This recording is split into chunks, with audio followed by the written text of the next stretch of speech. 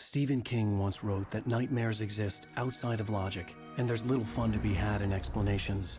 They're antithetical to the poetry of fear. In a horror story, the victim keeps asking why, but there can be no explanation, and there shouldn't be one. The unanswered mystery is what stays with us the longest, and it's what we'll remember in the end.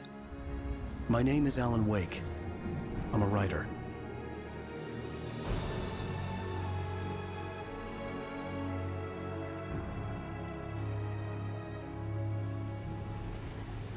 I've always had a vivid imagination, but this dream unsettled me.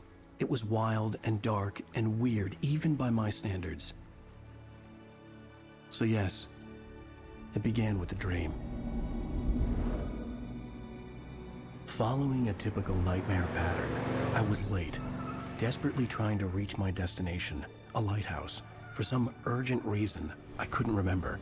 I'd been driving too fast down a coastal road to get there.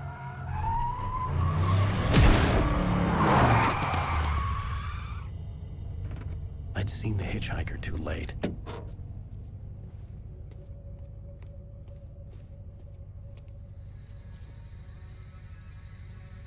He was dead.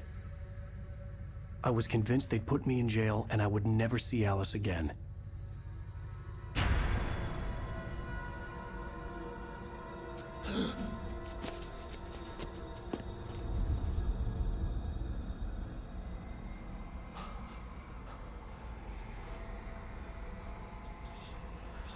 Suddenly, his body was gone.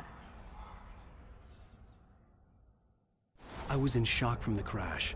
I could hardly stay on my feet.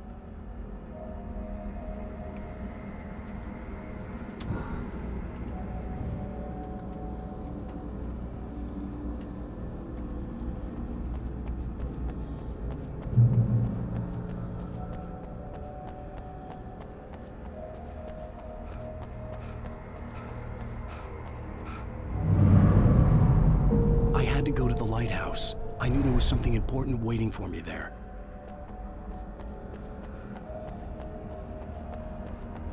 The bridge had collapsed.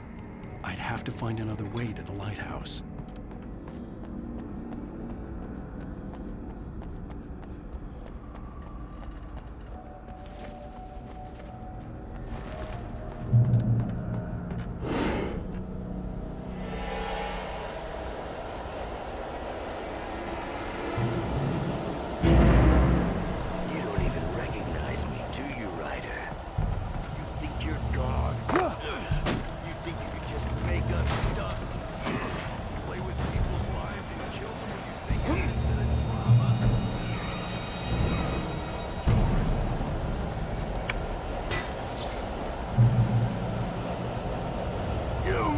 Your deadline! Damn.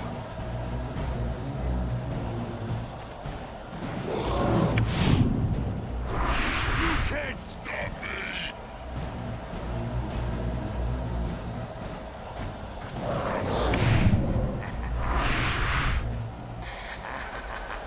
I realized that the hitchhiker was a character from the story I'd been working on.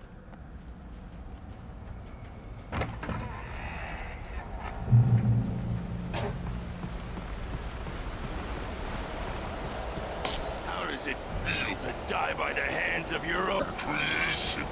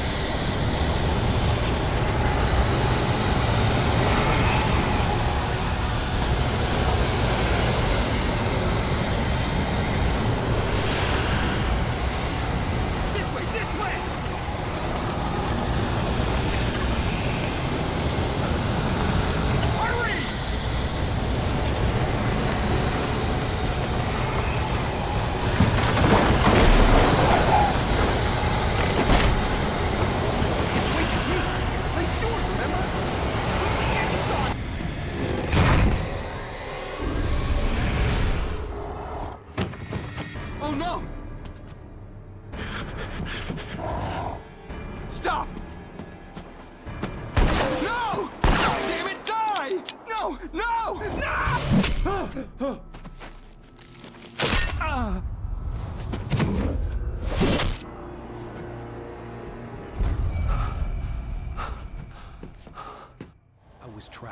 There was no way out.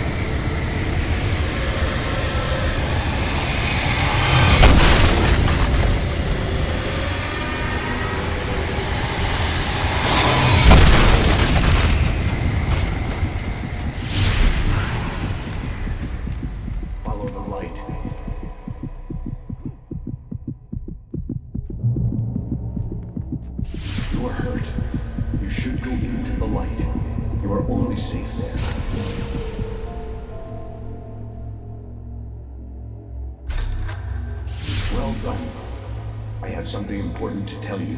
It goes like this.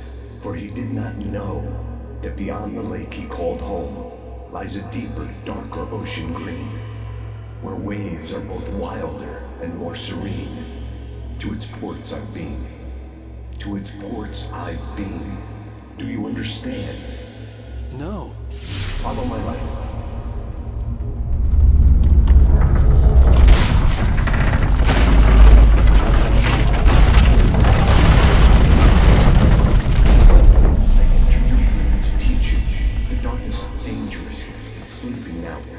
When it feels you coming, it will wake up. There's no time. I can only show you the most important thing. The hitchhiker has been taken over by the dark presence. You can't hurt him now. The darkness protects him from all harm. Only light can drive the darkness away and make him vulnerable again. Here, take the light. Turn your flashlight toward him and burn the darkness away.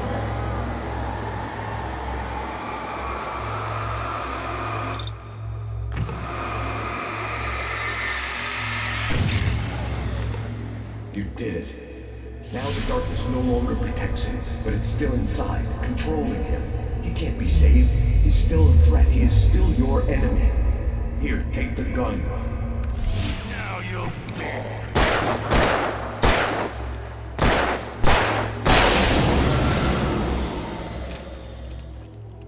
Good. You've done well. Remember what I've taught you. That is all. I will give you back your dream now. In the nightmare, a terrible darkness was taking over the world. The lighthouse was the last safe place on Earth.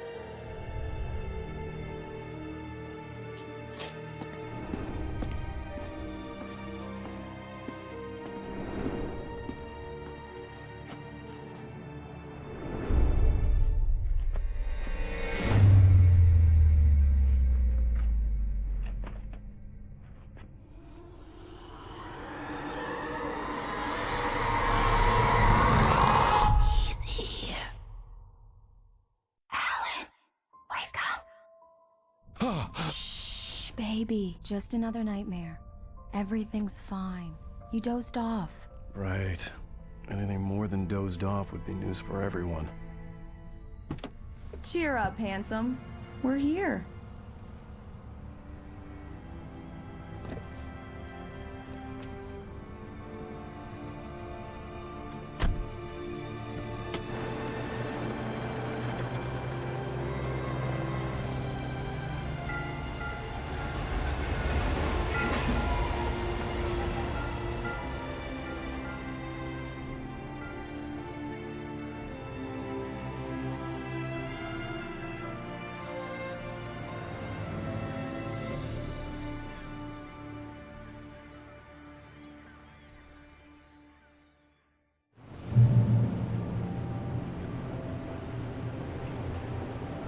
Let's act like we're on vacation. Go stand next to that old gentleman there. I want a shot of you with the town in the background. Sure. I'll even give you a title for the shot. A city boy, moments before he got eaten by a bear. Hi. Hello there. You picked a good time to visit our town. Deerfest is just 2 weeks away. Deerfest, huh? Did you hear that, honey? You have a lovely wife. If you don't mind me saying. I'm Pat Maine, by the way. Nice to meet you. Yeah, I'm Alan Wake. I won't pretend I don't recognize a famous writer such as yourself, Mr. Wake. A pleasure. I'm an avid reader myself. I hope this isn't too presumptuous of me, but I'm the night host at the local radio station. Any chance I can get in? Look, Mr. Maine, I'm on vacation. In fact, I'd appreciate it if we could keep my being here just between the two of us. I'm sure you understand. Fair enough. You can trust me to be this. Not a hard man to track down if you change your mind, though. I hope you two have a lovely holiday.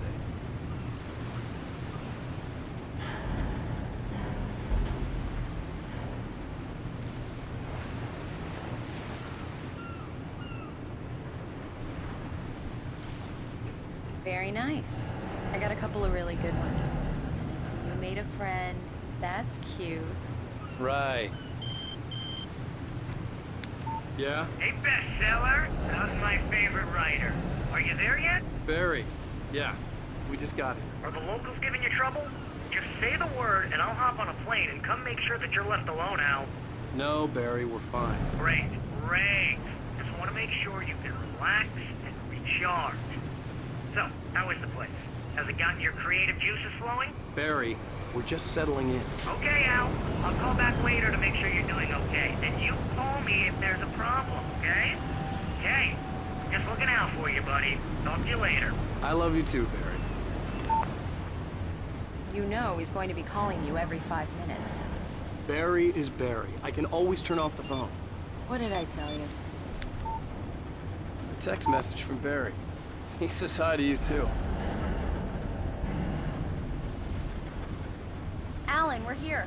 Come on, let's get back to the car.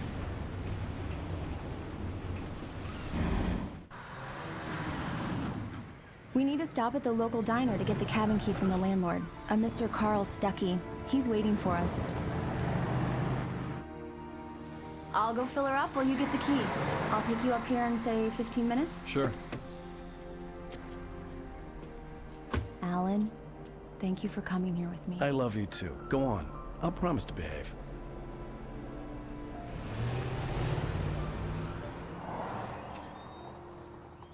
I'd forgotten there were still places like this.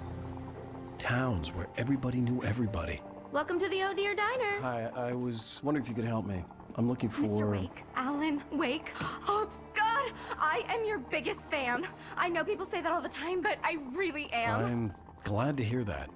Rose. Rose, I'm looking for Mr. Stuckey. Carl Stuckey? Carl? Oh, of course, Mr. Wake. He must have gone to visit the restroom. He'll be back in a moment. I can't believe it. I've got all your books. I got the cutout from the bookstore when they took it out of the window. And you keep it here. Well, do me a favor, Sonny. I could really use a tune right now. Coconut, number 6 in the jukebox. I'd do it myself, but both of my legs have gone to sleep. bad circulation. Yeah. Are you serious? Coconut again? You disgust me. Call yourself a rocker. Unbelievable. Ha! It does that. Get stuck. Yeah, you need to give it a good solid whack. Now that's what I'm talking about, yes! This is it. I've died and gone to hell. Don't go in there, young man. You can hurt yourself in the dark. I think I can handle it, ma'am. I didn't want to wait. I wanted to find Stucky, to get the key and get out as soon as possible. The waitress was giving me a headache. Overeager fans always did. Hello? Mr. Stucky? Carl couldn't make it. Unfortunately, he was taken ill. But I have the key for you and instructions on how to get to the lake. Okay. I wish you a good stay in my cabin. I'll come by later to check how you've settled in. And to meet your wife. I insist.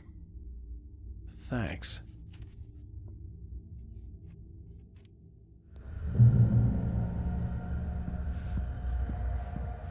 Cauldron Lake is a special place. Very inspiring. You got lucky this time, young man. You can hurt yourself in the dark. This really... Even that sounds better than your singing. Are you all right? Splendid, splendid! Damn hernia. It swells up like a balloon if I lift anything heavier than a spoon. Yeah, splendid, splendid. It's been a long time, Tom. Good to see you. Hey, you wouldn't happen to have a bottle on you, would you, Tom? I wish. The Andersons, they're, local musicians. We're waiting for Dr. Hartman to come pick them up. They wandered off from his clinic at the Cauldron Lake Lodge.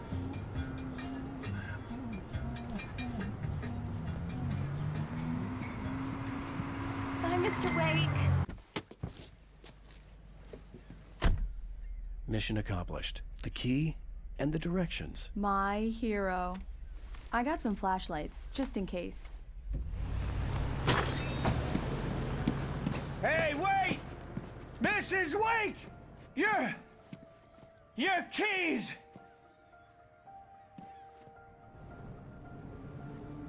That diner was a real nut house.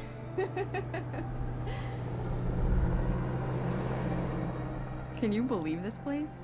This would make a wonderful setting for a book. We're supposed to be on vacation, Alice.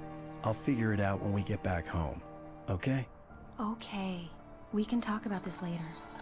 Bad man here on KBFF. I didn't want to talk about it. I wanted to bury my head in sand. Here's another one of my favorites to go with it. Once upon a time, I was a successful writer, but that was a long time ago.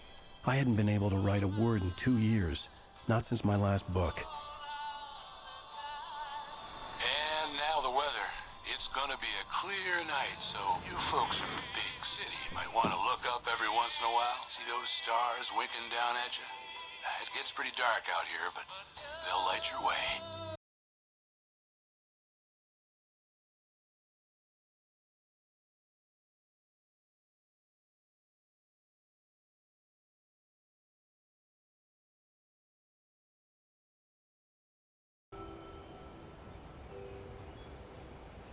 Wow. It's gorgeous, Alan. It's something, all right. Don't worry, honey. I'll get you inside safe and sound before it gets dark. And I've got the flashlight. I know. I'm okay. Alice had a phobia. The fear of darkness. I wanted to make sure we were inside with the lights on before sunset.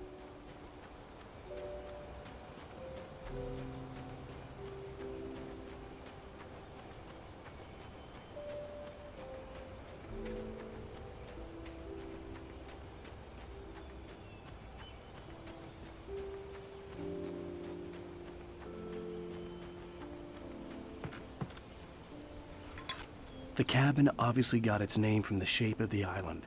It looked like a giant bird leg. Alice had mentioned that the lake was a caldera.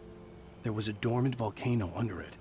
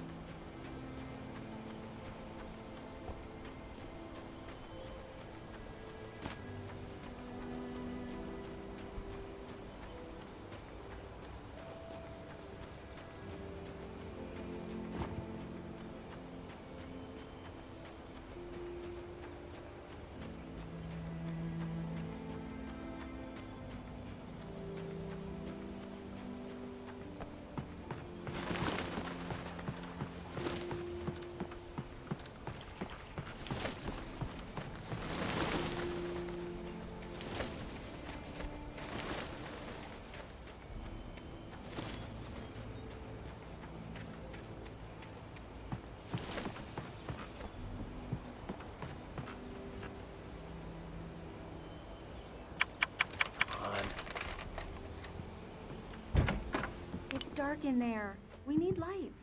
Can you figure out how to get the power on, honey? Hello? Anyone here? Guests have already started to arrive. Just ran into one on the ferry. A famous artist, no less. We'll see if we can rope him into an interview later on. Now, let's go to the phones. Caller, you're on KBF-FM. Hi, Pat. It's Rose. Why, hello, Rose. What's on your mind? I know who that famous artist was. It was Alan Wake, wasn't it? He's my favorite writer. Well, Rose, I just saw him at the diner. Oh, I am so excited he's here. I'm sure he's glad to be here, too. Well, folks, I guess the secret's out. This is Pat Maine on KBF-FM. And now, some music. Great. So much for keeping a low profile.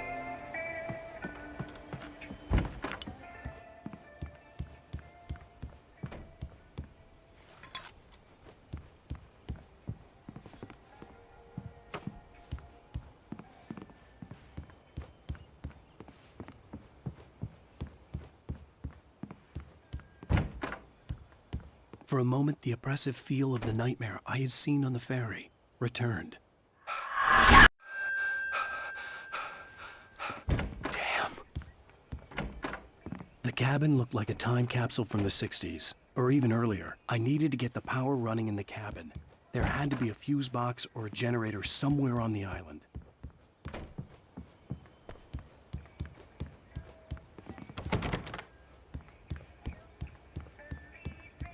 The power cable goes to that shed over there.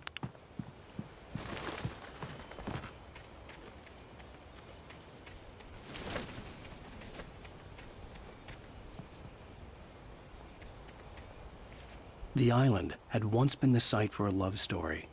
Maybe it would be that again.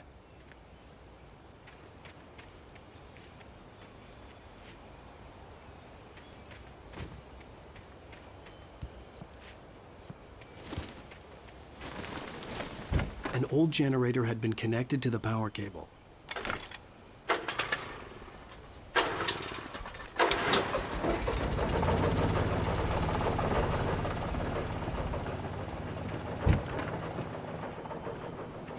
The lights are on! Good work, honey. I'll freshen up a bit and start settling in. Okay, I'll look around a bit. Sure thing! Have fun!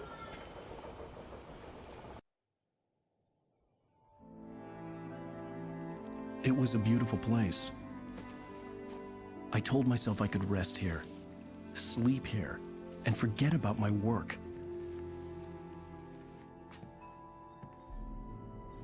I thought we could be happy here.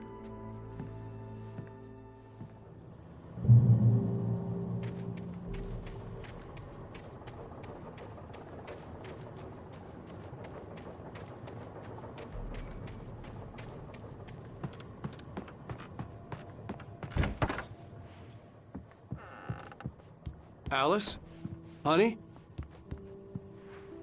A shoebox filled with books by Thomas Zane sat on the shelf. I'd never heard of him before.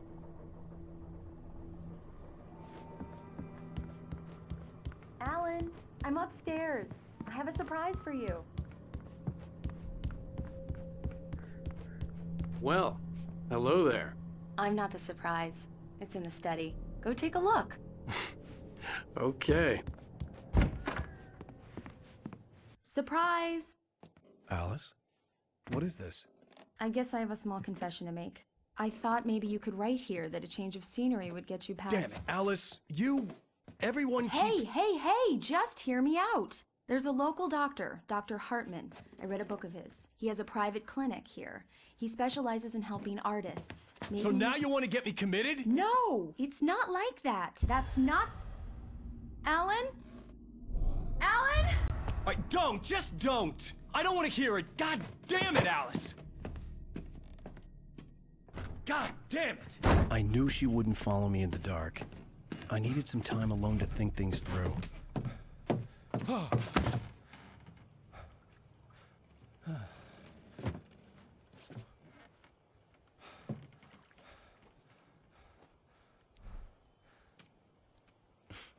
Damn it.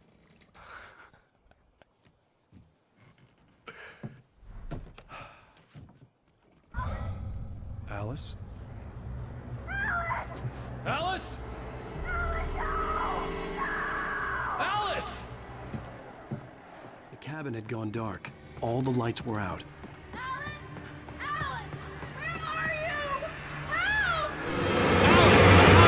It's all right, I'm coming! What the hell? Alan! Help me!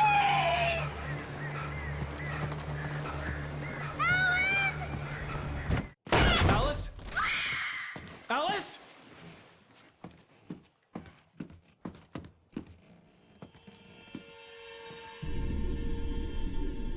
Oh no!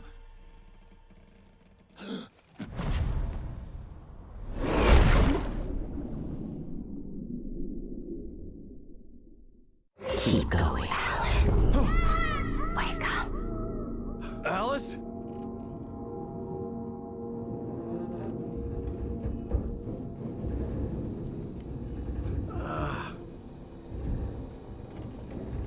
Waking up in the crashed car felt like I had woken from one nightmare and entered another. I couldn't remember how I got there. All I knew was that something terrible had happened to Alice. The phone was dead. I'd have to find help on foot.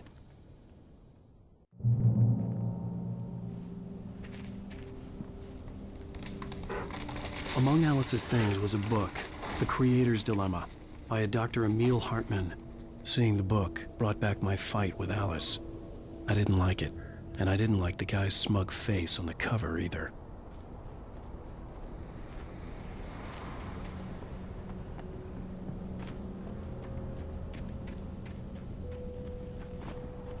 The gas station was my best bet.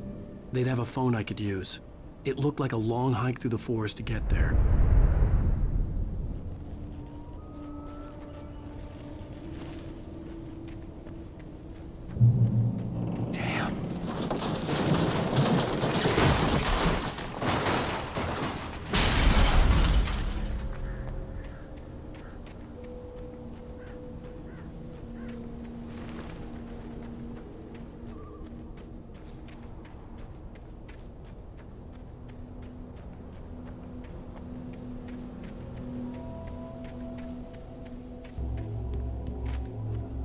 Hello?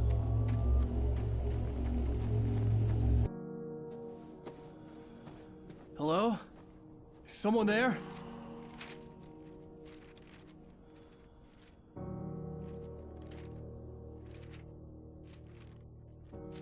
The loose sheets of paper were pages from a manuscript entitled Departure.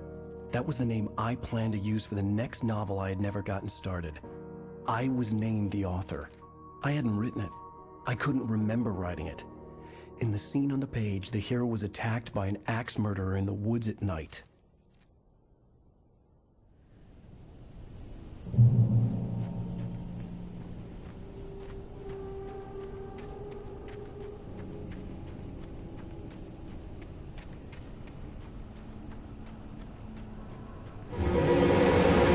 Anybody there?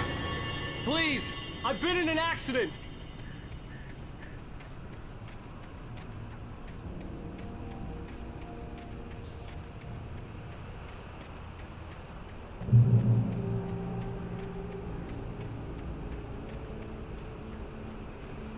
The lights up ahead were a good sign. Maybe I wouldn't have to hike all the way down to the gas station to find a phone.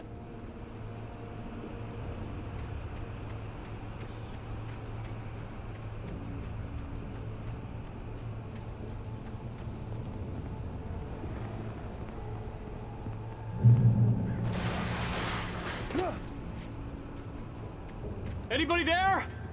Please, I've been in an accident. Hey! Hey, you! Phil! There's been an accident. I need help. Listen, I need to... Premium cabins for rent in... Oh, hell. Carl Stuckey. Pleased to meet you. Non-refundable reservation deposit required. Fair and square. Fair and square.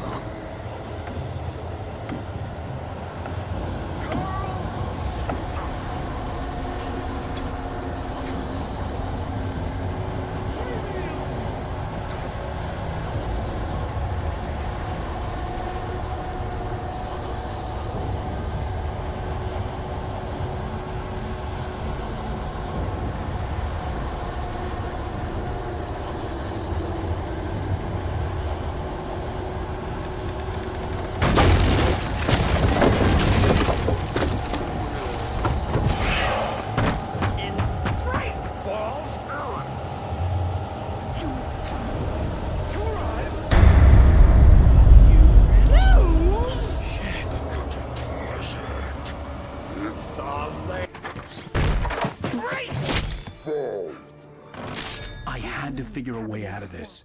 Any second now, and Stuckey would be knocking on the door with his axe like Nicholson in The Shining.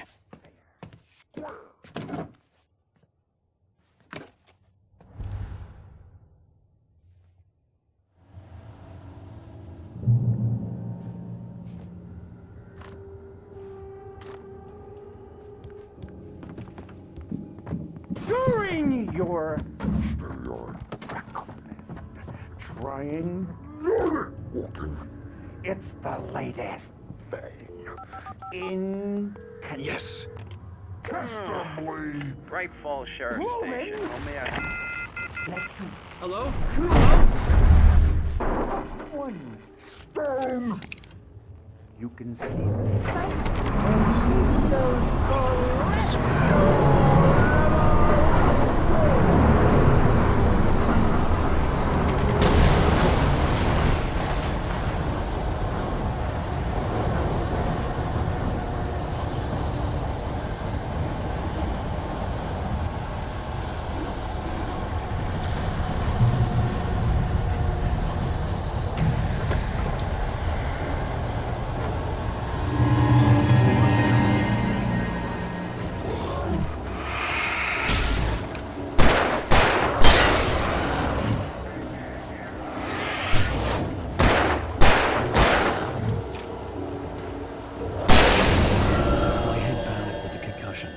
I'd never fired a gun outside a shooting range, and now I just killed someone. Or something. There were no bodies. They just disappeared. If I was dreaming, it felt real enough to make me sick. Eerie hand-painted graffiti was revealed by my flashlight. Someone had hidden a chest of supplies near it.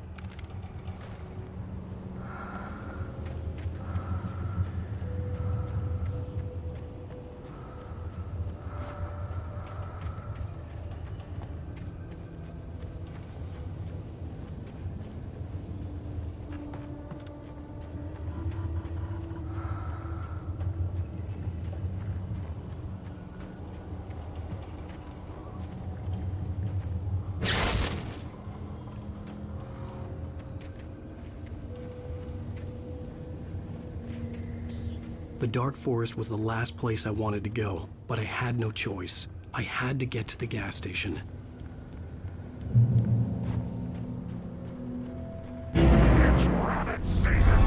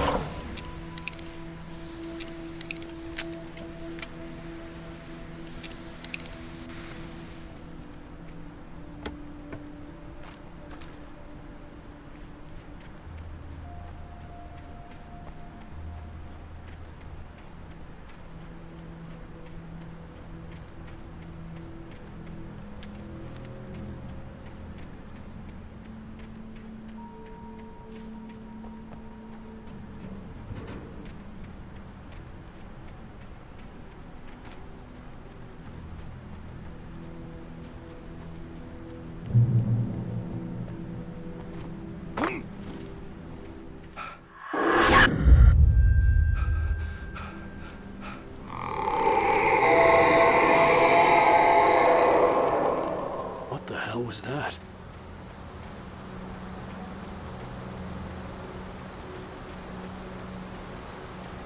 When I saw the river below, something uncoiled itself inside my head.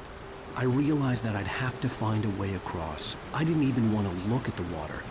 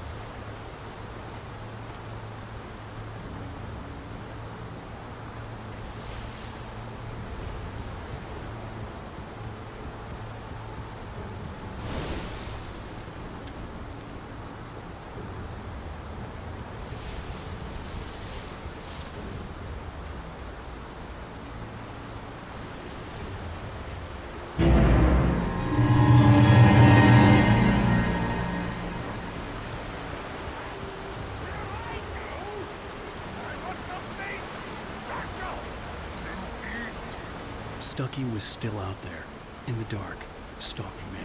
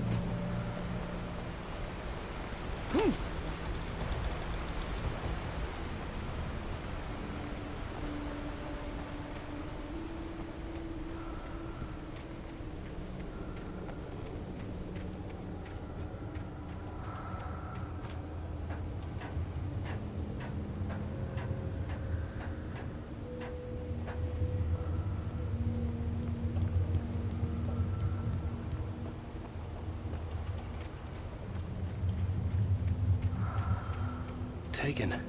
They're taken.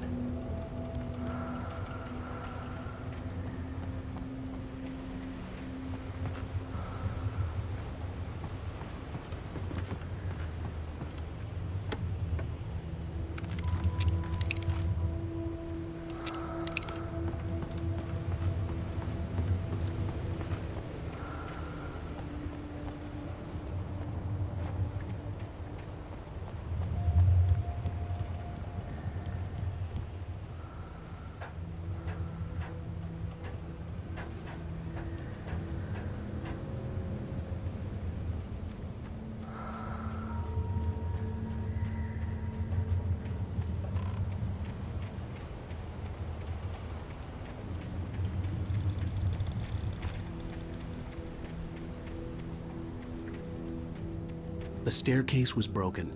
I had to make my way up some other way.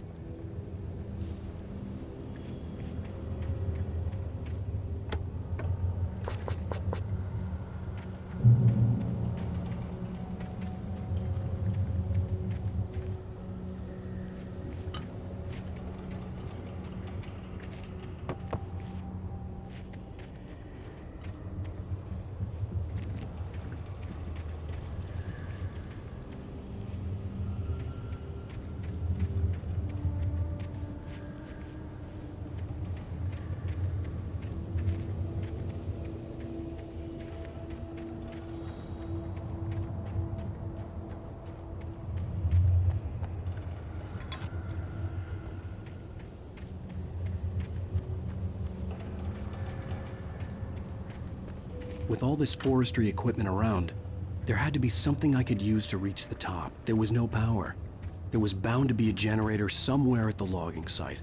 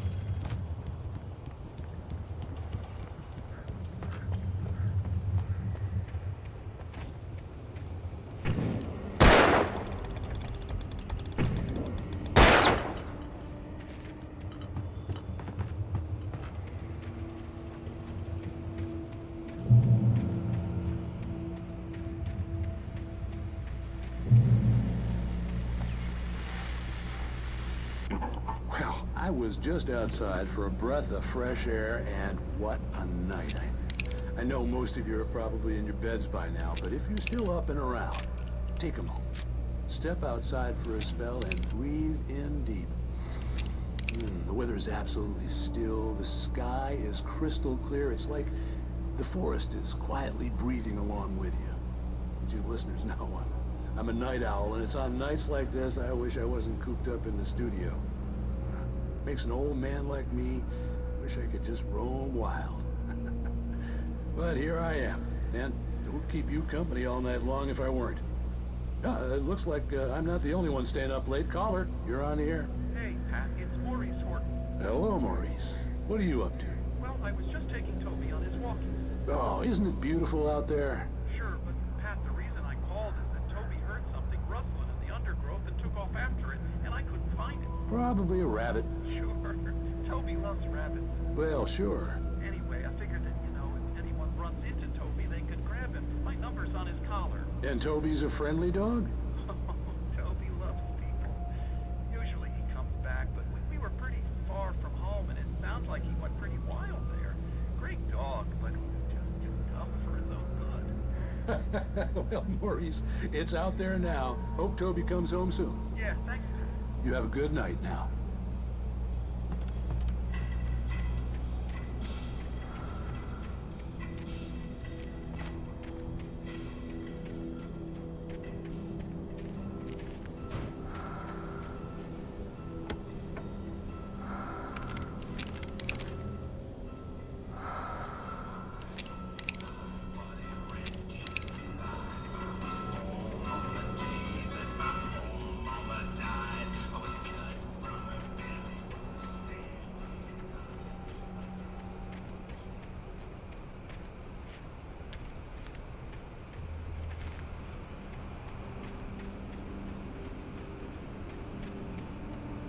The gas station was closer now, its light welcoming in the darkness.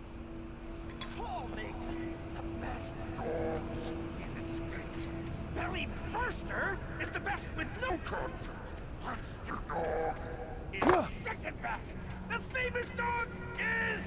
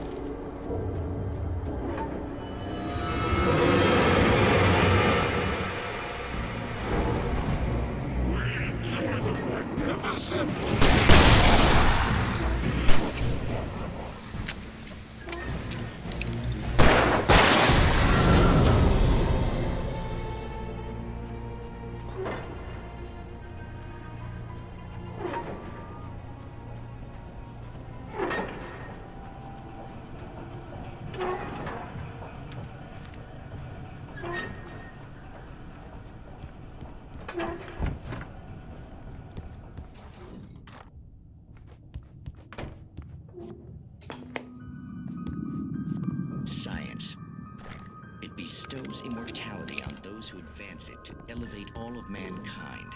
Newton, Einstein, Sagan, princes among men. But the price for such a legacy is steep indeed.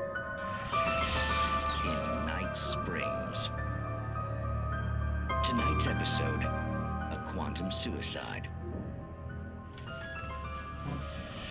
If our lives are already written, it would take a courageous man to change the script. Having called a press conference, Dr. Barclay Colvin is about to demonstrate that very courage. Ladies and gentlemen of the press, I am Dr. Barclay Colvin, and I'm glad so many of you could join me here at the Moorcock Institute. Tonight, I'm going to give a practical demonstration of the many worlds interpretation. As you can see, this is a loaded 9mm pistol. It shall be part of a thought experiment. And now, a real experiment, known as a quantum suicide. Did he say suicide? Is that a real gun? He's kidding, right? Please, stay calm. There is no risk. Observe what occurs when I place the weapon against my own forehead. Now, you might think this round is merely a dud. Not so. Observe the flower pot. And yet, I myself cannot be harmed with this gun. With each pull of the trigger, 2 new realities branch off. One in which the weapon didn't fire, and one where it did. With my machine here, I have ensured that this reality is always the former. I have bestowed upon myself quantum immortality. Under no circumstances can this gun kill me. So wait. What you're saying is that every time you pull the trigger, in another reality, you die? Yes, of course, but that's completely trivial. There's an infinite number of things that could happen at any moment, and they always do happen somewhere. The point is, this one thing did not happen here. You're insane, Colvin. Insane? Insane? Hey, was this thing supposed to be plugged in? I stumbled on it. You fools! Gaze upon quantum immortality.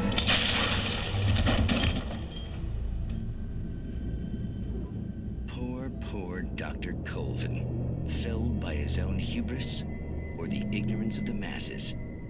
Perhaps he should have left the crate unopened, the decaying atom unobserved. Curiosity often kills the cat. In Night Springs.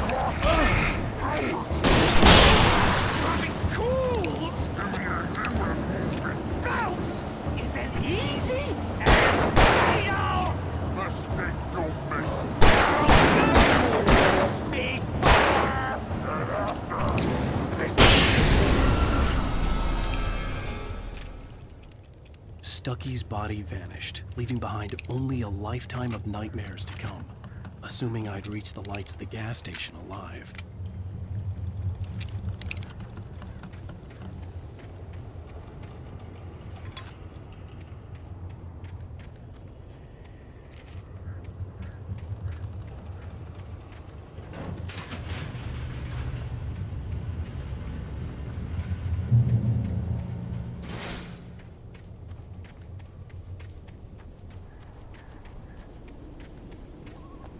I recognized the parade float I had seen in Bright Falls when I first arrived with Alice.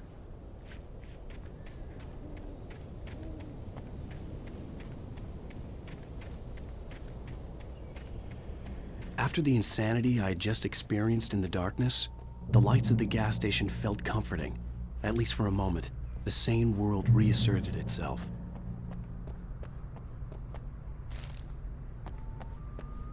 The Deer Fest had been 2 weeks away when we arrived. If the day count on the banner was right, I was missing a whole week between the night we got here and now.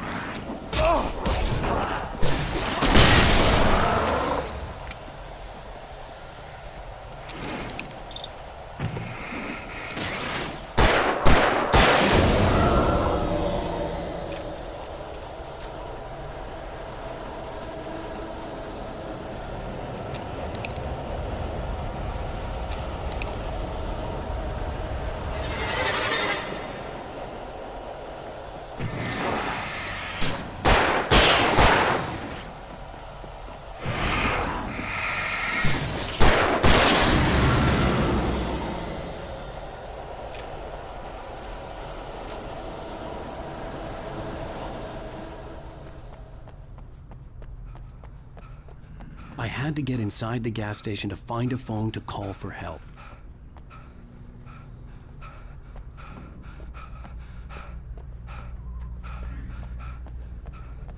The garage was a mess. It looked like someone had trashed the place, or that there'd been some kind of fight. All right. I'll keep writing. Outside, there's only darkness. Outside the cabin, outside the story, there's only darkness. I can feel her presence in the dark. Just now, I could smell her perfume in the room. I'll reach her, I'll fix it up. I'll bring her back. The story will come true. If I stop, she's lost. I don't believe this. It'd been me on the TV, talking crazy. Was I losing my mind?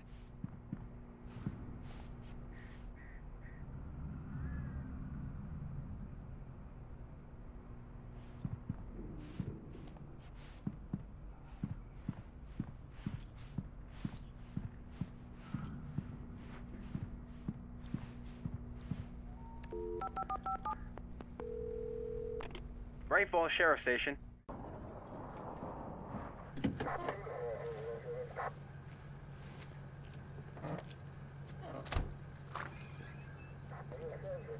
Oh, thank God, Sheriff. Sheriff Sarah Breaker. You are... I'm Alan Wake, but listen. I was in a car crash. My wife, Alice, she's missing. Calm down, Mr. Wake. We were staying in a cabin on the island, on Cauldron Lake. There's no island on Cauldron Lake. Not since the big eruption in the 70s. Please, I can take you there, okay? You look like you've taken a pretty bad knock to the head. Are you okay? Listen. We'll figure this out. Please get in the car. We'll swing by the lake and then we'll go to the station, okay? Mr. Wake, have you seen Stucky, the guy who owns this place? I realized I couldn't tell her what had happened in the forest. She wouldn't have believed me. And then she wouldn't have helped me with Alice.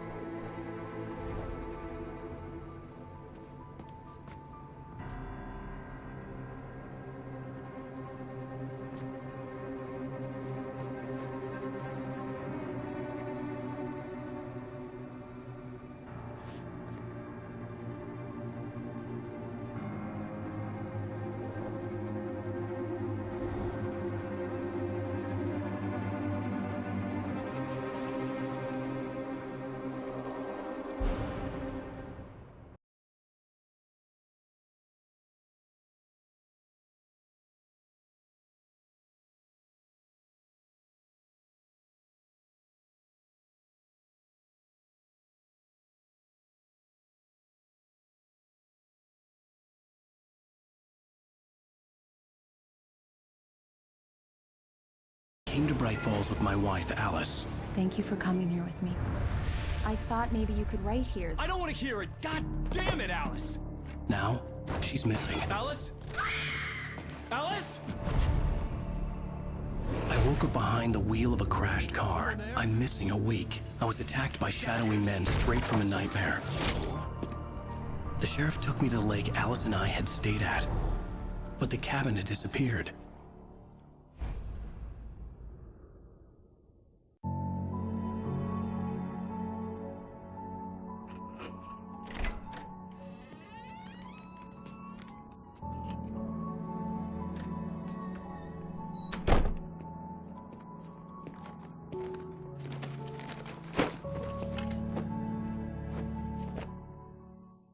Honey, I'm home.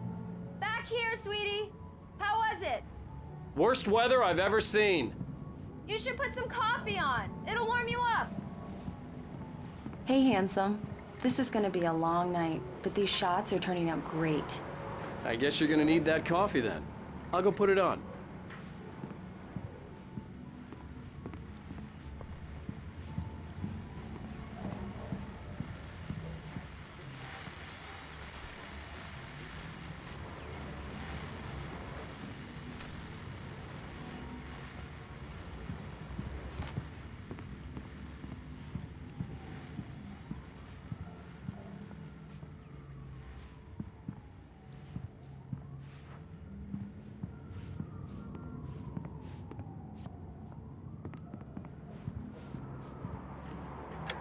Coffee's on.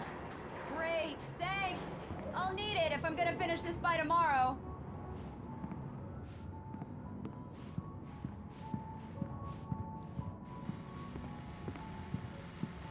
Oh, hey, I just finished those cover mock-ups. They're on your desk. Tell me what you think. No kidding. I didn't think you'd get them done this quickly. On occasion, I can perform all sorts of miracles, my dear. These look really good. Oh, sure, until Barry gets his hands on them. Which, by the way, will happen over my dead body. The last time was the last time. Oh, and speaking of Barry, he called. Alan! Alan! Please check the fuse box! I'm right here. I'm on it, honey. Please hurry.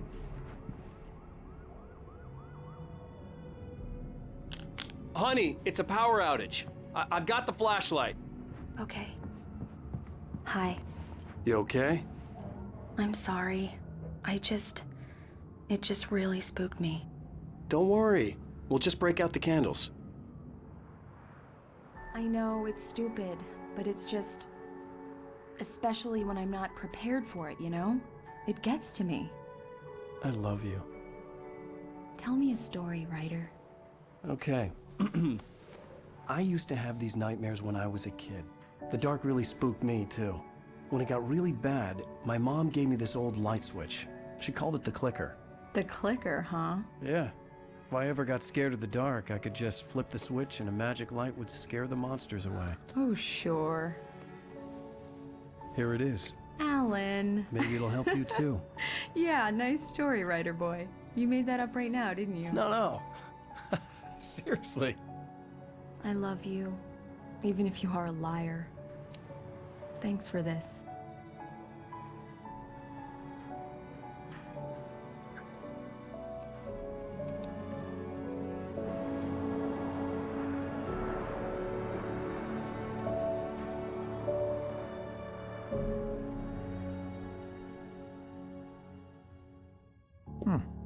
How do you feel, Mr. Wake? Any nausea, disorientation, anything like that? Mr. Wake, how are you feeling?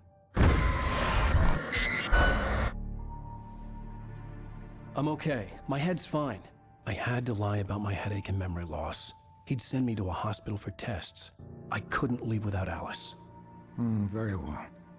I don't think you have a concussion, but you've obviously been through quite a shock. You should take it easy for a couple of days. Thanks.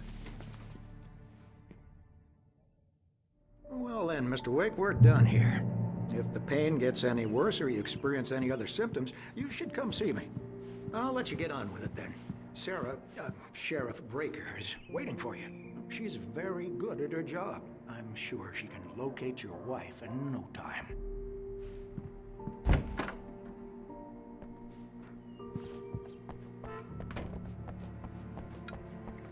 Thank you for testing the lights, Miss Weaver. Everything seems to be fine. I don't have the luxury of being complacent, Deputy Grant. Yeah, it's Mulligan here. I'm at Stucky's gas station with Thornton. There's no sign of him. Over. Wait. Yeah, this is Thornton. I'll come back later on to remind you, just in case. That's some good news, right? Stucky was supposed to be driving it at the rehearsal today. Over. Oh, give me that. Mulligan here. Mr. Wake, the sheriff is waiting for you in her office down the corridor.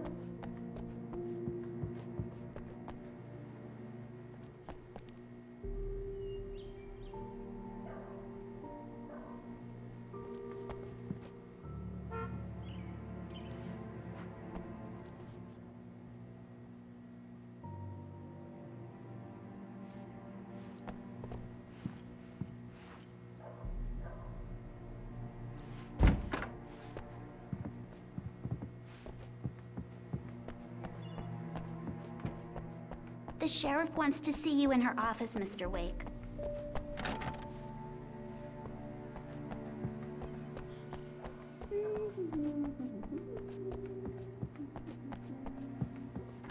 Come in, Mr. Wake. Your phone's on the desk. The battery was dead. It's charged now. Have you started looking for my wife yet? My men are already on it. Now, can you tell me what happened? I'm not sure. I can't remember. We were arguing.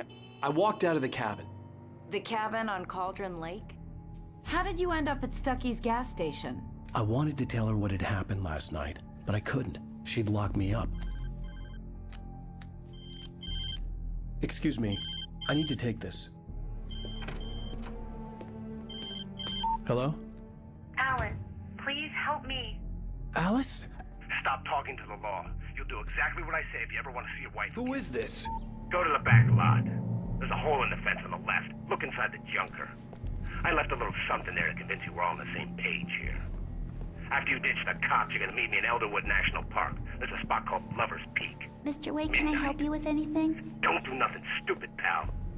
We're watching you. I need to get some air. The sheriff said I could go out back. Hey, Mr. Wake, Hey, can you turn the lights on? The deputies, they don't understand. They won't listen to me. I need it to be bright in here. The early morning light hurt my eyes and made my head ache. The man on the phone had said, go through the fence on the left. Well, folks, it's been another long night, and it's about time for me to sign off for a while. God knows I need my beauty sleep. Just one more item before I go.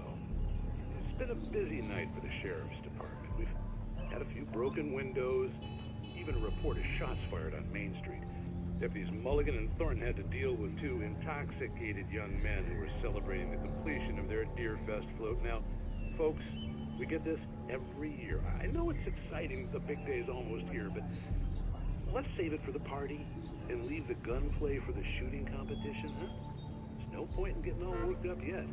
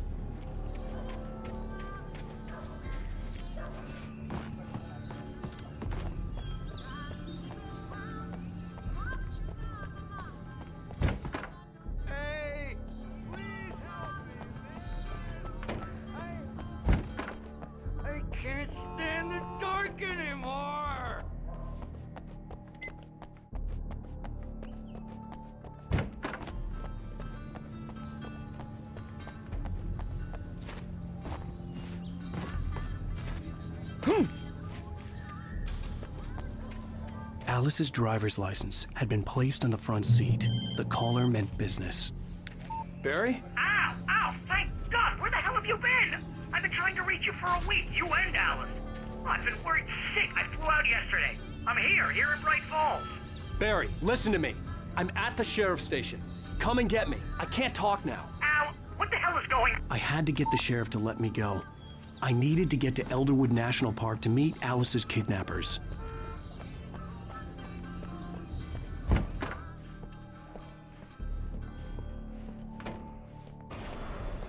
A writer is a light that reveals the world of his story from darkness, shapes it from nothingness. The way a sculptor carves a statue from a block of granite. If I stop, the world I'm making dies. Darkness will reclaim it.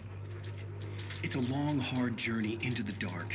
Alice's life is at stake, but I can't think about that, or I'll lose it. The dread lingers at the edge of perception. I'll push on. Anything is possible here. I'll write the story. I'll save her.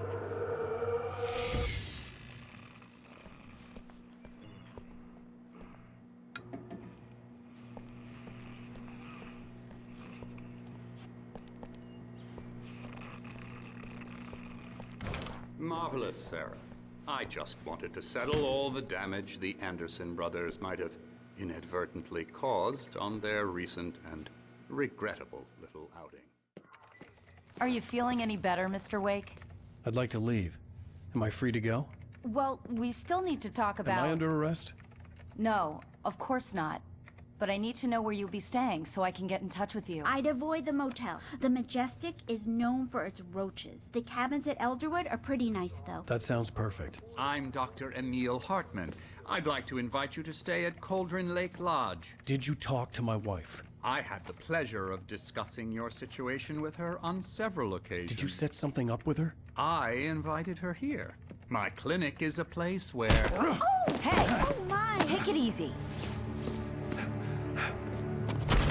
Hey, nobody move! Get your hands off of my client! Who are you? I'm Barry Wheeler, his agent.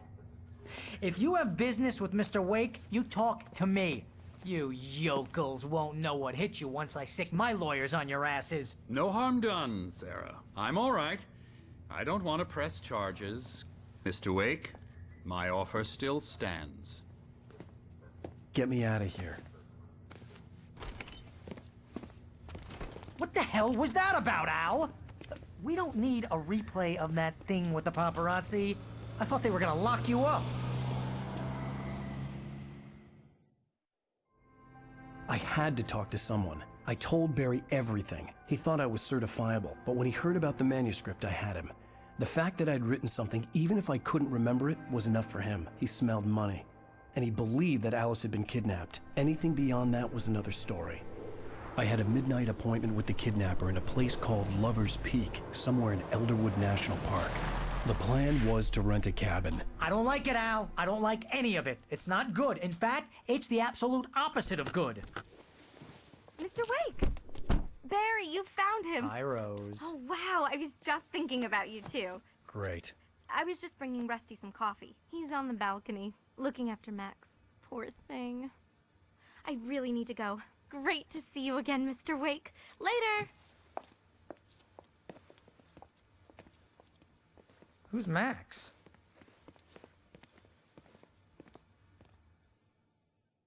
What an airhead. Jeez, Mr. Takes a Swing at everybody. This is not her fault. She's a very nice girl and, more importantly, a fan. She even has a fan site dedicated to you. And she was very helpful when I was looking for you. Seriously, Al, what you were saying in the car, just listen to yourself. What, you shot a guy and his body just disappeared? When was the last time you slept? What, are you high? Have you been drinking? No! Look, Barry, I'm missing a week, and someone's got Alice, and everything's just... Do you understand what it sounds like when you say stuff like that? Don't get me wrong, it's a good story, could be a bestseller. But when you start confusing fiction with reality, you're buying yourself a ticket to the funny farm. Wait here.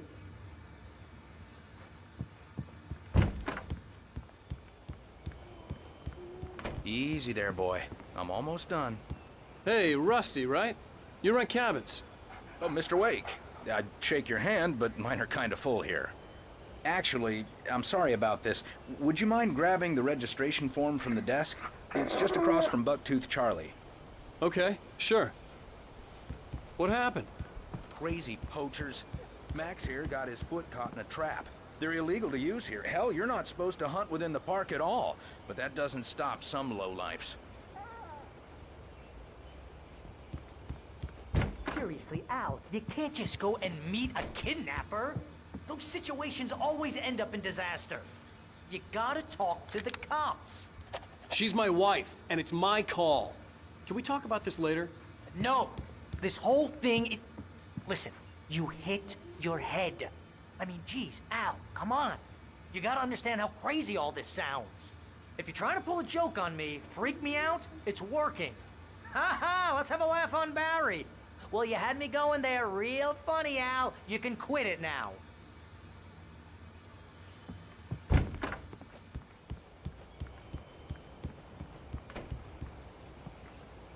I think this is the form you wanted. And here are the keys.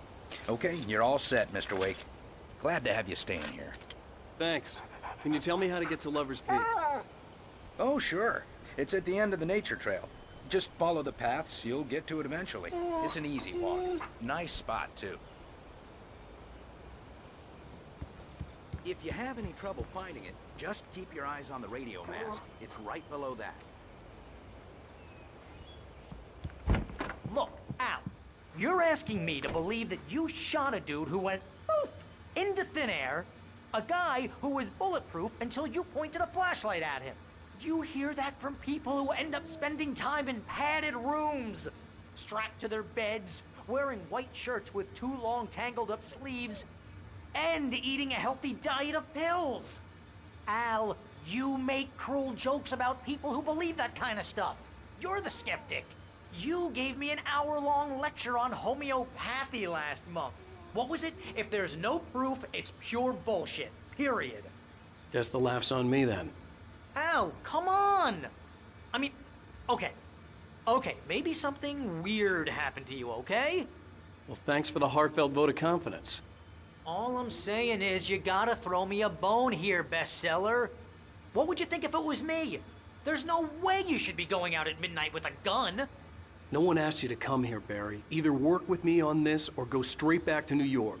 Your choice.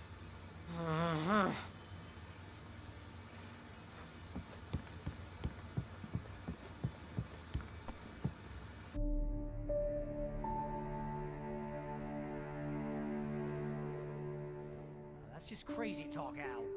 Al? Al? We should go to the sheriff or call the FBI. Damn it, Barry, they'll kill her! This is not a goddamn debate, Barry. I'm going to Lover's Peak. He said to come alone. Okay then. I understand. But you're my best friend and I'm worried that you're not right in the head. Tell me what to do to help and I'll do it. You stay here, and if I'm not back by morning, call the cavalry.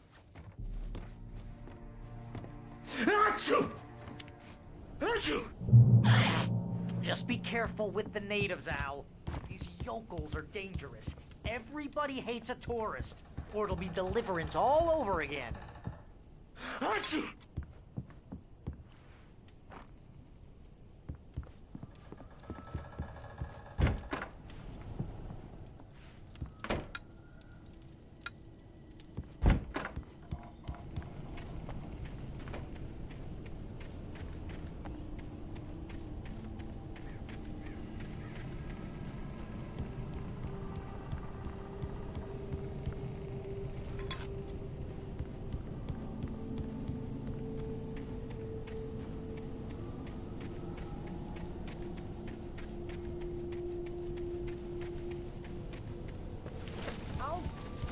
Al. I'll hold down the fort.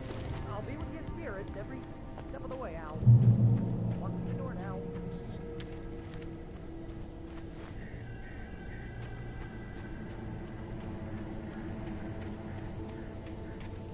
I knew I should have gone to the cops. This wasn't the smartest thing I'd ever done, but I was still angry with Barry for trying to talk me out of it. These people had called me right in the sheriff's station. The cops wouldn't scare them, and they had Alice.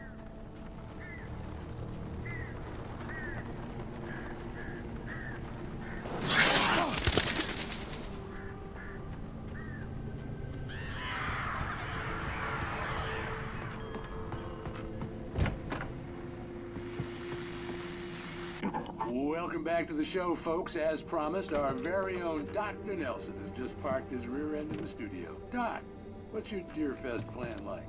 My plan? You make it sound a lot more organized than I ever seem to manage.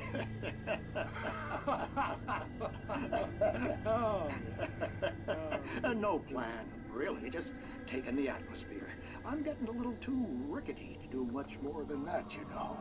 Oh, tell me about it. No sack race for us older gentlemen, huh? Yes, exactly, Pat. But I'm going to check out the parade, of course. And I'll be one of the pie contest judges, too. Well, that takes a different kind of constitution. Oh, yeah. It's my kind of exercise. Now, Doc, seriously, you're in pretty good shape, though. You're the outdoors type. I know for a fact you're an avid fisherman. That's right. Matter of fact, just caught a heck of a largemouth bass early this morning. But you're not taking part in the fishing contest? No, not this year. See, Pat, I'm just not that competitive anymore. Now I just like to take my time and enjoy the peace of it. It's no fun if I need to worry about what I'm catching, you know? Well, considering your track record, the participants are probably pretty happy you feel that way. Well, Pat, that's kind of you to say.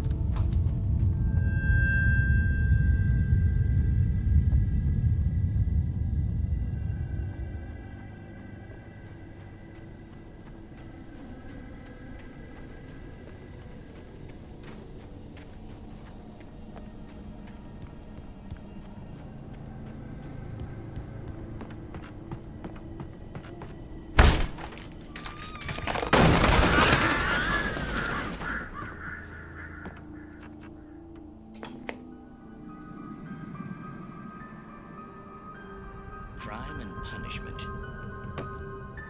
The cancer and cure of civilization. But some crimes are impossible to punish, especially in Night Springs. Tonight's episode, The Man in the Mirror.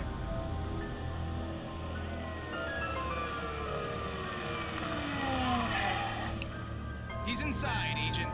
He's a weird one. So, you're confessing to killing that guy, huh? Why? And it's coming?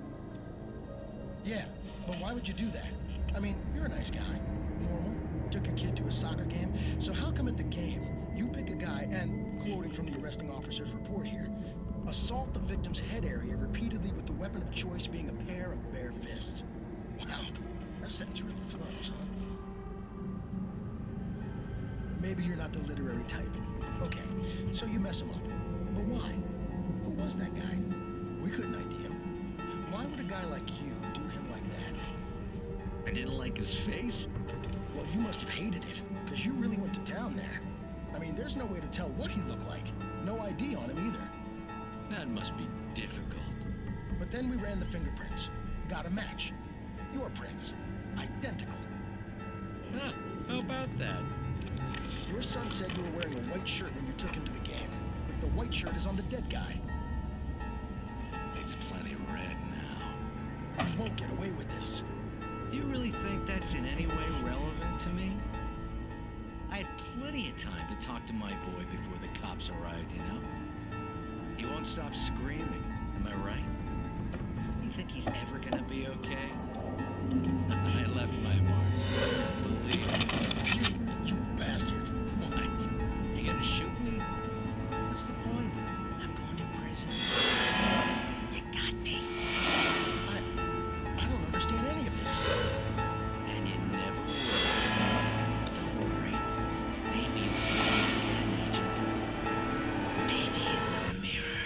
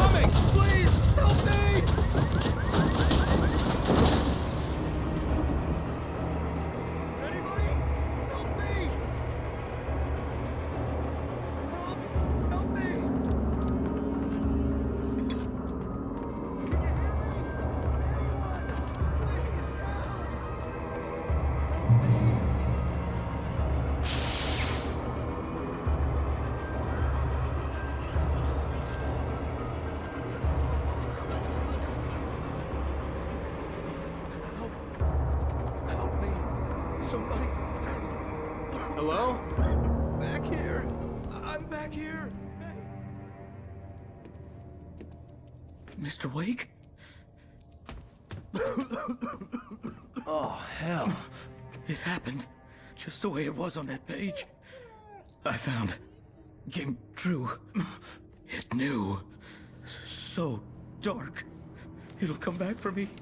You must... The lights. In the office. I have the key. Okay, Rusty. Hang on. I'll be right back. Whatever did this couldn't be far. Rusty had found a page from the manuscript. It would help me understand what had happened.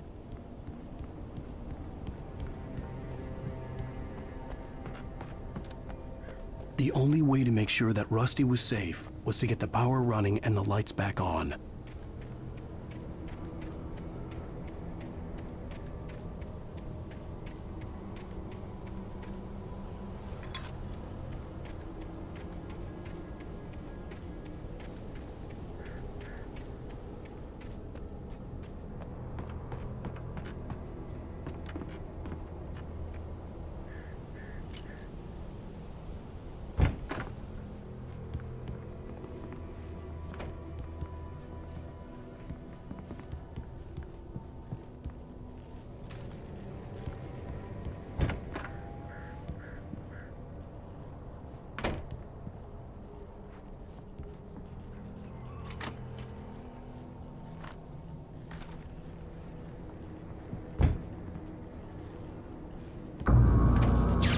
Too late.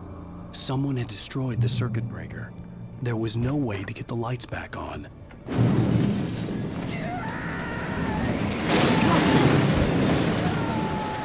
Rusty! The ground was covered with oily patches that looked like liquid darkness.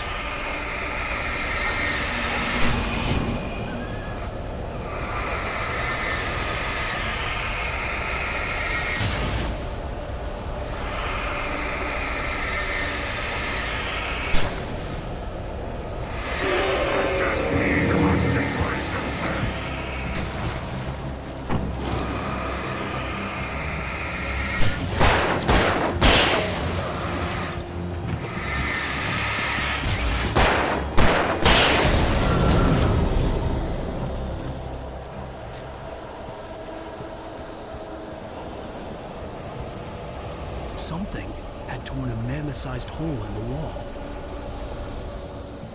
Please don't feed the animals.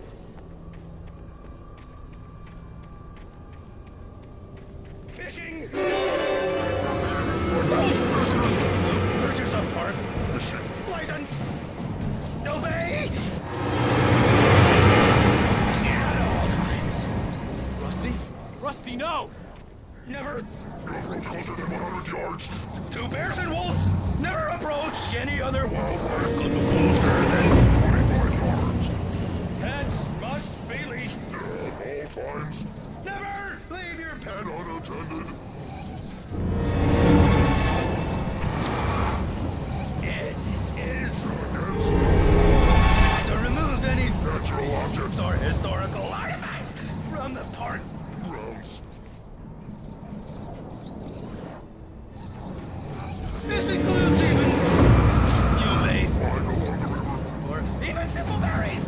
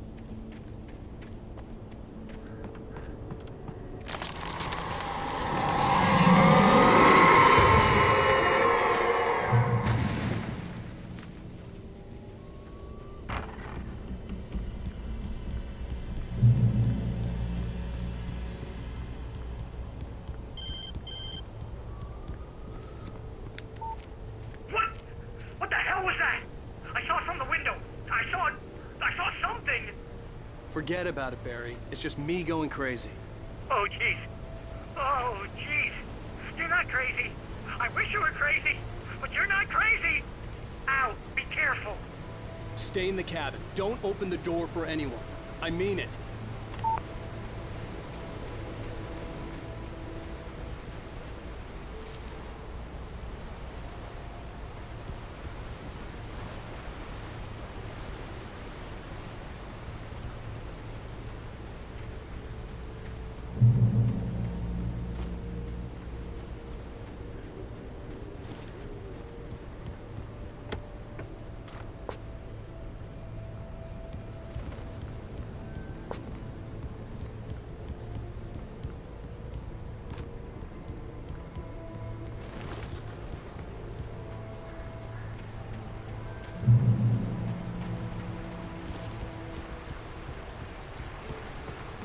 Lover's Peak was at the far end of the nature trail.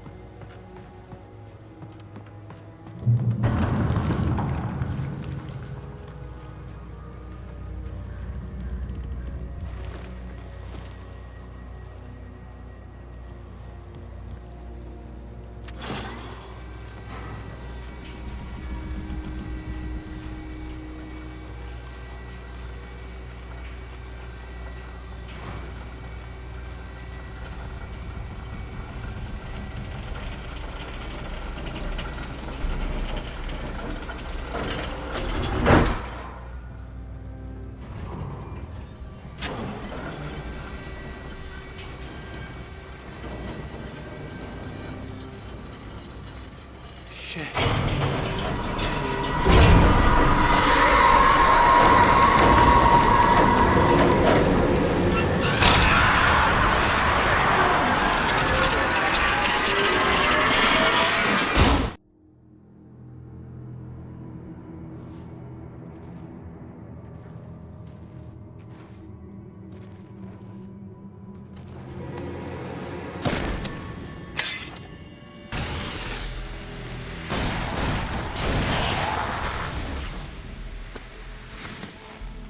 Come on, we gotta get moving. More of them coming.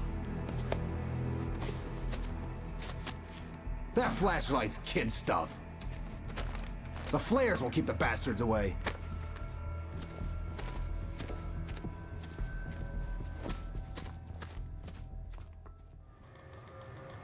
You can see them too? Hell, of course I see them. Come on, we gotta move. Why?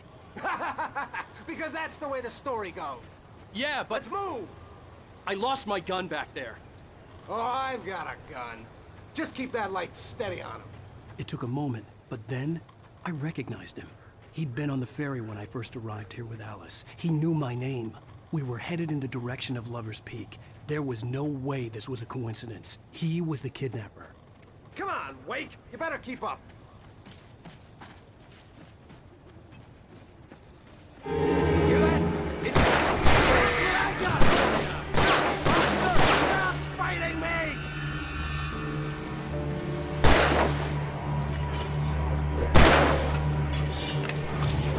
Like that, boy? Huh?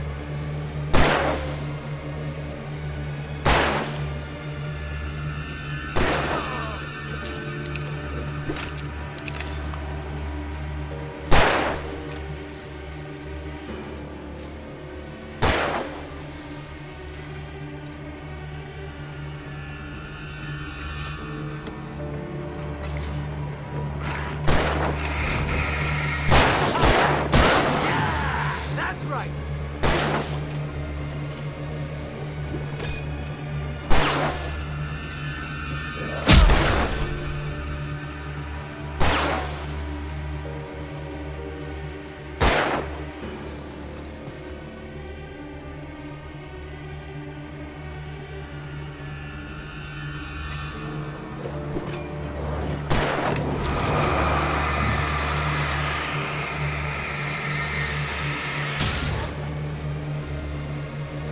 That's right! You just keep coming!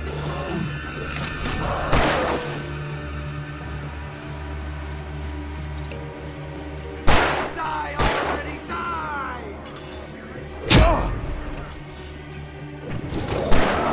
Nailed it! Ow!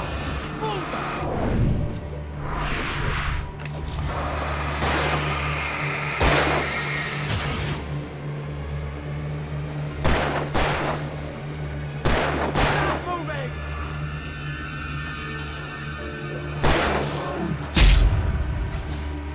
What I got for you!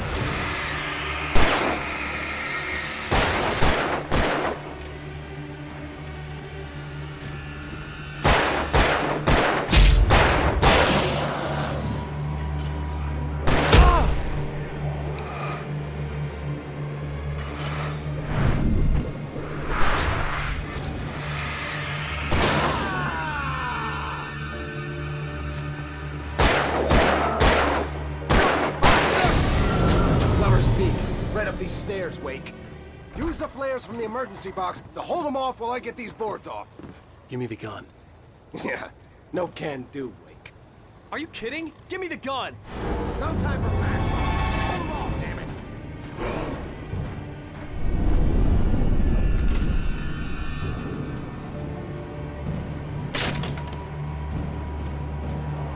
A little longer. Scare it off.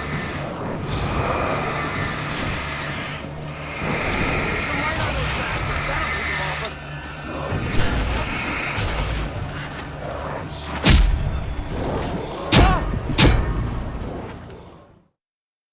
Peek. Right up these stairs, Wake. Use the flares from the emergency box to hold them off while I get these boards off. Give me the gun. Yeah, no can do, Wake. Are you kidding? Give me the gun! No time for backtalk. Hold them off, damn it.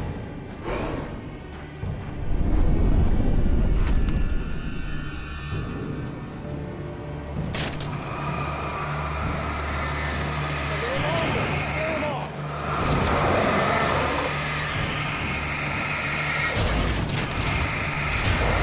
Get some light on those bastards. That'll keep them off us.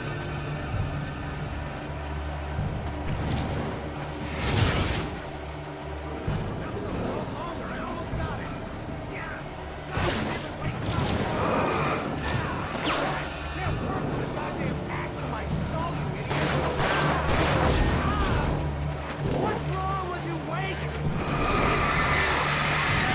Off me!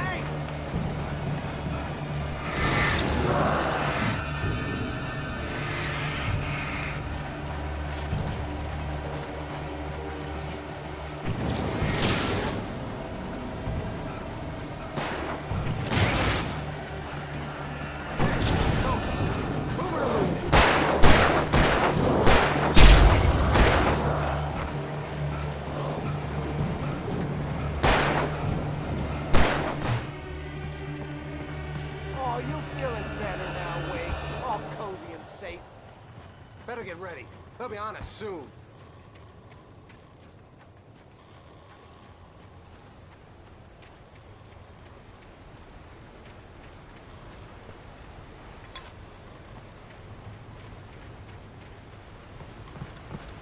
This is it, Wake.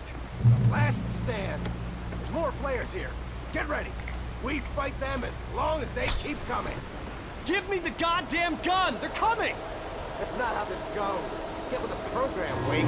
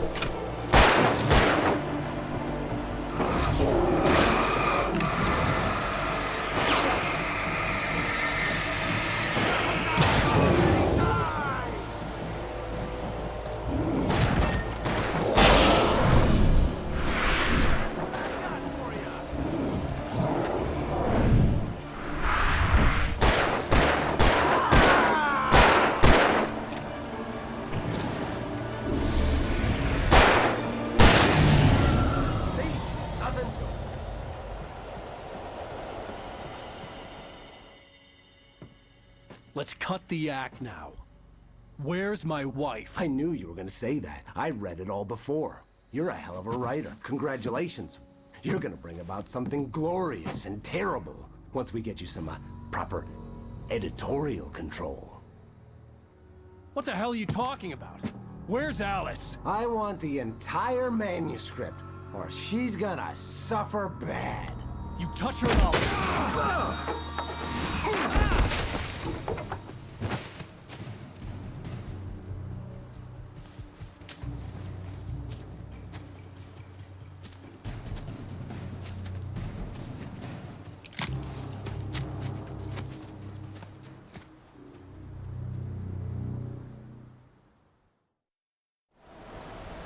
You're gonna give me the manuscript or you'll be sorry. No! Come back here!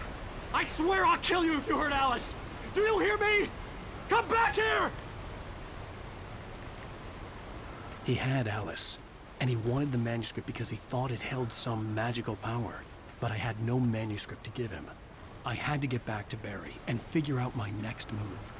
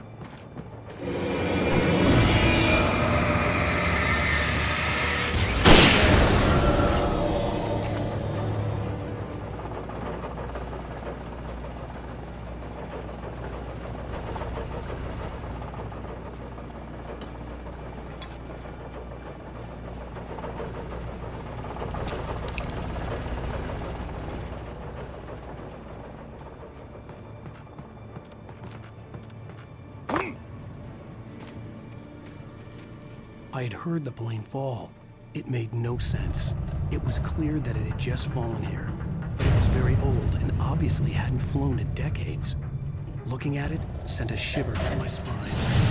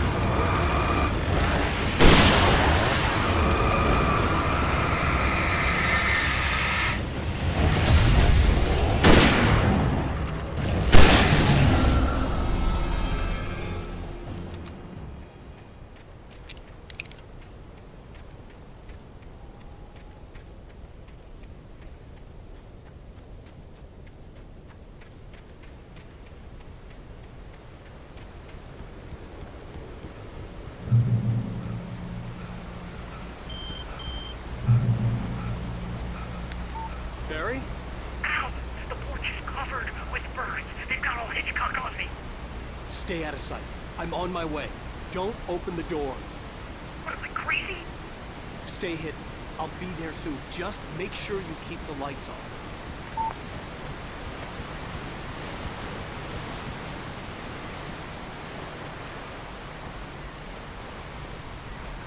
I still had to reach Barry at the cabin, but at least I was out of the woods.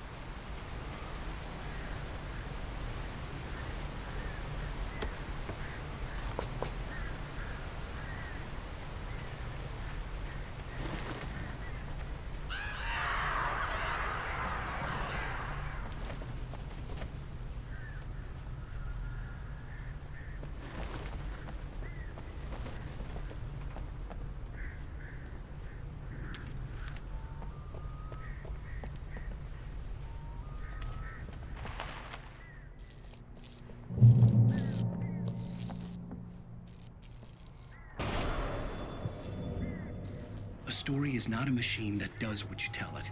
A story is a beast with a life of its own. You can create it, shape it, but as the story grows, it starts wanting things of its own. Change one thing and you set off a chain reaction of events that spreads through the whole thing. The characters have to be true to themselves. The events need to follow a logic that fits the story. A single flaw and the magic is gone. The story dies. Alice dies.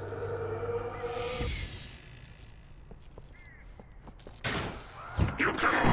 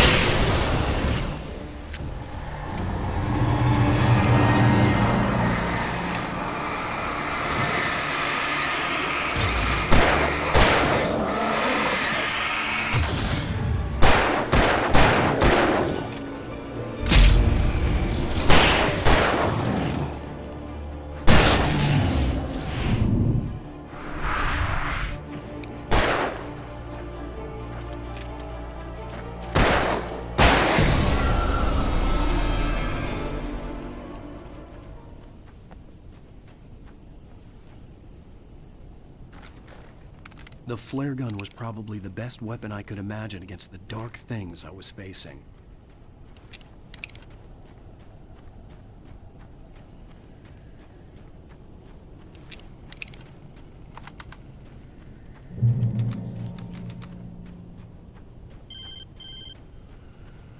It was the kidnapper. You son of a bitch! Where's my wife? Enough horseplay, Wake. You deliver the manuscript, and you can have your woman back. Simple as that. I don't... Listen. I'm gonna need time to finish it. I still need to write the ending. I need... a week. It's not done? I need a week. 2 days. The old Bright Falls coal mine is nearby. You can find it easy, city boy. The main building, there at noon. You bring the manuscript, you'll get your wife. Not, well, get me? Yes, I get you.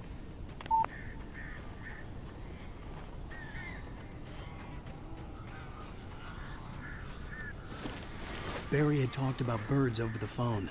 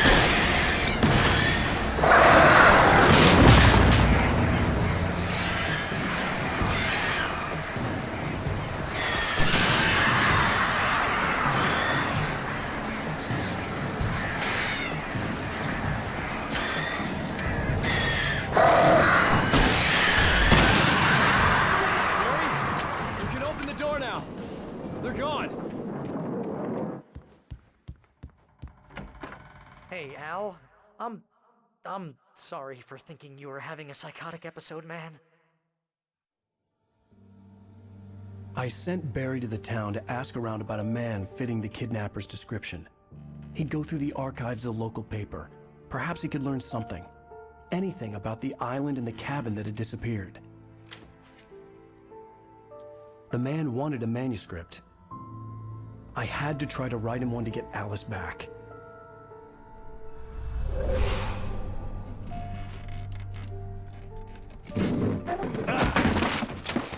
For me, the supernatural had always been nothing but a metaphor for the human psyche, a tool to use in writing fiction. Now, it was happening for real, and I couldn't put a single word on paper.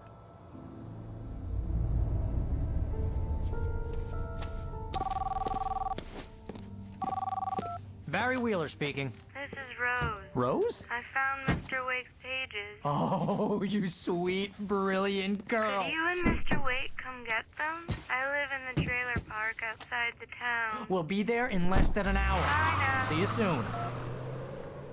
Have a great day. Hope you come back soon. Welcome to the Oh Dear Diner. Good girl.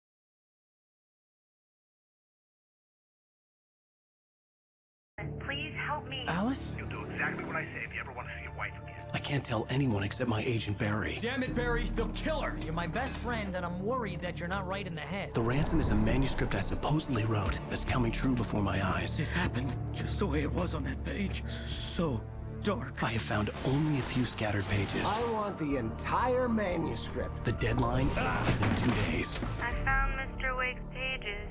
Good girl. How the hell did she get her hands on the manuscript anyway? I don't know. She's resourceful. I told you you were too hard on her. Listen, I found out all sorts of interesting stuff while I was digging around. Yeah.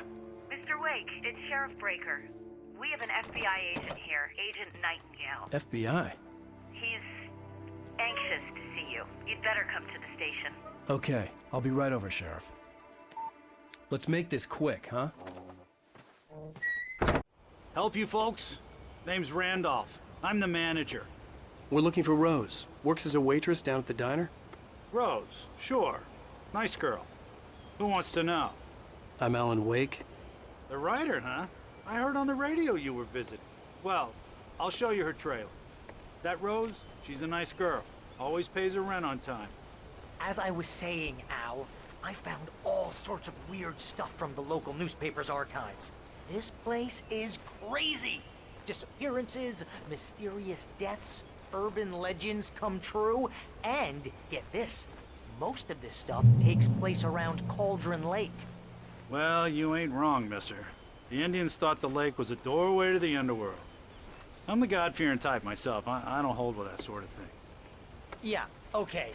Anyway, there was an island there owned by a guy called Thomas Zane.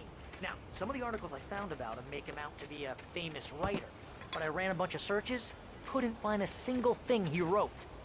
Zane was heavily into diving, so much so that the place came to be called Diver's Isle. But the volcano under the lake erupted in 1970, and Zane went down with the island. Yeah, how about that? It was there in the morning, as if it had fallen from the sky. But it would take a tornado to lift something like that. We're damn lucky it didn't crush any of the trailers.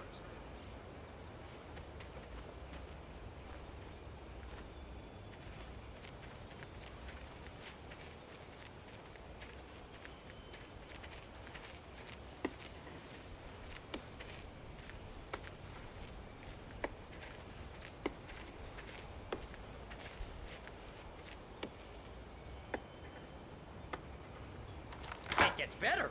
A local girl, Barbara Jagger, drowned in Cauldron Lake just a week earlier. They were lovers. Sure, Jagger's a local spook story. The Scratching Hag comes for you in the dark. Childish stuff like that. Anyway, Al, I'm just getting to the best part.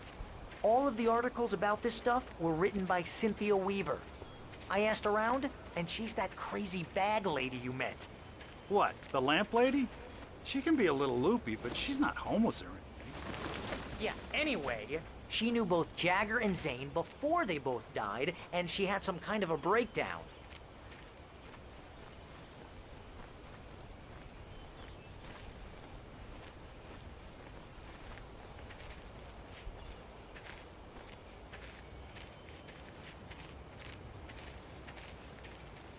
Well, mister, this here's Rose's trailer. You mind me asking what you want with her? We're just here to talk to her, pal.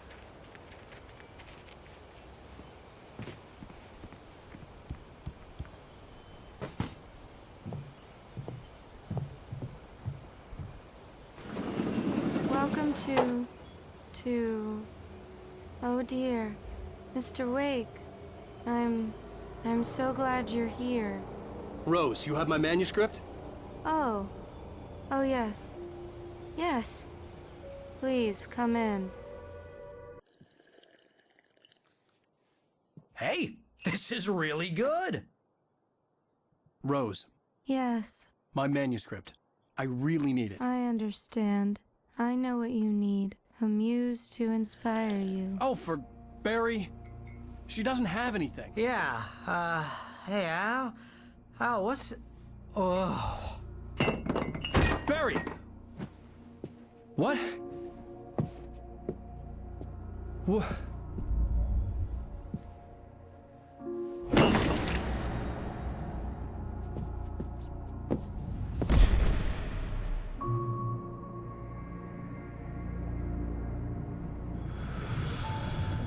It's coming for you, hiding in my barber's skin. I'm too weak to stop it. You must turn the lights on. I promised I'd come visit you and your lovely wife. You must finish what you started. I insist. You must turn the lights on. Turn the light on. Back to work, boy.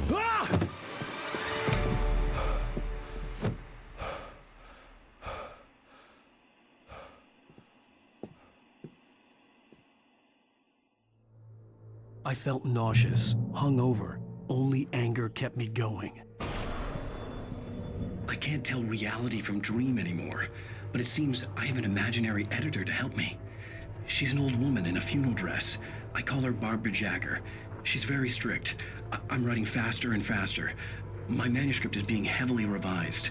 The edits are getting very aggressive, and each day there's less of me and more of her. I hate it, but I know she's right. She promises me I can save Alice this way. She knows more of this than I do.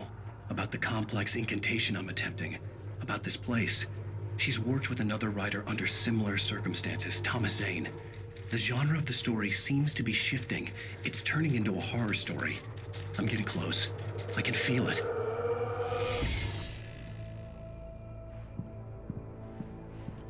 Rose took a day from me. I had less than 12 hours left to meet the kidnapper. All I could do was get Barry into the car, work something out once I got on the road. Welcome to the Oh Dear Diner. What can I get you today? Coffee? I couldn't work up much hate for Rose. Something had used her to get to me and left its mark. First refill is free. Milk and sugar on the counter there. Would you like to hear today's specials? Thank you. A nice day. Come back soon. Barry was out of it. He was way too heavy to carry. You're right. I deserve more money. I'm so handsome.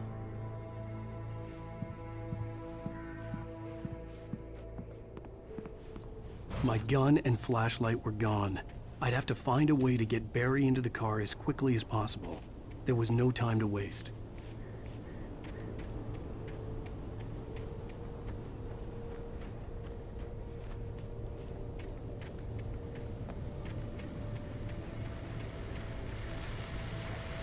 I just stepped outside to catch a breath of fresh air. Let me tell you, the weather's getting heavy.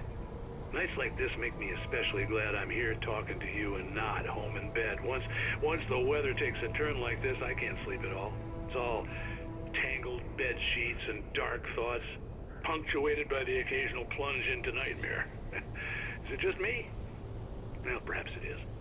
But I hope I can make the night a little bit easier to get through. Caller, you're on KBF FM. Hey, hi, it's Walt Snyder. What's on your mind, Walt? Well, I ain't the way you are, but, well, I can't sleep either, you know? I just been staring out the window here, trying to make sense of it all, but, I ain't been drinking either, you know? I just... Well, you sound like a man with a problem, Walt. I had a, argument with Danny. You know Danny, and, then I got in trouble with the law, you know, and, I'm just, well... I heard something like that, Walt. Yeah, well, you know, Danny's my best friend, and, they let me on bail today, and now I'm just alone here at the window, you know, waiting. Man, and there's something in the air tonight, man. I was just outside looking up at the sky above our broadcast tower thinking the same thing. What are you waiting for, Walt? I don't know. You know, something's gonna happen. You know, I think I better go. Well, Walt, maybe... No, thanks, Pat. Well, good luck to you, Walt. Hang in there. Let's take a little break, folks. This weather's really something else, huh? How can I be sure you won't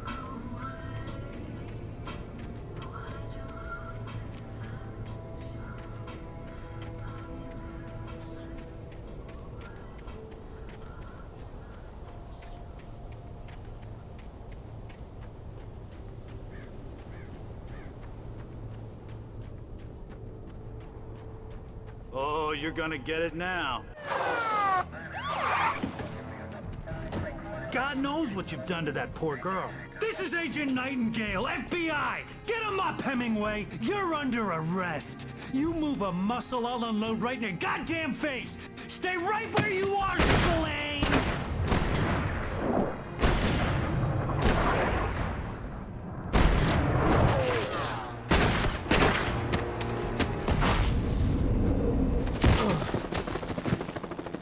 What are? I'm standing right here, you goddamn maniac!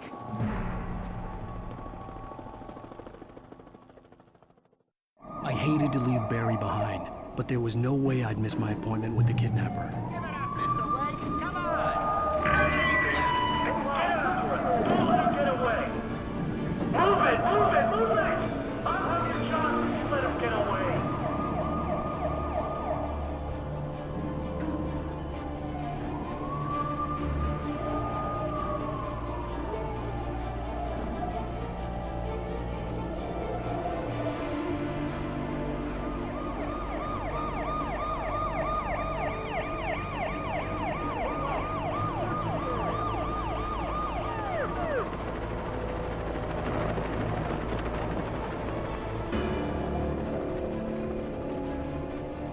Stop running! There he goes!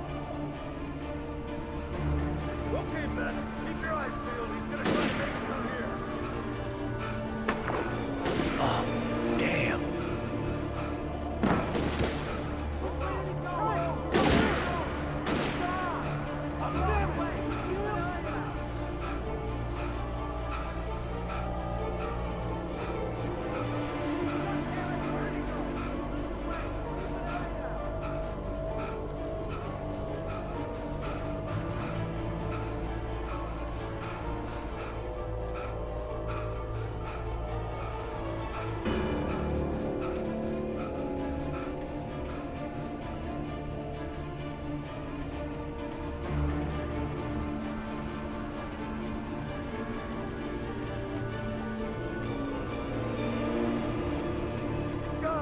Come on, guys. We need to head him off.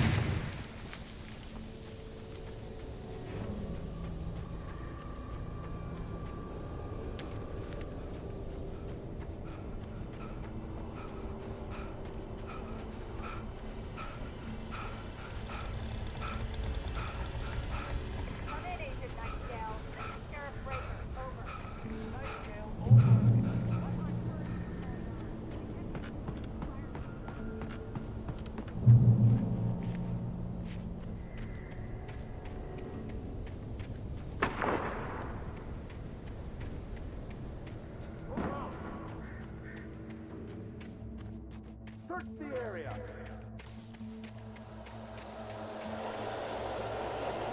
Stay sharp.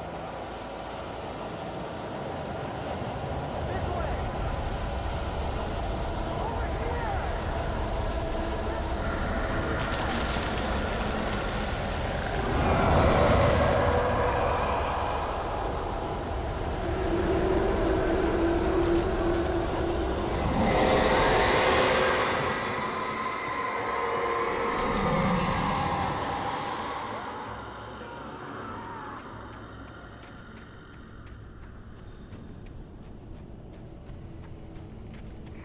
This horror was everywhere I went, circling me.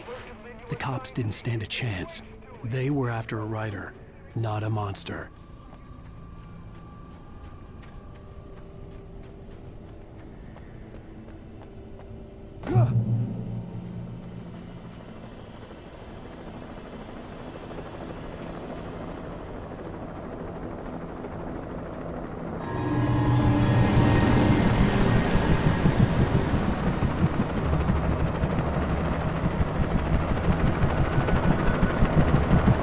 you on the ground. Hold it right there. There's nowhere to run.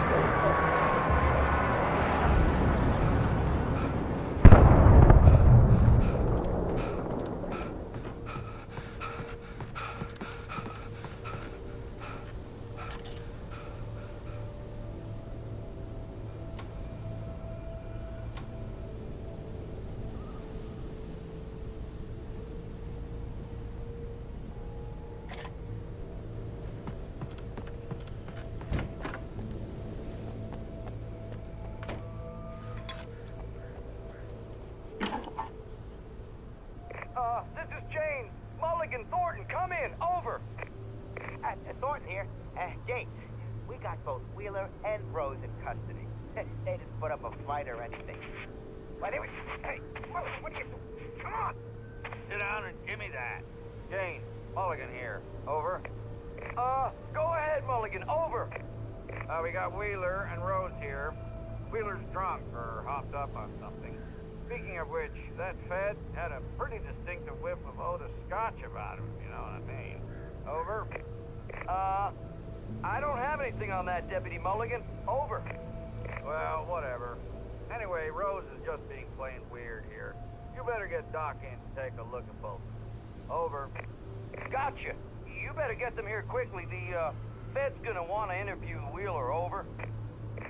Oh, yeah, I'll bet he does. Looks like they have a lot in common. Mulligan out.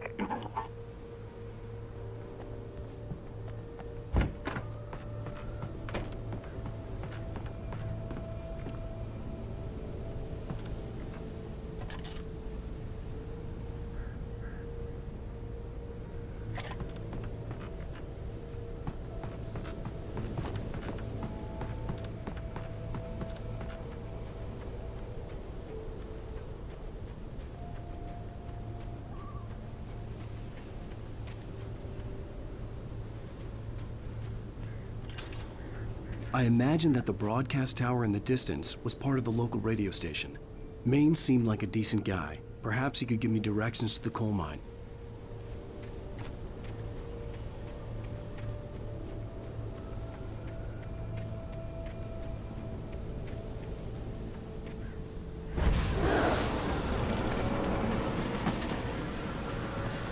Unnatural shadows clung to the gate.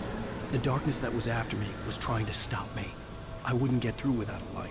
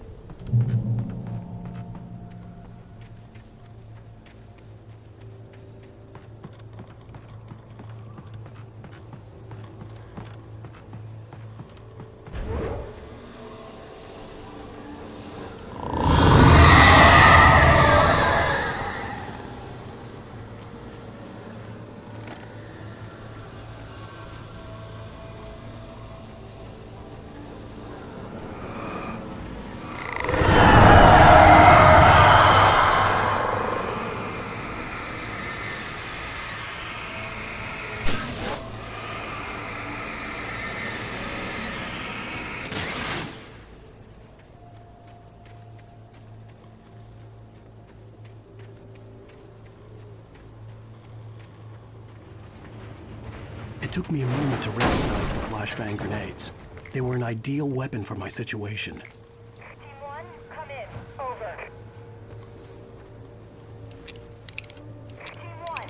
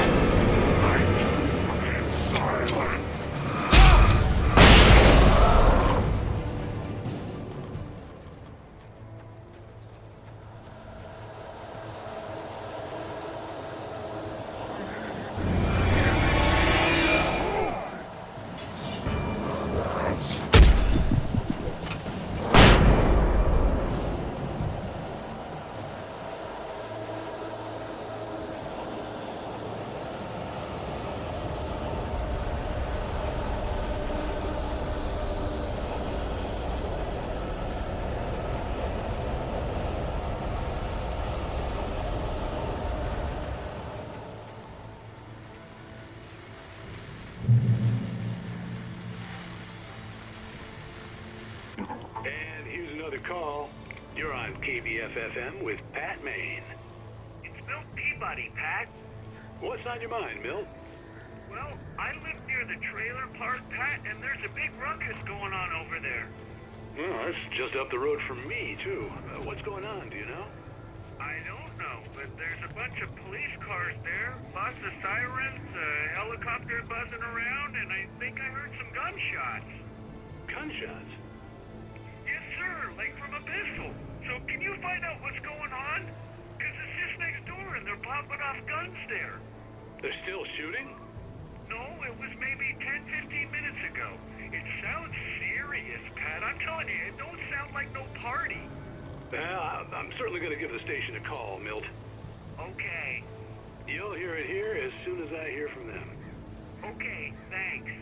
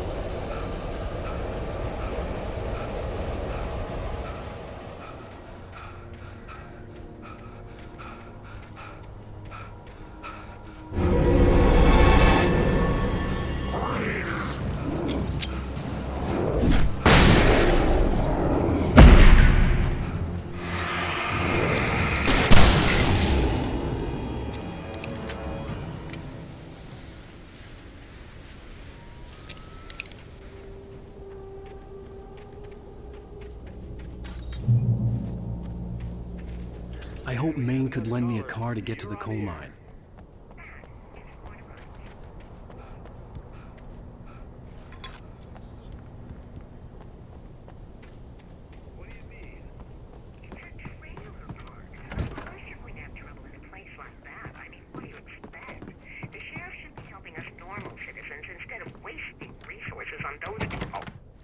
Well... You'll have to try to sort themselves out.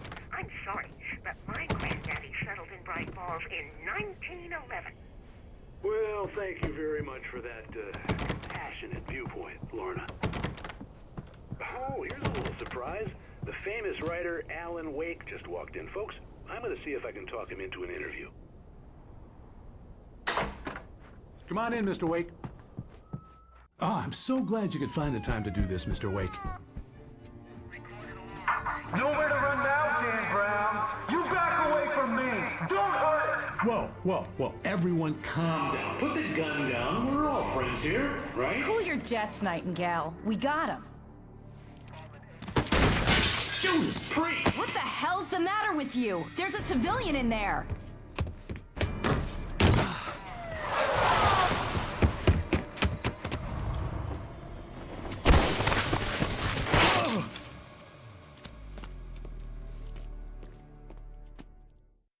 I'll get you yet, even if it kills me. You hear me? You hear me, H.P. Lovecraft? I had fallen off so many cliffs it was ridiculous. That's what you get for naming a book The Sudden Stop. It was probably good I hadn't had the chance to tell Maine where I was going. I'd have to lose the cops and find my own way to the mine.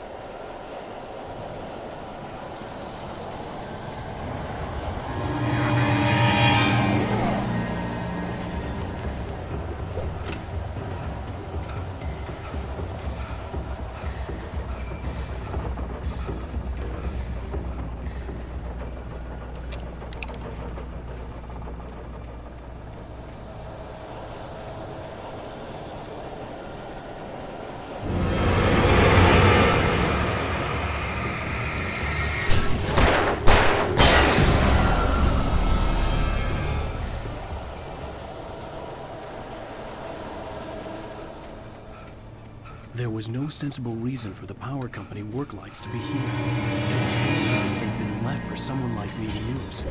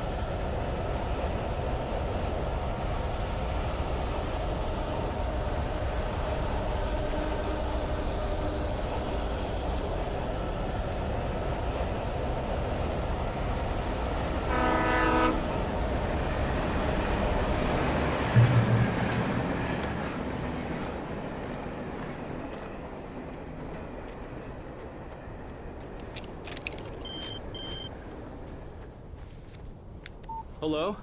The most stubborn man I've ever met. Alice? Alice? Alan, I'm so afraid. He keeps me in the dark. Please help me. I look at you, Alan, and it's not you. Something else. Looking out from behind your eyes. Alice, I'm here.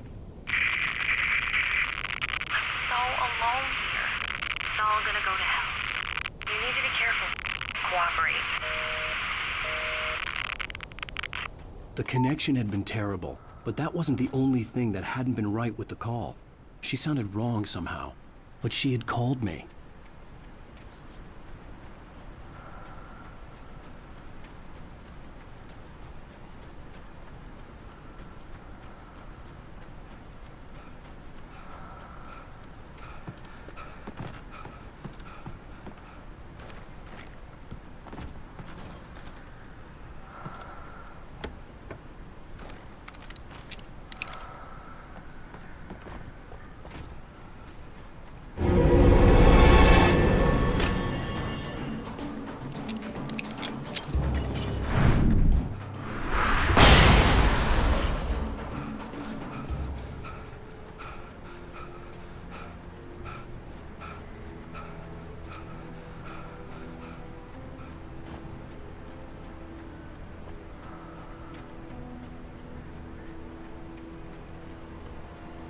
I could see a railway bridge up ahead, and a warehouse of some sort on the opposite shore.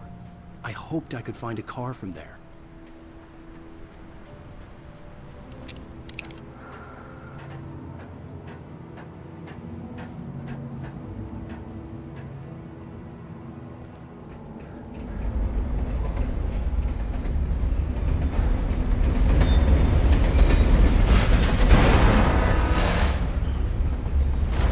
That was pursuing me was growing stronger, and it was taking over everything in its path.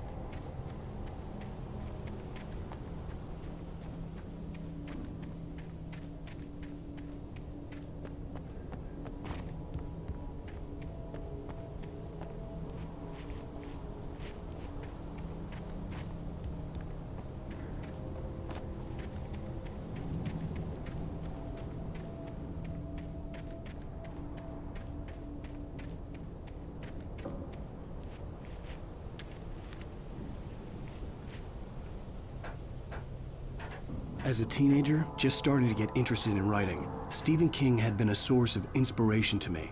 I thought about all the inanimate objects that had come to life in his books. No one is safe in a good horror story. Certainly not the protagonist. That's what makes them fun. This was anything but. The darkness could possess anything, and it was getting closer.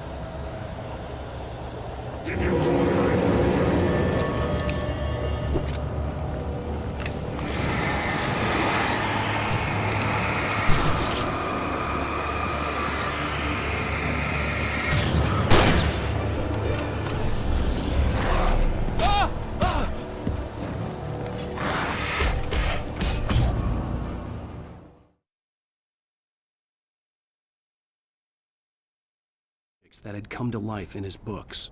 No one is safe in a good horror story. Certainly not the protagonist. That's what makes them fun. This was anything but. The darkness could possess anything, and it was getting closer.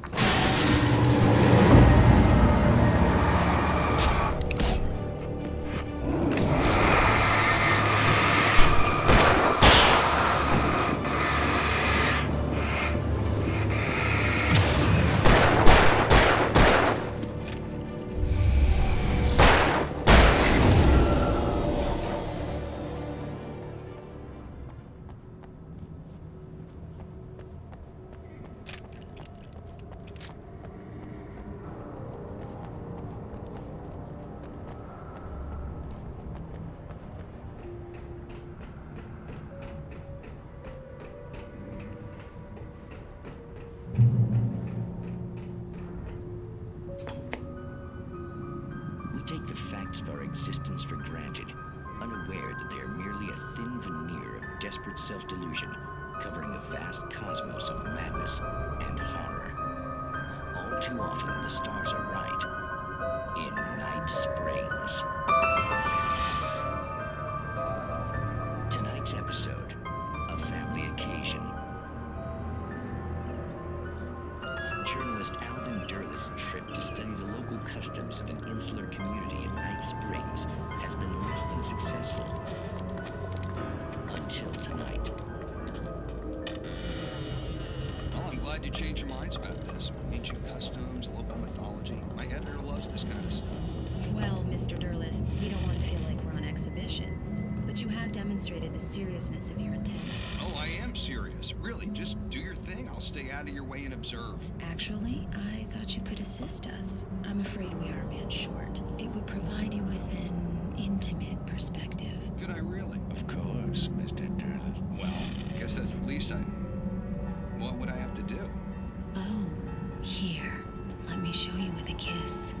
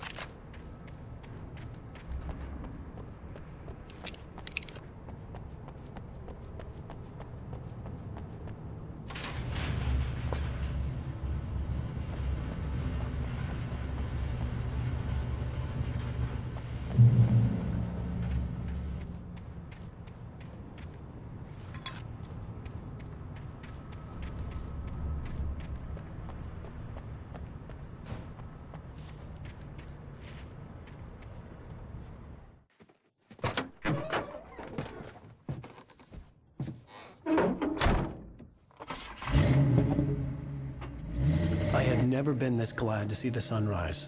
I had a couple of hours to get to the coal mine.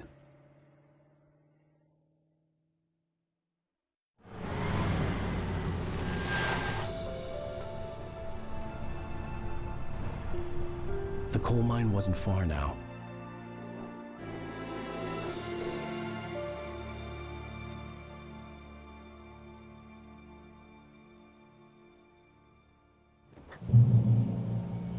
Today, I would meet the kidnapper, and he would give me Alice. I wouldn't give him any other choice. A drowning man will clutch at a straw. Little by little, without realizing it, I'd come to believe that the story in the manuscript was coming true. The current of its narrative had taken me deeper and deeper into dark waters. Alice had been taken from me. Barry was probably in jail. I was a fugitive from the FBI. The whole world taken over by the dark presence was trying to destroy me.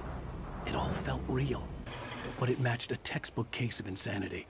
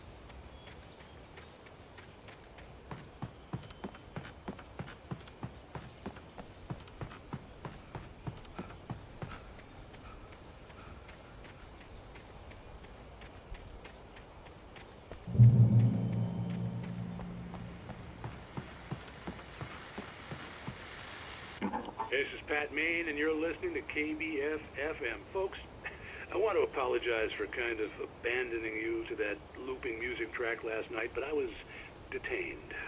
You see, I encountered a big-shot G-man with an itchy trigger finger who could use a lesson in manners and a boot in the ass. Not necessarily in that order either. Now, folks, I know I'm not being very informative here, and I apologize for that. I really should just keep quiet, but I'm just so peeved right now, because some people just shouldn't be carrying badges. I'm just glad that our Sheriff Breaker was there to straighten things out. And if someone I met last night is listening, let me just say, I'm sorry if my mouth got you in trouble. I'm pretty sure you're not the bad guy here. Godspeed, son. I hope you know what you're doing. Now, on a lighter note, I'll be talking to Dr. Nelson all morning. But first, a little music.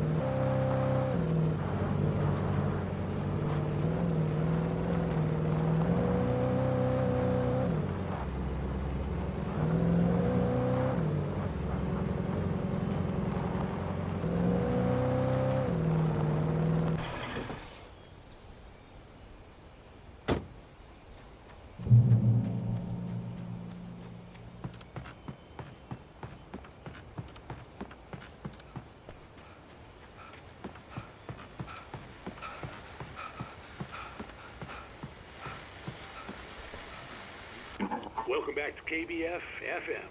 Hope you enjoyed that tune.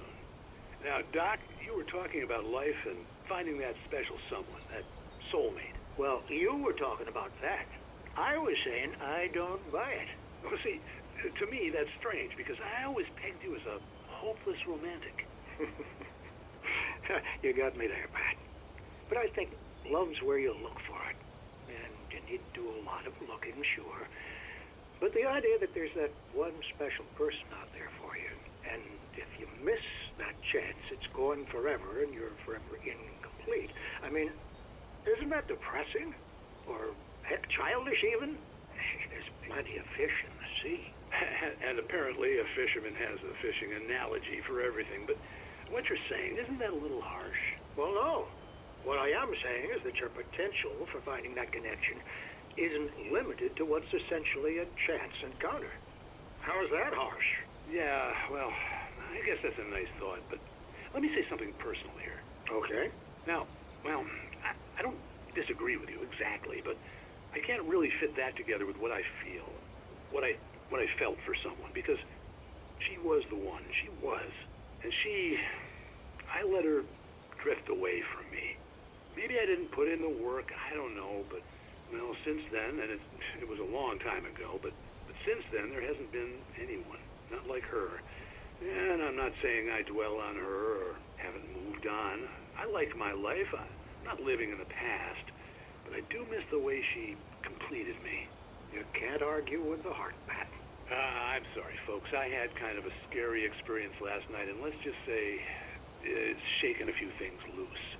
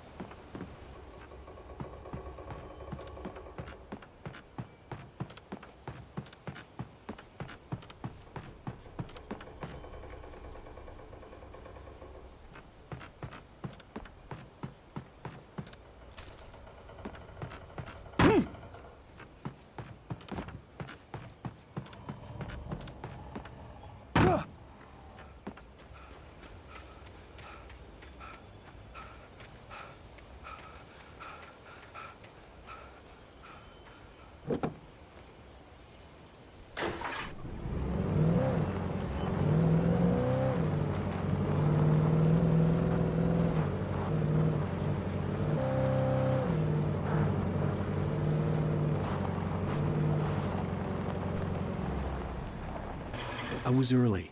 I was supposed to meet the kidnapper at noon in the main building. The coal mine was quiet. It was a museum now.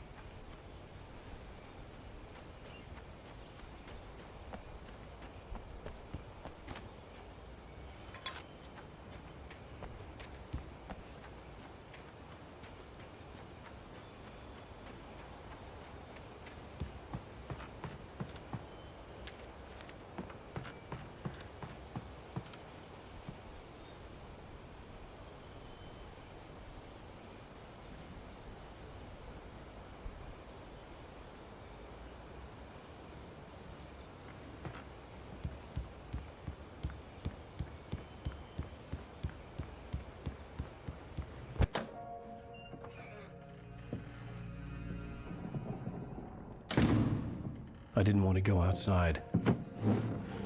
cops had to be looking for me. The noon sun turned the place into a sauna. The day dragged on. Different scenarios ran through my mind. Ways of how I'd torture the kidnapper to get Alice back. Or the different horrible things he could have done to her. I imagined her dead. I had no way of knowing she was still alive. It was killing me. I was running on blind hope. It was all a waste of time. The bastard never showed up.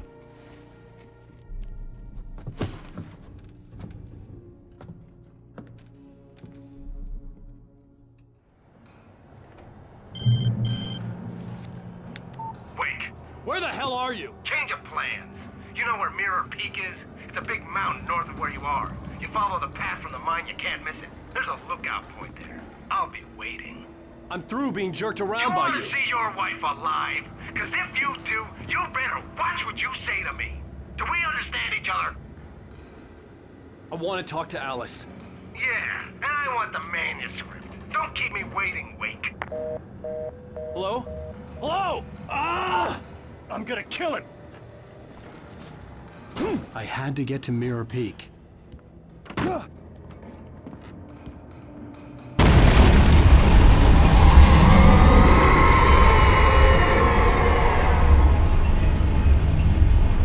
It was close. Maybe closer than ever before.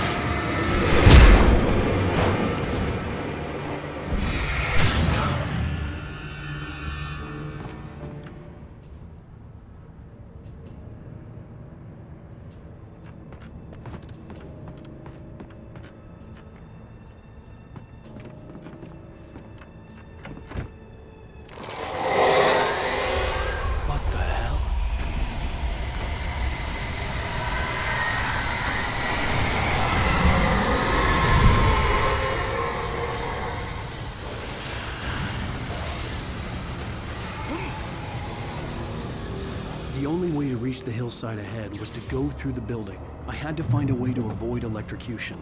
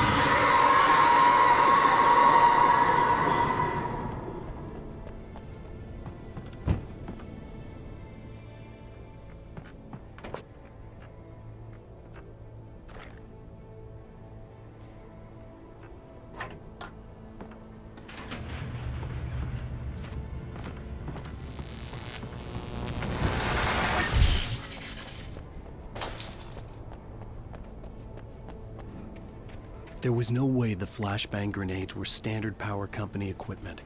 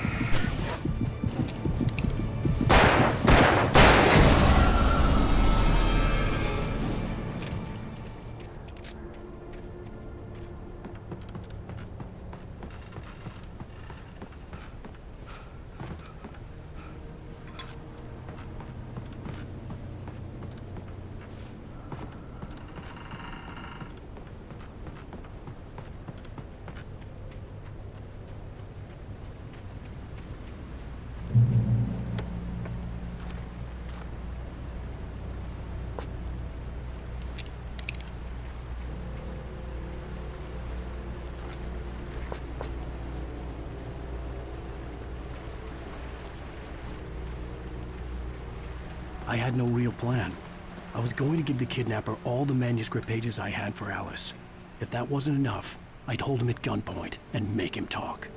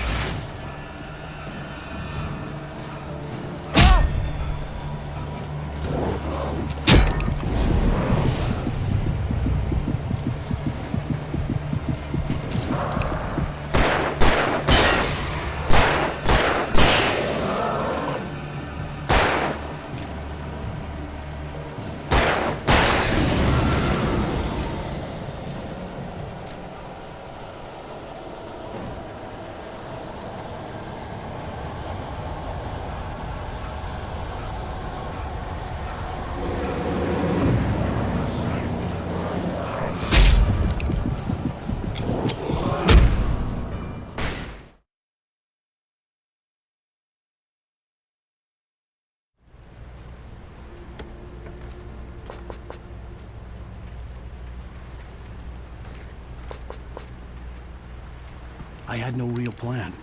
I was going to give the kidnapper all the manuscript pages I had for Alice. If that wasn't enough, I'd hold him at gunpoint and make him talk.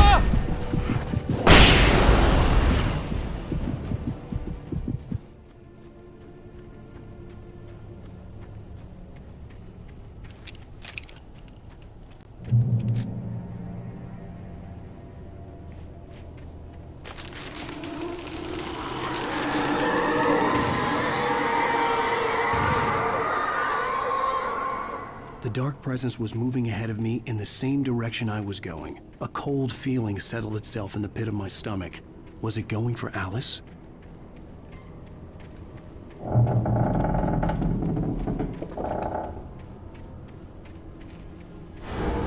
The graveyard shift may cause cancer.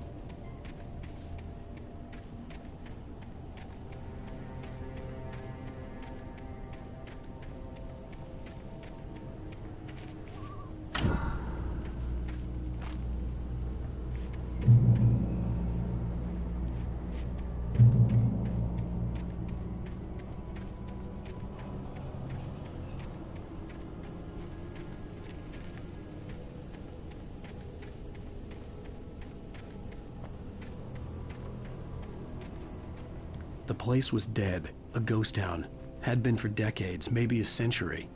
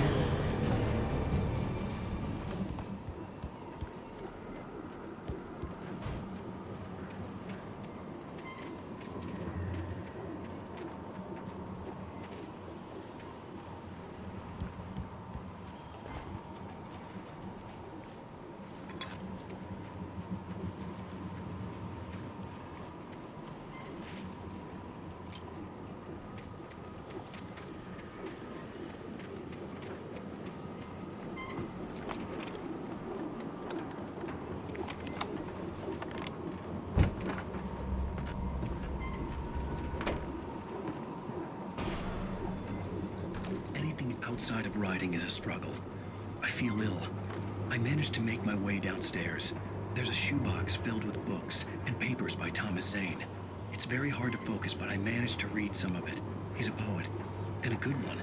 He writes of muses and creators summoning fabulous things from a magic lake, using his powers to shape the world of a realm of gods and dreams and demons, dark things that wait for a chance to slip through, wearing the flesh of men as disguise.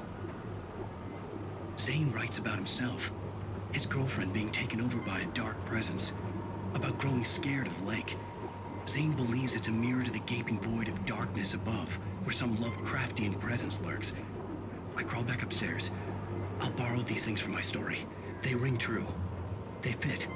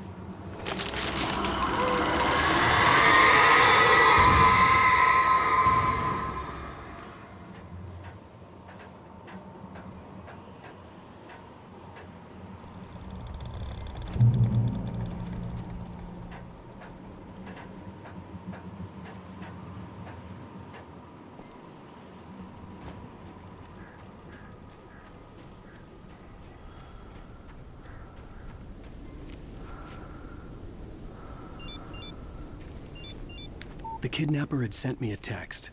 The message was full of spelling errors and insults. It was telling me to hurry up.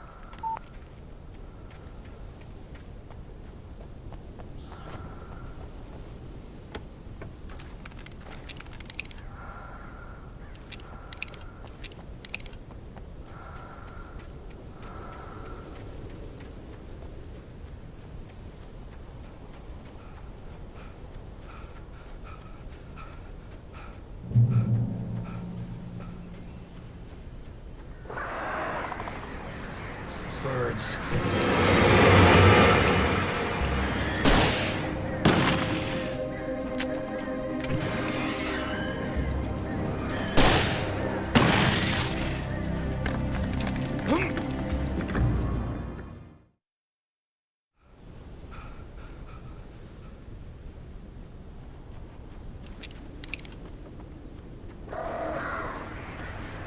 Birds.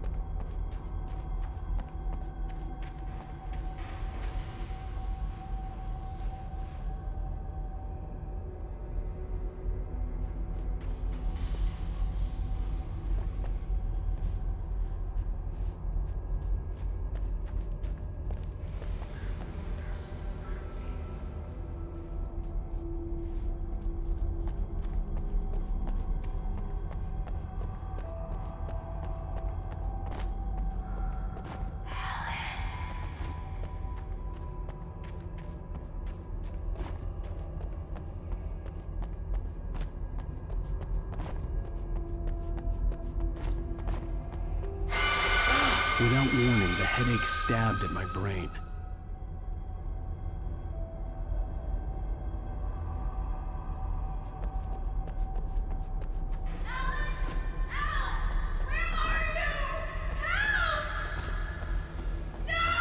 Alice?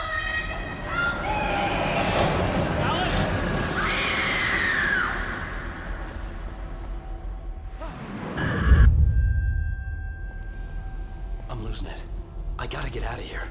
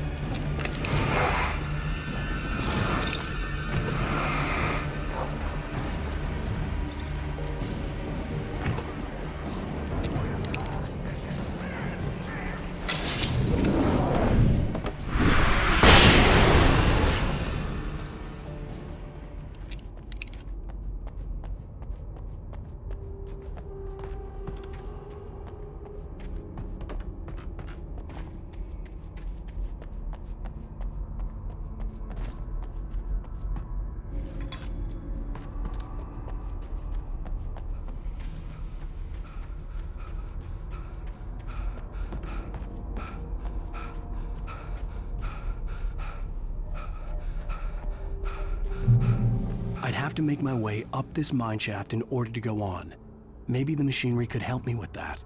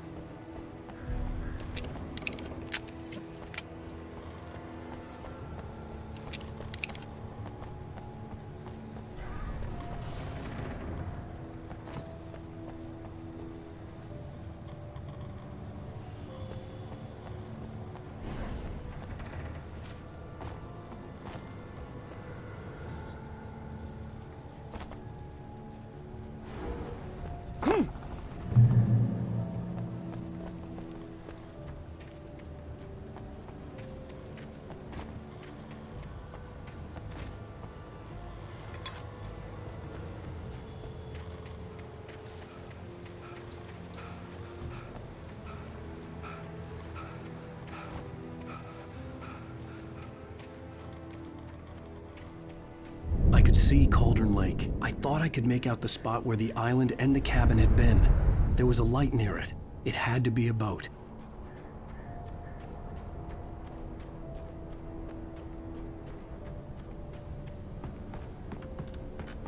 I was close now. I had to get there fast. I dreaded what I would find. Wait, are you? Wait. Hey, I'm here! I'm coming! No! Get away! Sorry. Please, it's late. The boss didn't know who he was messing with. I didn't know. I swear, I didn't know. We don't have his wife. We don't know where she is. She's probably drowned. We just said...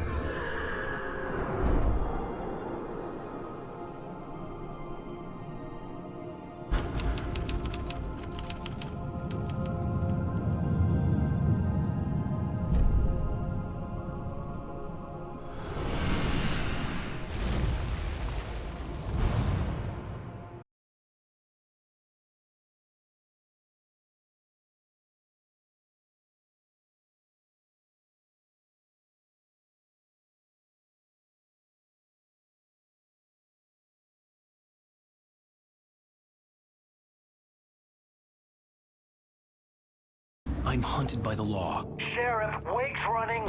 I'm giving chase. Are you seriously telling me that writer just took out my deputies? A thriller I supposedly wrote is coming true.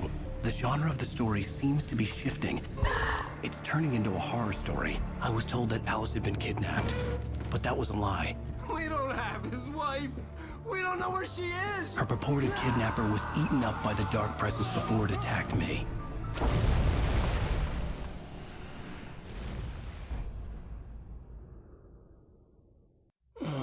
Alan, shh, baby. It was just a nightmare. Alice. There you go, Alan. Hartman.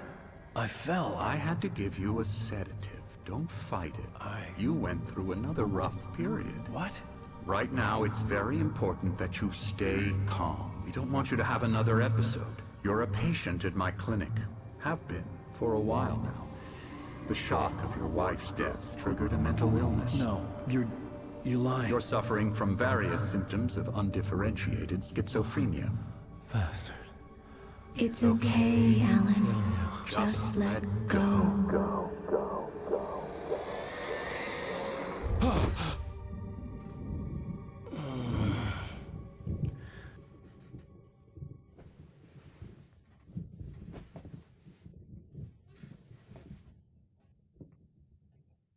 I felt groggy.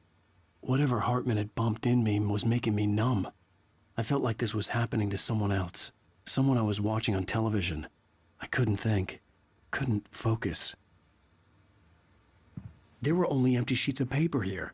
No manuscript pages.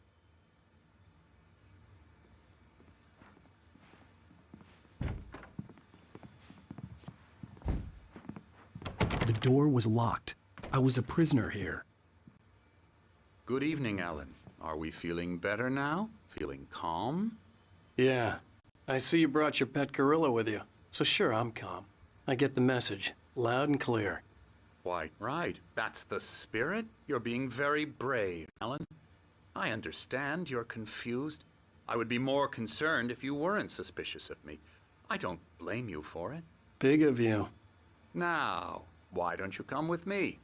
We'll reacquaint you with my clinic and go over everything you might have forgotten. Little walk and some fresh air? Yes, it will do you good. This corridor is for patients. Most of them aren't here right now. Jack took them out for a fishing trip, except for the ones who are particularly vulnerable, of course. I encourage creativity as a part of the recovery process here at Cauldron Lake Lodge. I specialize in treating artists. I bet you do. Splendid, Alan. I honestly believe we can get this thing under control if we work together. This way, Alan.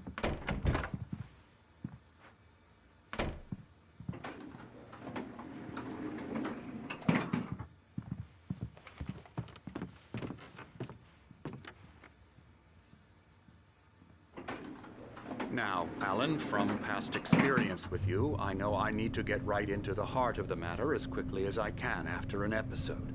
So I'm just going to say this. Alice is dead. No. You're in a very vulnerable state until you understand and accept this. Alice drowned, and you couldn't face that. You're suffering from hallucinations, paranoid delusions, unusual thinking, an obsession about light and darkness, a feeling that everything revolves around you, your thoughts and dreams. Your mind has constructed an elaborate fantasy scenario in which your writings are affecting reality. She has been kidnapped, and supernatural forces of darkness are trying to stop you. We go this way, Alan. I wasn't ready for another shot, so I went along with it. He had to be lying. But under the influence of the drug he had given me, I had to fight not to believe his words. It's all in your head. You've been making it up. Apart from the tragic accident with your wife, no one has been killed. Your delusions are just a manifestation of your subconscious mind trying to protect you from the too painful truth. Unless we fight the fantasy, it will return. I know the instinct is to resist me, but think about it. Doesn't this make far more sense than the insane supernatural conspiracy you have concocted in your mind? You're a skeptic by nature, Alan. We both know this. Everything can be explained logically.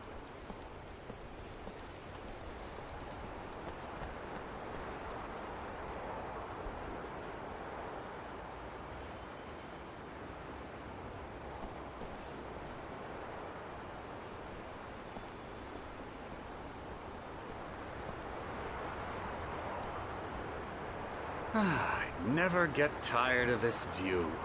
Very inspiring, isn't it? Cauldron Lake spread below us. I could see Mirror Peak on the other side of the lake. I thought I could make out the spot where Diver's Isle had been when I arrived with Alice. Now there was nothing but waves. It seems there's a storm coming. Funny, I don't recall there being a mention of that in the weather forecast. Well, no matter. This way. Follow me. Alan, what I'm telling you is good news. Right now, we're in control. Every time you have a relapse, it gets more and more difficult to resurface from the dark depths of your imagination. Not surprising, considering your profession. Imagination is what you work with. After all your nightmares, this should come as an immense relief to you. If it doesn't, why is that? Because I'm lying? Or because you don't want to admit that you're not well? It's very natural for you to think of me as your enemy. It's part of the illness. I let him talk. Hartman obviously loved his own voice. His words echoed madly inside my head. I dug my nails into the palms of my hands to stay focused. You need to work with me. Once you accept that, we can begin the journey towards your recovery. Come along. Let's go inside.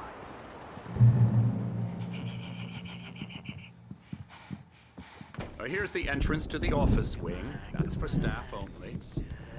Spooky. Come on. Scary, scary, scary.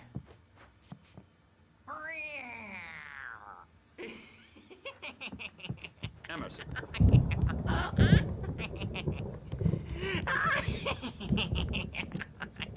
I'm a real bad dream, mister. You should be afraid of me. Don't want to run into me in the night, that's for sure. Please, Emerson. Mr. Wake is confused enough as it is. Yeah, you'd like me to go away so you won't be scared. But you can't just decide what kind of dream you have or when you have it. Emerson. Okay. Sorry. Boo. That's Emerson. We're actually making some progress with him, I'm happy to say.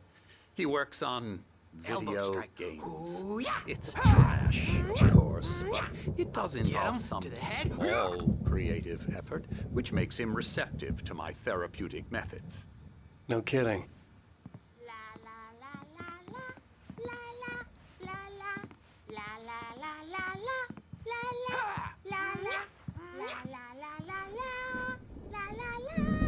Now, you might have noticed the typewriter in your room. You've been writing as a part of the therapy. As soon as you feel up to it, you should continue.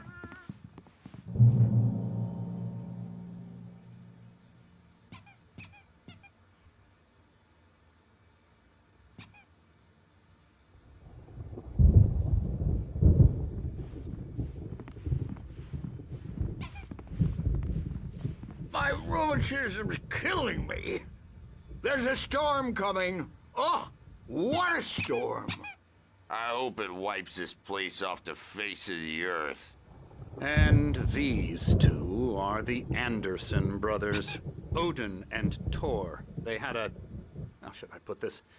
A heavy metal band in the 70s and 80s called Old Gods of Asgard. They even adopted new first names to complete the image of Viking gods. After the band broke up, they lived on a farm nearby. They are, well, in advanced stages of dementia. They're well cared for, TLC and all that. There's nothing more that can be done. I'm afraid that the rock and roll lifestyle has left its mark. Oh, that won't do. I'm so sorry to cut this short for now, Alan. The power has been acting up. I'd better go check on it. We'll continue this soon. Meanwhile, when you feel up to it, return to your room and try to write. It really is for the best. Don't you think? I'd like to bash his head in with a hammer. Oh, he'd love to fish out our secrets, but he has no clue. He's not crazy enough. Not crazy like us, Sonny. Yeah! Being crazy's a requirement, Sonny. Who else could understand the world when it's like this? It takes crazy to know crazy. That's the sanest thing I've heard in a while. Zane! You're all right, Tom. Hey, we like him, don't we, bro? He's got to go to the farm. The Anderson farm. Valhalla! We wrote it all down, lest we forget. A crash course. All you need to know to get your head right. You need to find the message. Here, Sonny, here's something for you. Gave me a rash, but I kept it safe from these bastards. My head was clearing up, or according to Hartman, I was sinking back into the fantasy. I was convinced he was lying to me about everything. Crazy or not, the Andersons made more sense. Power again. He's checking on it now. Yeah, good thing he's not overreacting or anything. Well, he's the boss. I may need a hand here later on, Burge. Something's wrong. I'm not myself. It's hard to think. There's a shadow inside my head. I can only focus on writing. Everything else is a blur. I'm trapped in this cabin. Have been for days, but it's always dark outside. My editor is real. I saw her again. She's not human. It's not human. A dark presence is wearing the old woman's face. She was covered in clinging shadows. There's a hole in her chest where her heart should be. I think I've made a horrible mistake. I don't think I'm any closer to saving Alice. It's been lying to me, using me to get the story it wants, and the story will come true.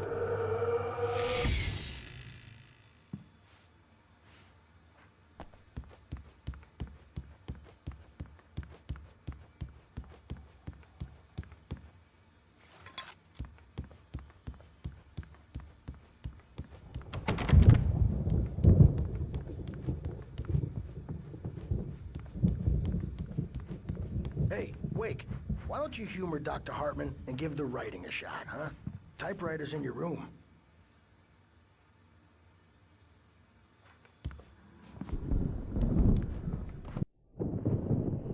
The white glare of the blank page in front of me hurt my eyes. My hands began to shake uncontrollably. Everybody, calm down. Put that down. Bert, I need help. Hey, Wake, you stay here. I'm gonna go see what's up. You just keep doing what you're doing. Be cool, okay?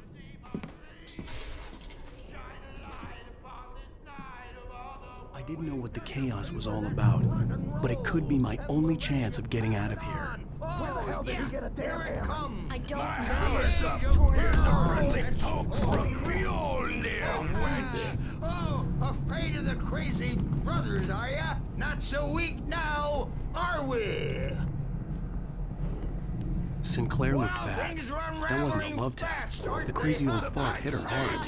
If she was one of Hartman's goons, she had it coming. I had to get to Hartman's office. He had taken all my manuscript pages. That's where he'd been keeping them.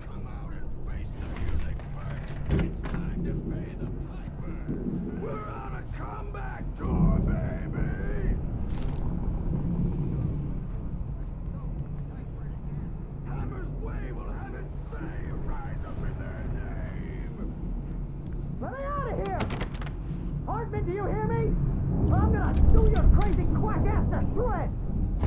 Barry? Ow! About time! Barry, man, am I glad to see you. We need to get to Hartman's office. It's right next door. You okay? Yeah. I mean, no! The cops found me at Rose's trailer, but they didn't hassle me too much. I'm obviously a victim in this, and I demanded to be treated as such. Or else I'd sue their asses. Speaking of asses, that vet gave me a real hard time, but I had no clue where you were. That guy's crazy, Al. But he let me go, and then I get a call from Hartman, that son of a bitch, who tells me you're here, and I should come pick you up, but when I got here, 2 goons clobbered me and stuck me in there. What's with the cutout? I stole it from the diner to piss off Rose after what she did to us. That'll teach her. Yeah, that's a harsh punishment. Come on, pal, we gotta get going.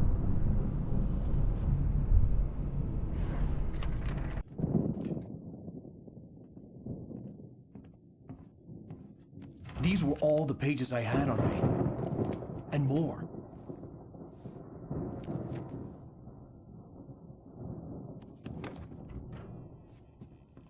Alan, please. You're sliding back into the... Tell me one more lie and I'll shoot you in the face. Ah, well, it was worth a shot. Really, Wake, come on. Let's work together on this. You have no idea... Hartman, shut up! Barry, get out of here. I'll catch up with you. Get a car. Oh, Al, let's just... Go! Wake, listen to me. This is a mistake. Don't you see? Together we can create something absolutely wonderful. With your ability and mine.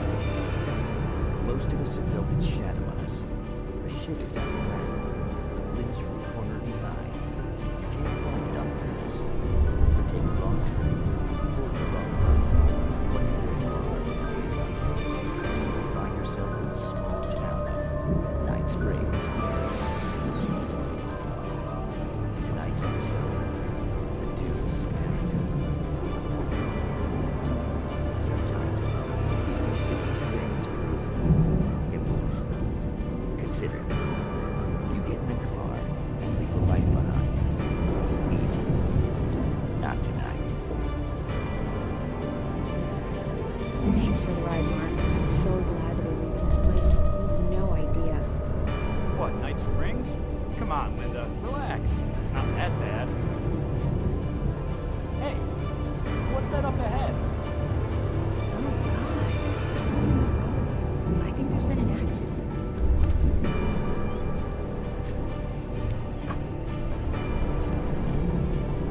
Are you alright? Oh no, Linda! Oh no! It was me on the road! Wait! Tell him to watch out for the truck! Watch out for the truck! My God, Mark?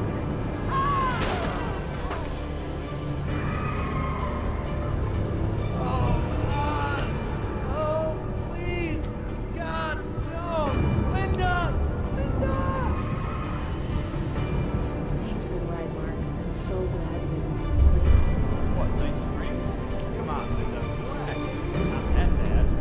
Hey, what's that up ahead? Oh, God. There's someone in the road. I think there's been an accident.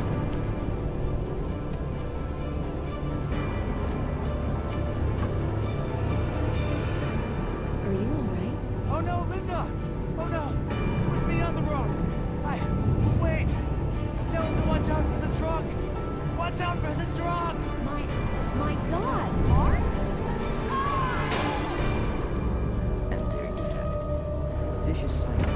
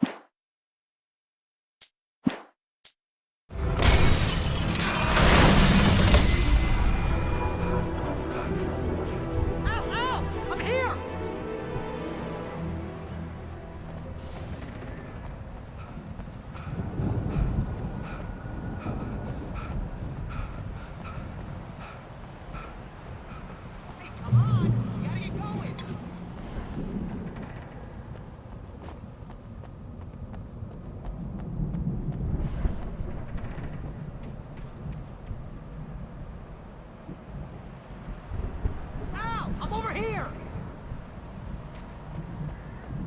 I found the car, but the gate's locked. You're gonna have to go through the hedge maze over there! Barry, I don't have a light. Take this, Al! Oh, God! Look at the house, Al! Look out!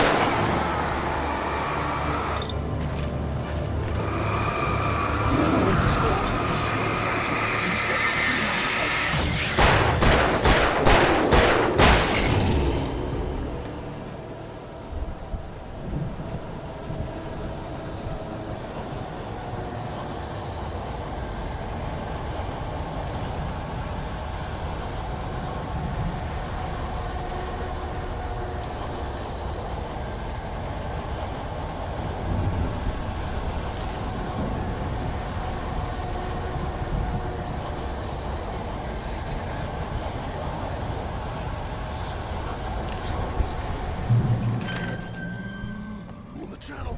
Turn it off. We don't want any fighting. It makes people sad.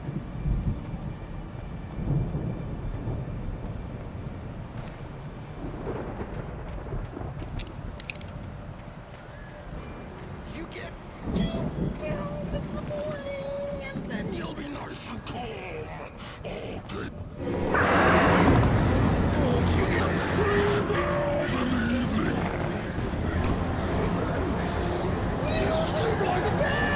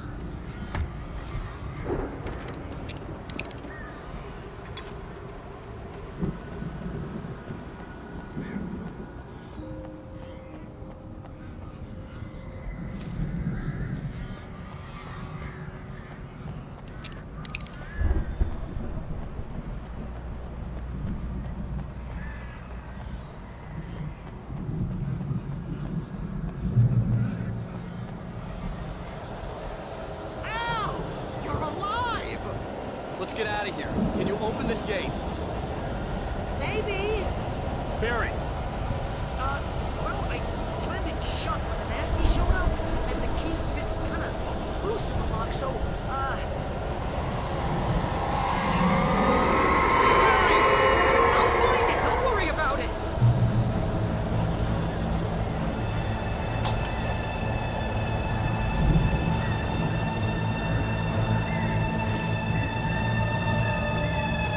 Hurry up, Barry! I'm on it! I'm on it!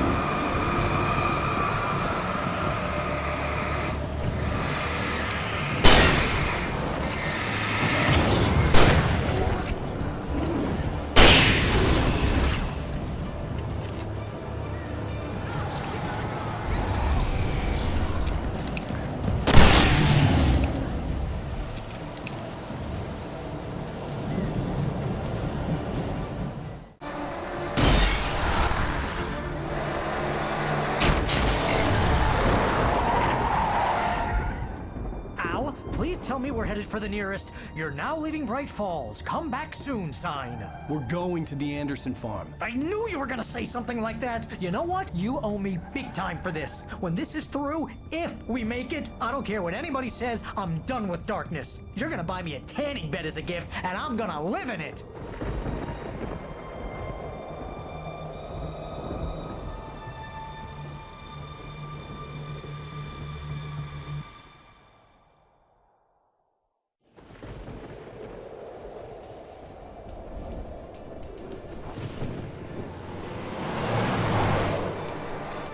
I'm crazy, but that's fine, Barry. Oh, you got that right, Al. You're barking mad. You are by far the craziest... But maybe that's inevitable when you deal with crazy stuff like this. It helps. This is happening, Barry. Alice, they never had Alice. She's trapped in the darkness at the bottom of the lake, but she's not dead. Al, how can you know that? I know, Barry. I can... Al, No, listen. I can bring her back. I can find her. There's something special about this place. The lake, it does something to the works of art created here. It makes them come true. But there's a catch. The dark presence, whatever that thing is, twists it to its own ends. That's why all of this is happening. It's using my manuscript to take over everything. Al, I believe you. It happened to Thomas Zane before, it happened to the Andersons. I believe you. Crazy or not, you're not delusional. Weird shit's going down. That's a fact.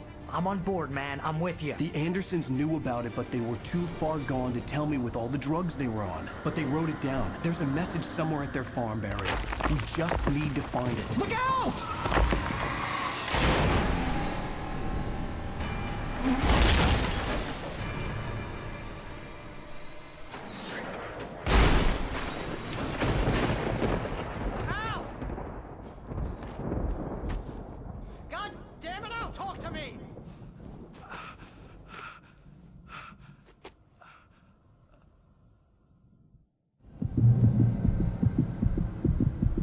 I had lost my gun in the crash.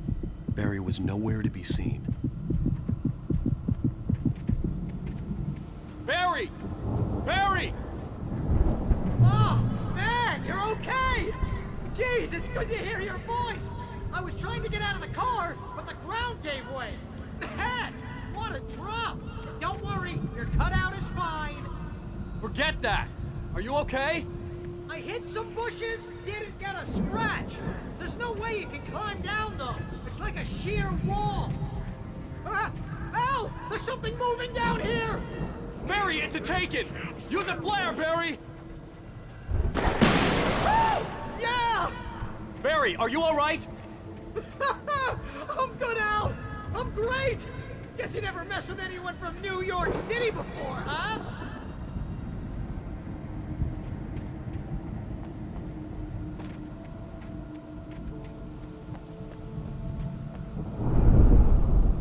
You're gonna have to find your way around to the farm, Al! I'll be waiting! Barry, just wait for me, okay? Al! I'm not staying here! It's suicide! I'm going to the farm! I'm gonna go ahead and secure the area. You can catch up. Don't worry about it. I'm on the case. Now he's Rambo. This would turn into a disaster if I didn't catch up with Barry.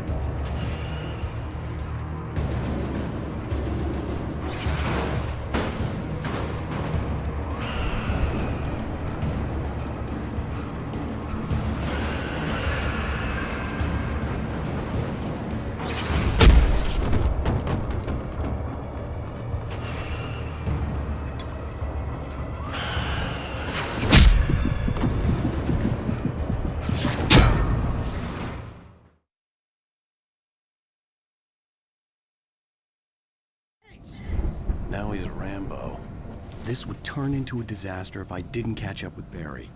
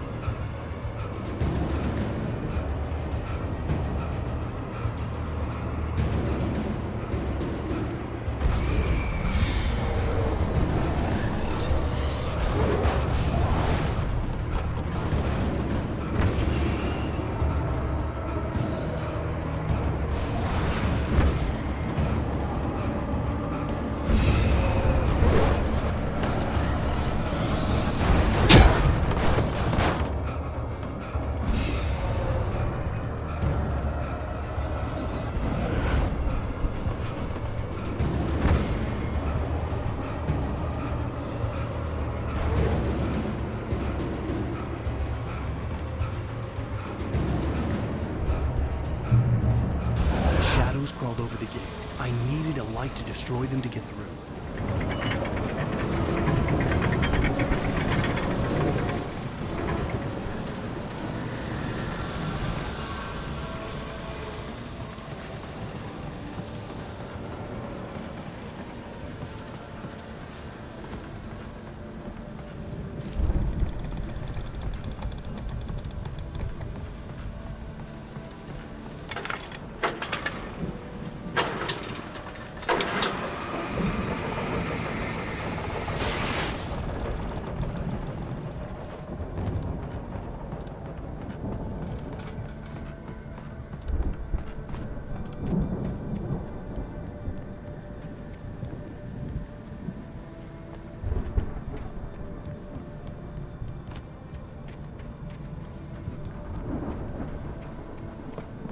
I could sense the movement in the woods ahead.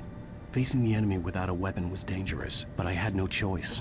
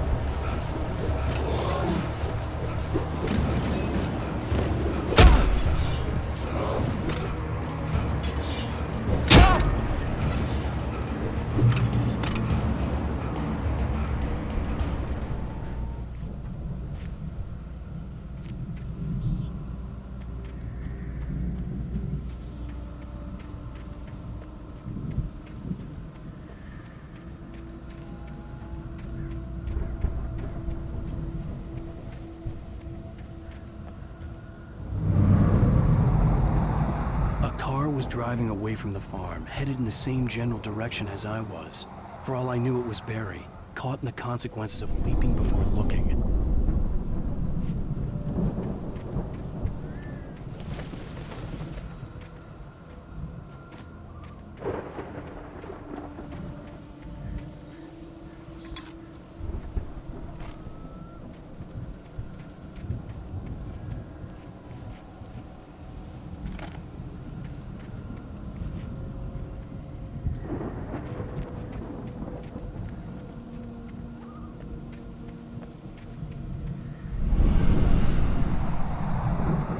The car was heading for the cabin up ahead. It wasn't far. If it was Barry, I would see the damage soon.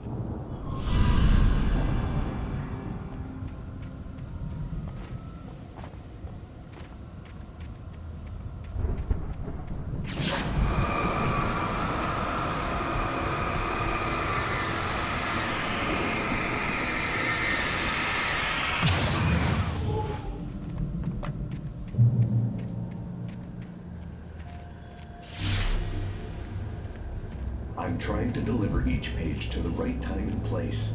I'm trying to show you how the story goes. I had seen glimpses of the light before. I had seen it in my dream. It was a strange spaceman or a diver in a bulky suit. He was the one who'd been placing the pages on my path.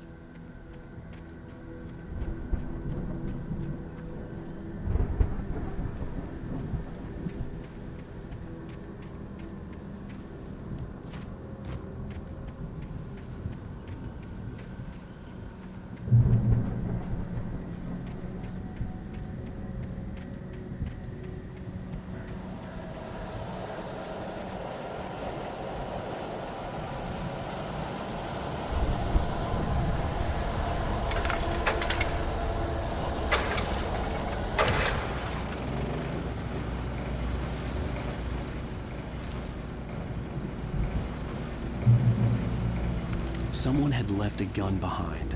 Now I had a fighting chance of reaching the farm.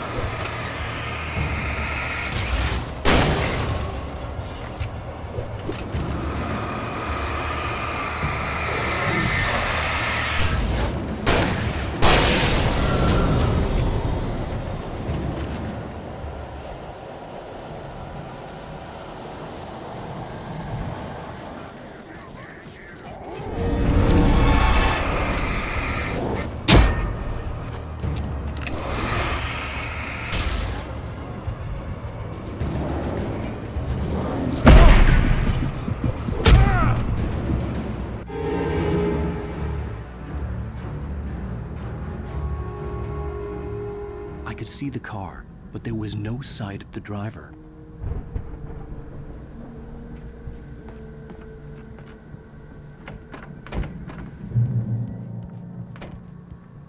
Hello? Anybody here? Barry! No! Danny, you're not! Please! What are you? No! Don't! I'm sorry!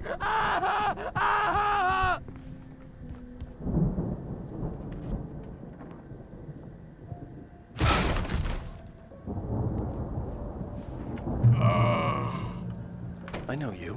You were in jail the other day. I went to the farm again for the moonshine, you know? It makes you see. They're not gonna miss it. They're in the loony bin. But my buddy, Danny, I lost him. Something's gone wrong with him. It's not him. Like a real bad follow-up to a real good movie. The best friend's suddenly the bad guy. Who wrote this crap anyway?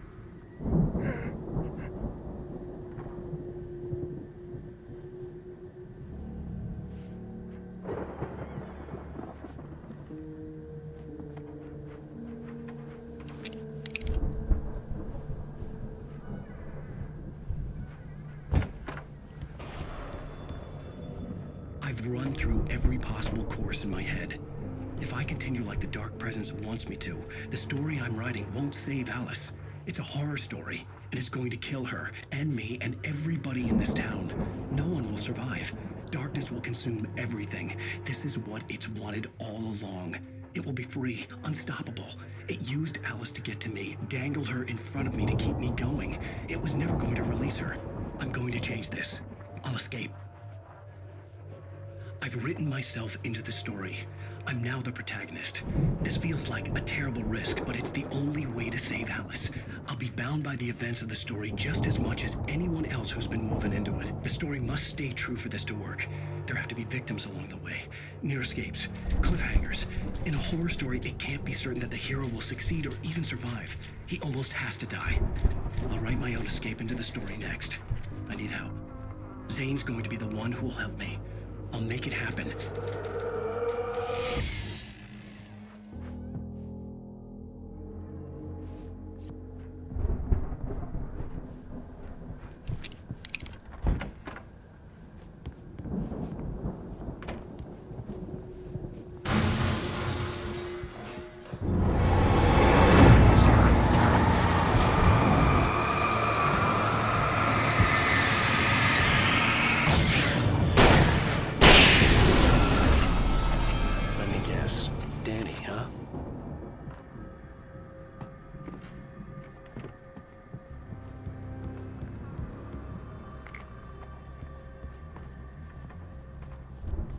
The farm was still a good distance away.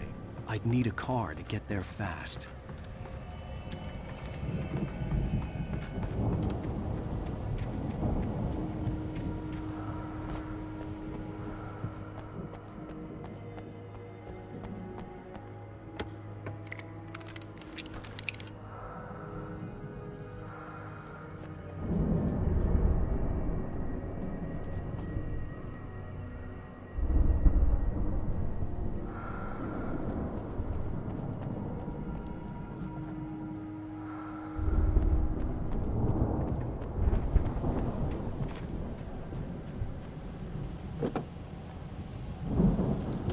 Barry wasn't up here, he was probably in trouble down at the farm.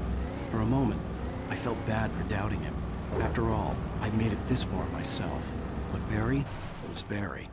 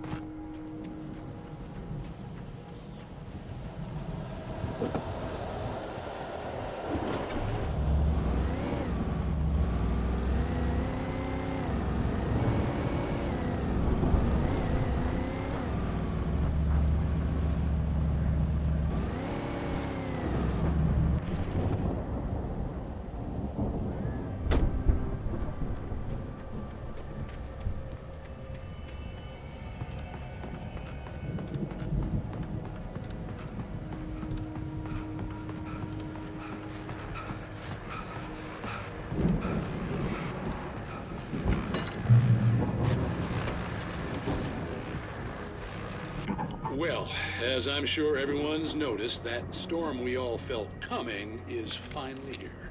The boys at the Weather Service reckon it'll last until morning at the very least. Pertaining to that, let me read that missing persons alert again. The Sheriff's Department's still looking for a Caucasian woman, 30 years old, slim and blonde with blue eyes. She may be lost in the woods, and it's possible she's been injured in a car accident. If you see her, please make sure you get her indoors and call the sheriff. It's bad weather to be caught out in, so if you see someone in the area who maybe looks a little confused, give him a hand, all right? This is Pat Maine on KBF FM, hoping you're all safe and warm tonight.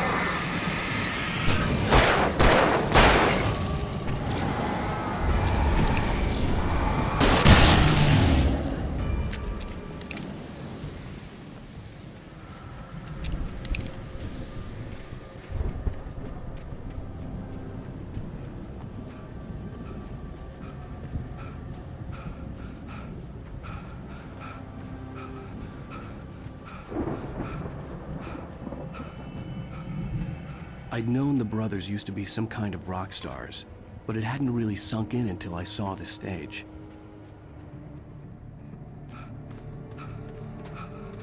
Al!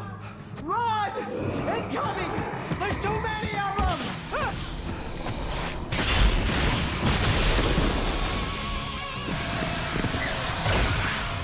God damn.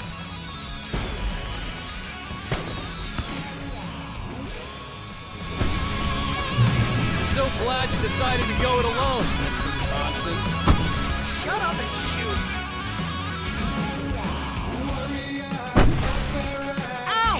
We have to fight them off! I can set off more of the fireworks from here and help you out!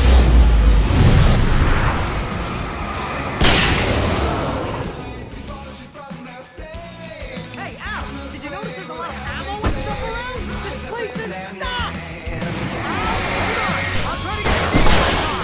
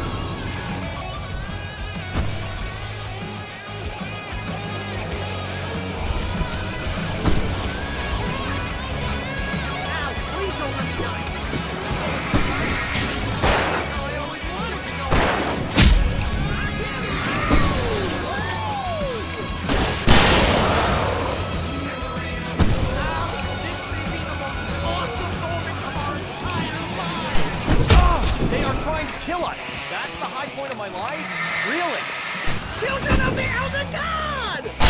Giant! God damn it!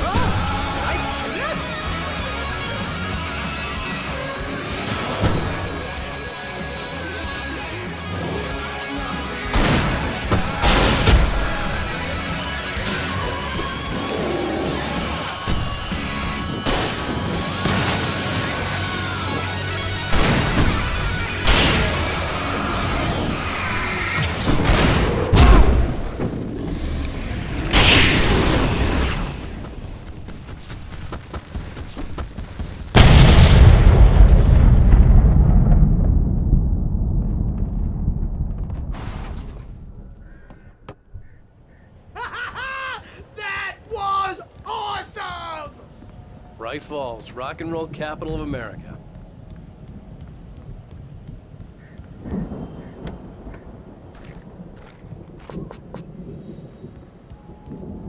Hey, Al! This way to the farm!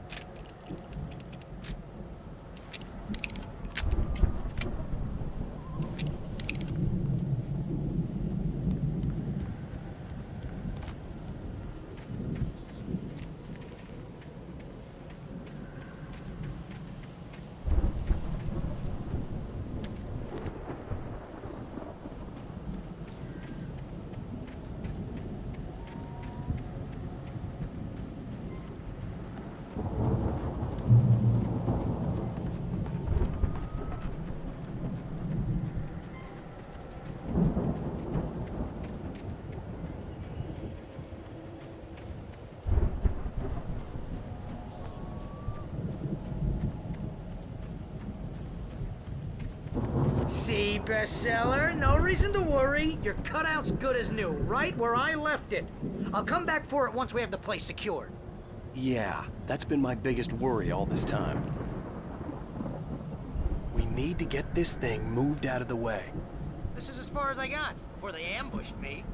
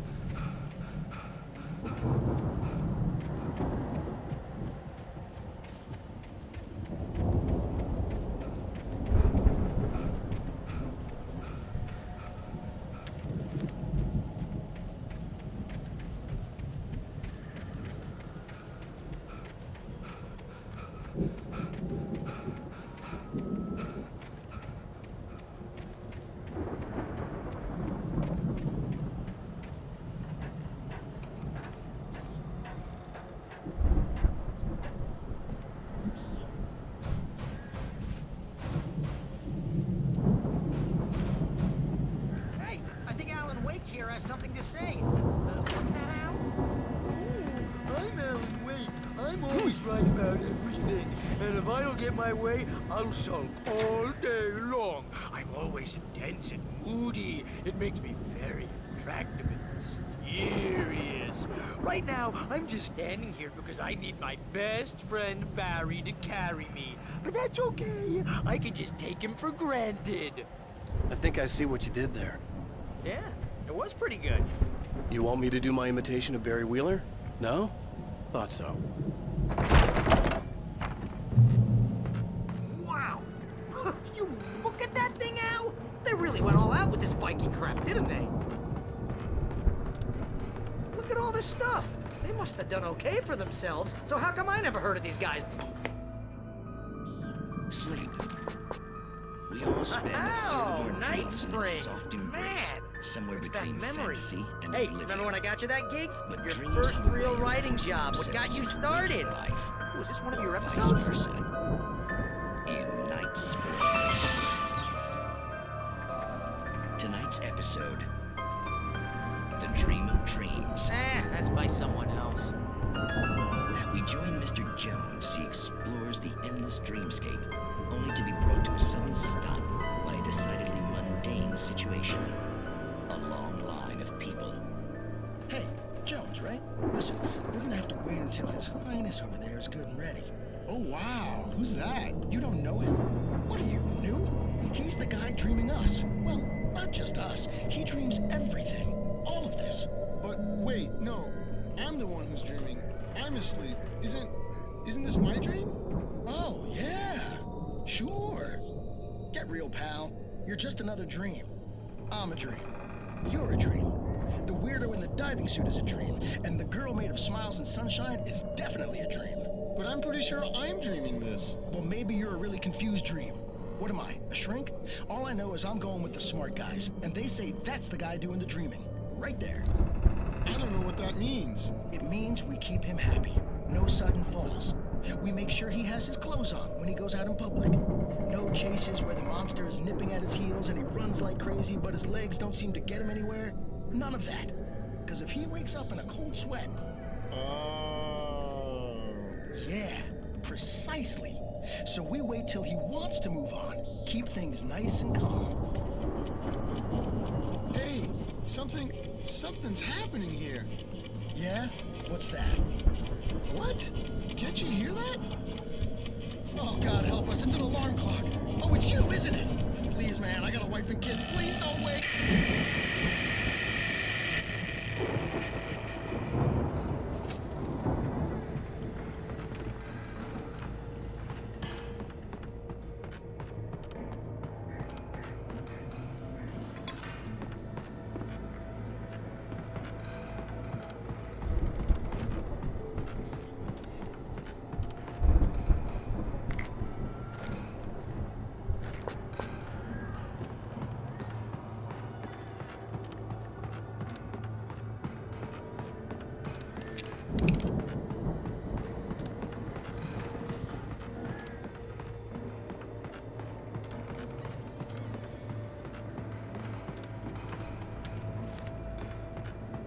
The Viking boat looked imposing, almost like a battering ram.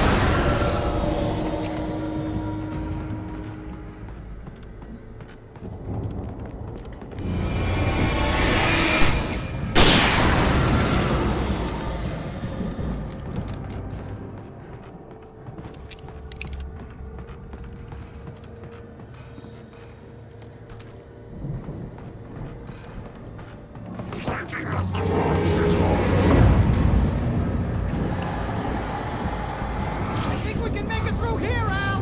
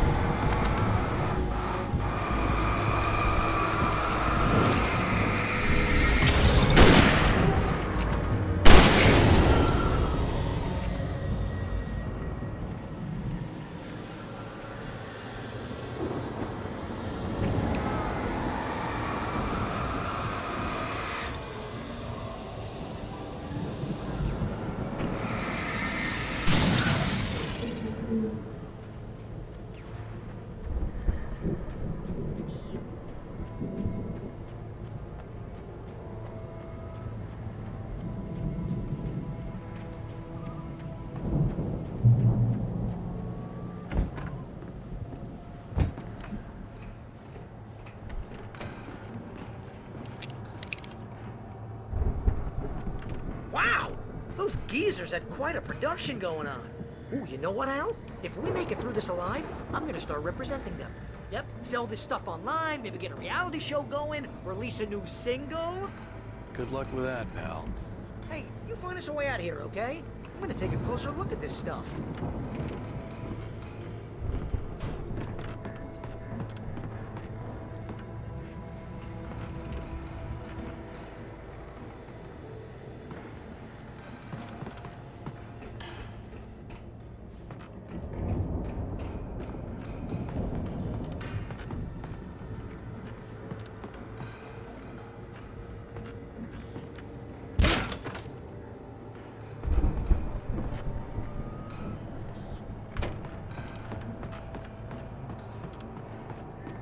Be careful, Al!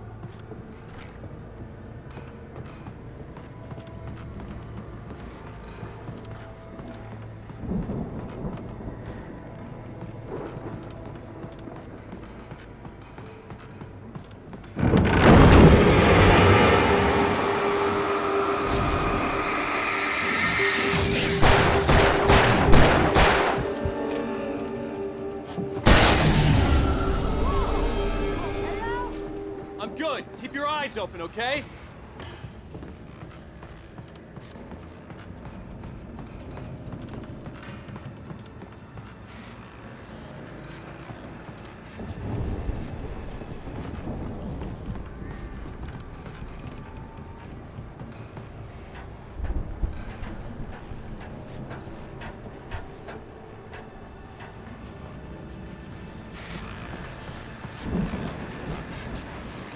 As you regular listeners know, I tend to work through the night, but I'm not the only one. Deputies Mulligan and Thornton are taking a couple of moments off their busy schedule to join me here in the studio. Boys, how busy are you now? Deerfest is almost here, isn't it? I bet that keeps you in business. Pretty busy, yeah.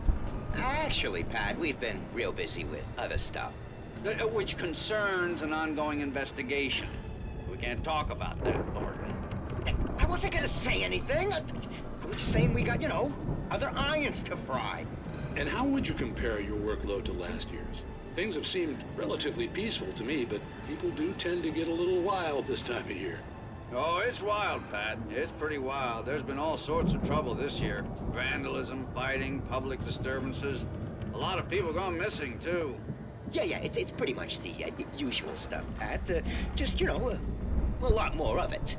Now, is it just me, or does Deerfest get wilder every year? People seem to be more drunk, at least, or they start earlier and younger. Oh, it's definitely not just you, Pat, but... Definitely, Pat. Hey, I'm talking here, Thornton. Oh, shoot, I lost my train of thought. Not just me. Oh, yeah, it's wilder, Pat, but actually most of the trouble seems to be coming from grown men. People who ought to know better, Kids are doing fine this year. Well, that's nice to hear at least. Boys, I want to thank you for stopping by. I'll let you get back to your patrol. Sure thing, Pat. Yeah, sure thing, Pat.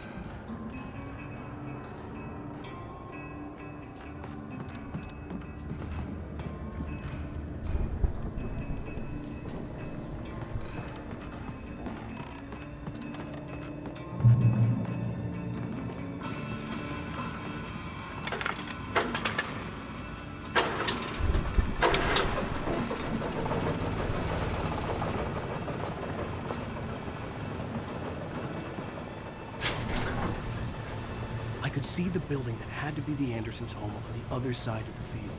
It wasn't far now. I wasn't worried about trusting the ramblings of two burned-out geriatric wrecks. They had the goods.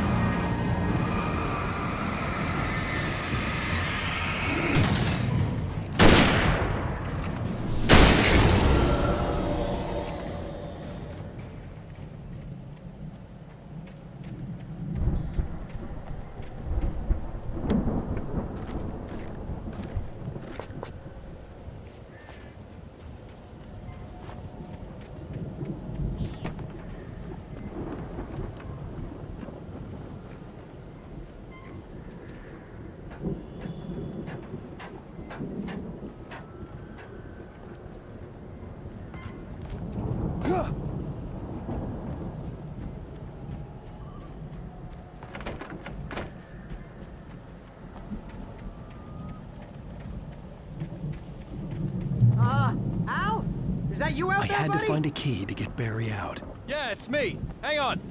I'll try to find a key to get the door open.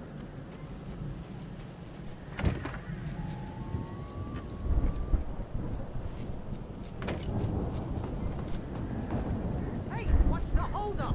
Come on, this place is all dusty. You know I got my allergies.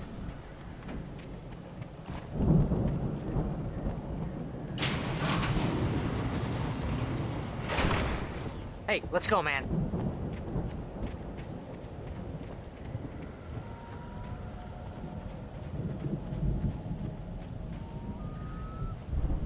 I think we're gonna have to work together to open this gate, Al. Looks pretty heavy. Ah! Hey, I think that's the farm on the other side of the field. We're almost there. This farm is a crazy place for crazy people. We should feel right at home then.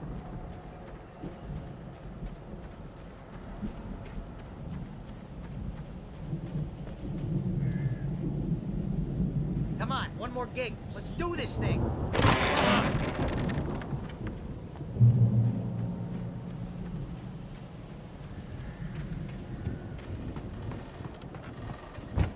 The lights are out. I guess we better check the fuse box.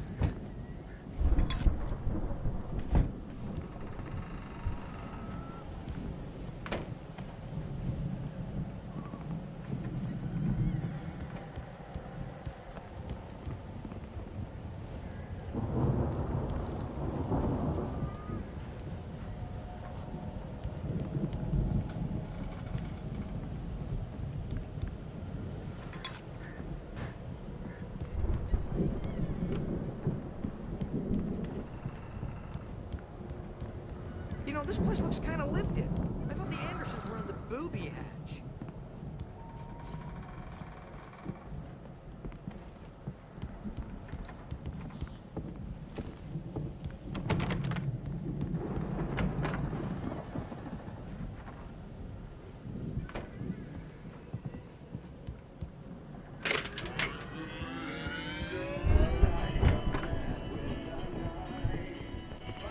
Can you hear that, Al? Music? Of course. We need to find where it's coming from. That's the message the Andersons talked about. That's the whole reason we're here. Lady of the Light? Oh, that's gotta be... What's-her-face? The crazy lamp lady from the town. Cynthia Weaver. Right! Must be.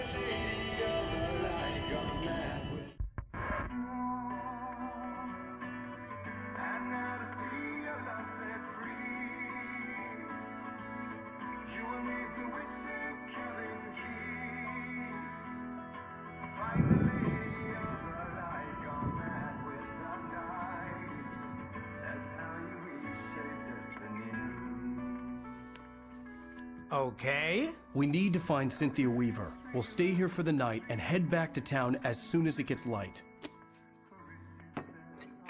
Hey, Al. Lots of hours before dawn. Might as well get some rest. And by rest, I mean drunk. Come on, Barry, this is... Yeah, what the hell?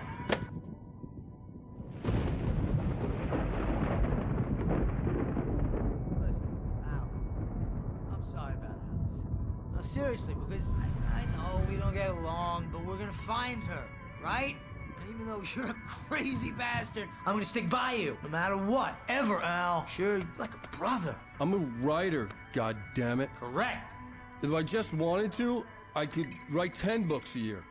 And they'd be the best books that year. No, you couldn't. That's right, I couldn't. But I could, because I'm a writer. What? What do they put in this stuff? I feel like my brain is coming out of my nose. I'm gonna get the recipe off those coots and be a booze millionaire. I just miss her, Barry. I just want her here with me. I know, Al. I know. It's gonna be okay. We're gonna make it okay.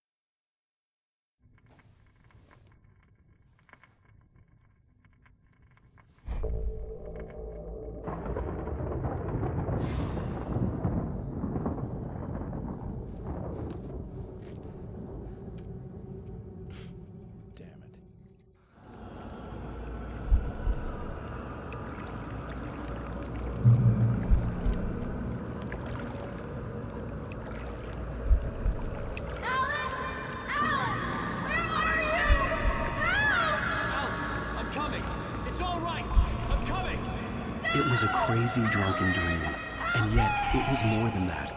It was the truth, a suppressed memory unearthed by the Andersons' moonshine. I was there, an out-of-body observer. This was the night Alice and I had arrived at Bright Falls, the night Alice had disappeared. I had a chance to find out what had happened. I remembered being surprised to see the cabin dark. Alice would have never turned the lights off.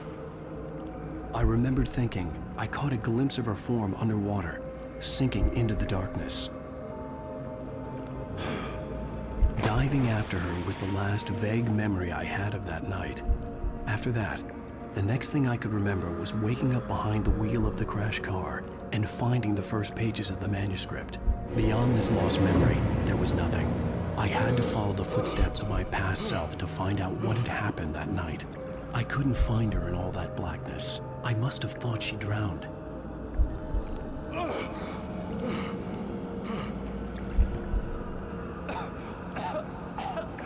Alice!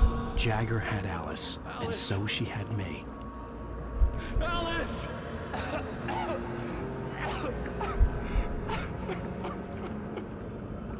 I'd been easy prey. Look at the cabin. Is there someone in the window?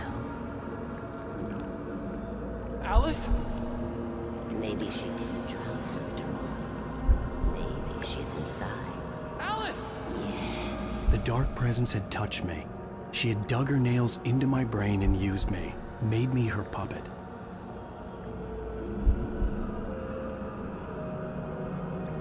She must be here somewhere. Maybe upstairs in the study. Alice! Yes, that's where she is. You can apologize. Alice! You laugh at the whole thing together and put it behind you. Alice! She's not here. You were foolish to think so. No, she's dead. She drowned. No, no, no!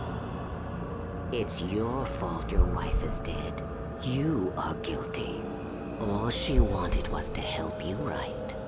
You killed her. Oh, hush. There's still hope. Cauldron Lake is a special place. Here, you have the power to change things. She wanted you to write. I will tell you what to do.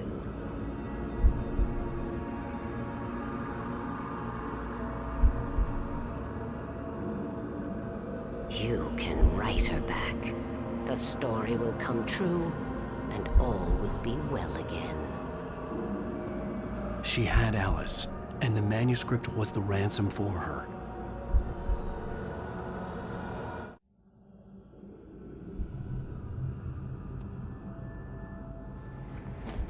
Yes.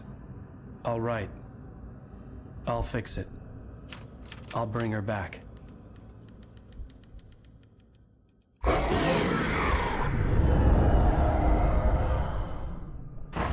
No. I wrote it. I remembered it all now. In the dark, I'd written for days, a week, almost a complete manuscript of a novel entitled Departure. Jagger had been my editor, whispering in my ear, making sure that the unfolding story would make her more and more powerful. I thought I was saving Alice. Even with the cobwebs she put in my head, some part of me had been aware enough to write my escape into the story, to bring a light into the cabin to release me before I could finish, to interrupt the horror story before the ending, where darkness consumed everything and everyone. Zane was weak and far away, but I had written him into the story, and his light had been enough to set me free. It isn't here now. I'm here because it was written. I brought the light to set you free. You must hurry. It will know I'm here. It will be back soon. It stole the skin of my Barbara a long time ago. She looks so old.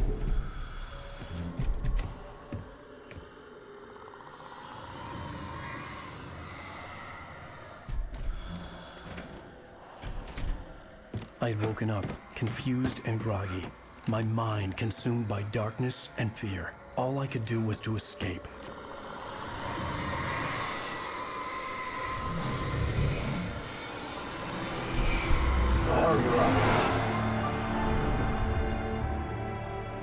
The week spent in the cabin had taken its toll. I was barely conscious, and fading fast. It had to have cost Zane terribly, thrown him even deeper into whatever dark place he now haunted. But he had managed to weaken the dark presence, kept me safe that night.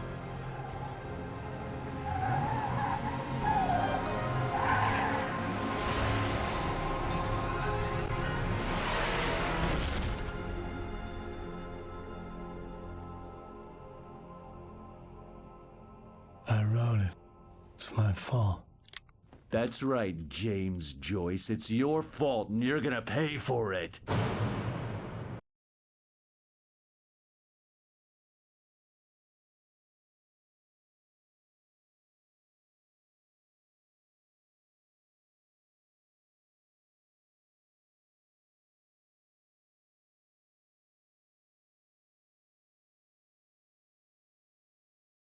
Influence of the dark presence, I wrote a horror story that is coming true. Jagger had been my editor, making sure that the unfolding story would make her more and more powerful. Some part of me had been aware enough to write my escape into the story. Together we can create something absolutely wonderful. The lake, it does something to the works of art created here. It makes them come true. My mom gave me this old light switch. The clicker. Alice is being kept in a dark prison. I need to find Cynthia Weaver to fix this. It's your fault, and you're gonna pay for it. Well, we're expecting a record crowd from the neighboring counties. Naturally, we hope to break the record set by last year's Moose Fest in our neighboring town, Watery. Ladies and gentlemen, some people have asked me, what's the big deal about Deer Fest? And I think that this sums it up. It's about friendship and community. We've got a great party coming up, but let's try to hold it in until tomorrow and get through the night in one piece, all right? I have it.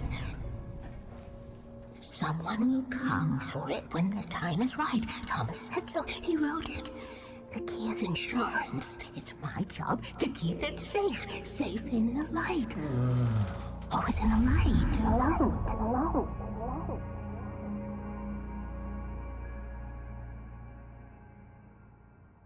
All the manuscript pages were gone. The FBI agent had taken them. I think my tongue just took a crap in my mouth. Ugh. Oh, wait, we're in jail now? Al.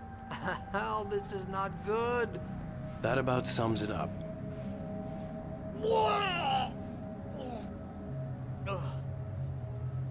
Oh, I am never drinking again.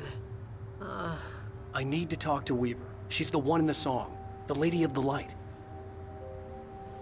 What, the crazy lady? Ugh, whatever you say, Al, but we're stuck here. They're not gonna... I had some reading to do first, Sheriff, and let me tell you, it was an interesting read. Well, I've got you now, Raymond Chandler. It's all here. All the evidence, including conspiracy to murder a federal agent. There's no way you're walking out of here. You hear me in there, Bret Easton Ellis? Huh? Agent Nightingale, I want to talk to your superior. Well, we all want things, Sheriff. I wanted my... Look, that's not possible right now. Agent Nightingale, I insist.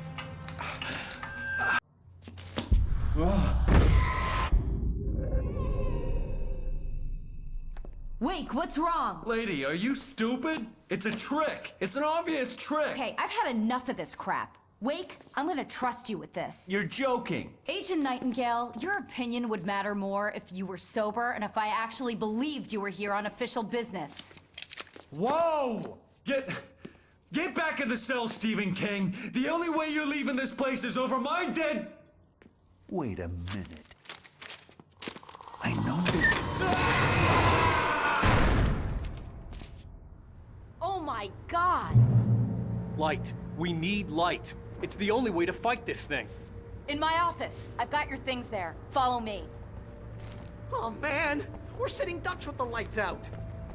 Stay cool. I can get the emergency power on.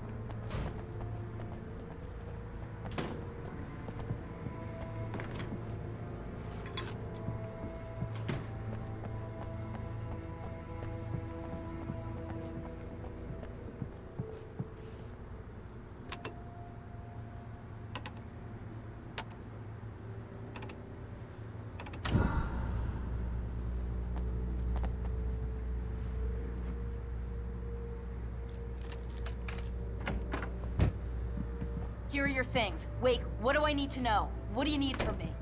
They can be hurt in the light, only in the light. And I need to find Cynthia Weaver. She can help me stop this. Light. Check. Cynthia. She lives in the old decommissioned power plant. I can get you there pretty quickly in the rescue chopper. Come on, let's get back to your friend. Wheeler, I need you to stay here. What? No! We're going to fetch our ride, but I have friends who need to be warned about this, and I can't be in 2 places at once. I need your help. Well, okay. Here's a list of people and phone numbers. I need you to call them and tell them you have a message from me. Night Springs, okay? They'll know what to do. Night Springs? Like the TV show? Gotcha. Oh, hey, that radio guy is on the list, Maine. Who's Frank Breaker? He related to you? My dad. Hey, is this like a secret society? Can you do this? You'll be safe here. The backup power's on. These guys need to be alerted, just in case we don't come back. You'll come back for me though, right? As soon as we get the chopper ready. Thanks, Wheeler. I owe you one. Okay, let's go, Wake. Through the back. My hangover wants a pizza. You think there's any way I could order one, Al?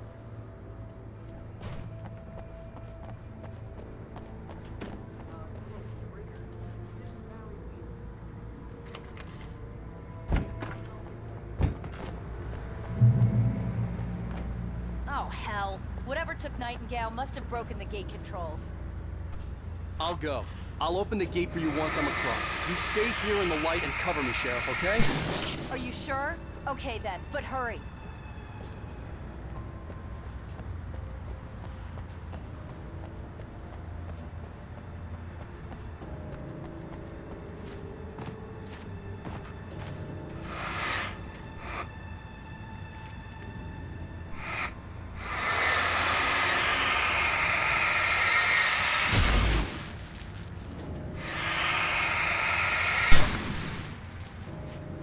I needed to reach the rooftop to get to the other side of the broken gate.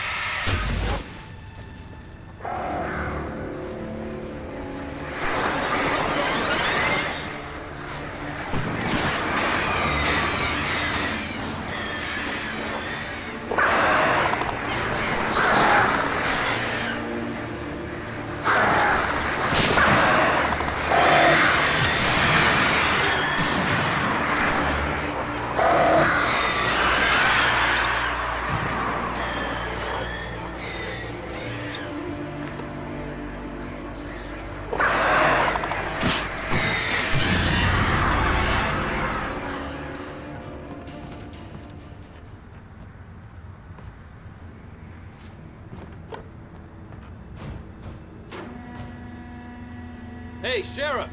Your password. Night Springs? What's that all about? It's a stupid joke we have. That Bright Falls is the original inspiration for the TV show. This town can get weird at times. Never this year, though. We need to bypass the damaged control box. What am I, an electrician? Hold on! Ow, damn! That's smart. Good job, Wade. Okay, stick close. Our first stop is the town hall. The keys to the chopper are there.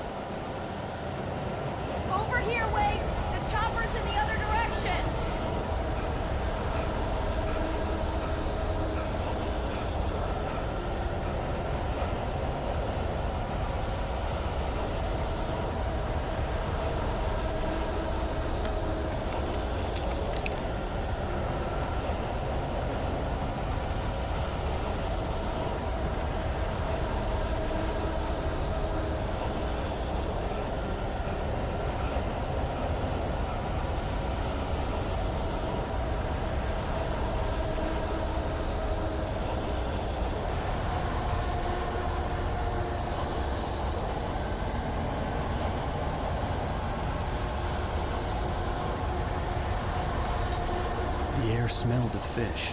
This was Bright Falls industrial area. There was probably a cannery nearby.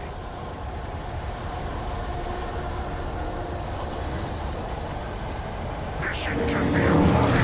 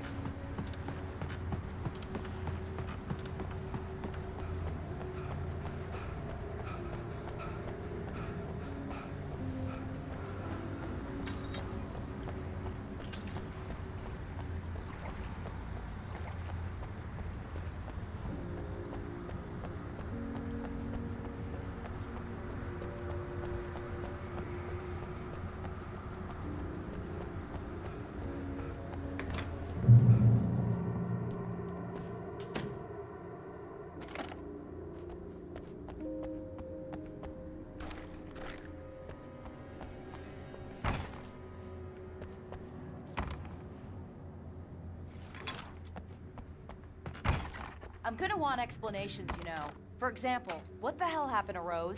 She's seriously messed up now. The same thing I think happened to me after I arrived. During this week, you can't remember? Oh, I remember now.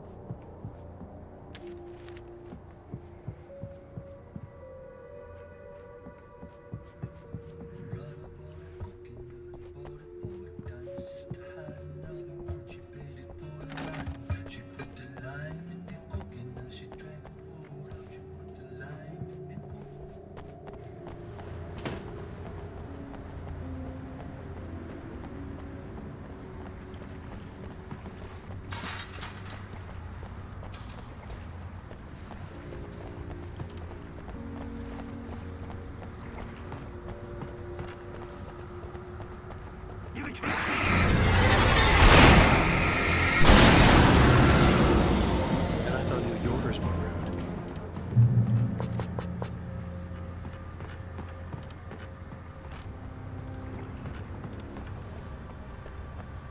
You have the right.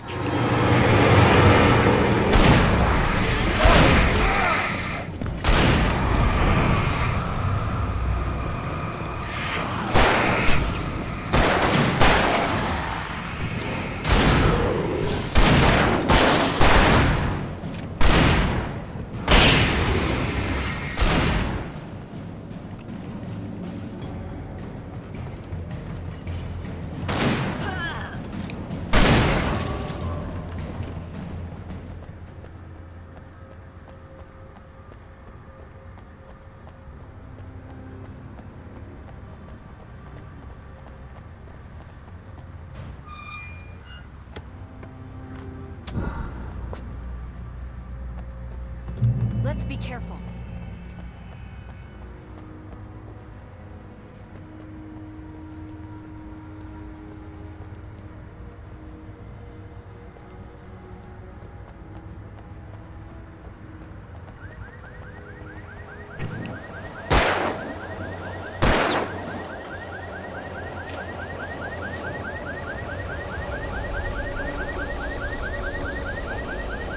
Wait, over here! There's light!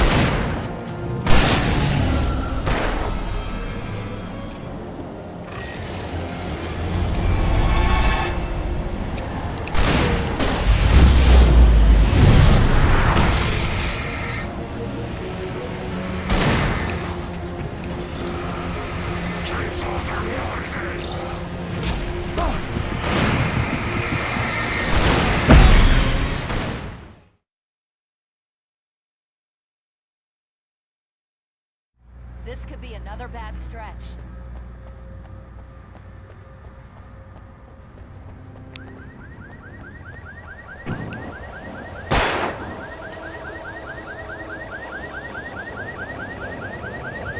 Wait, over here! There's light!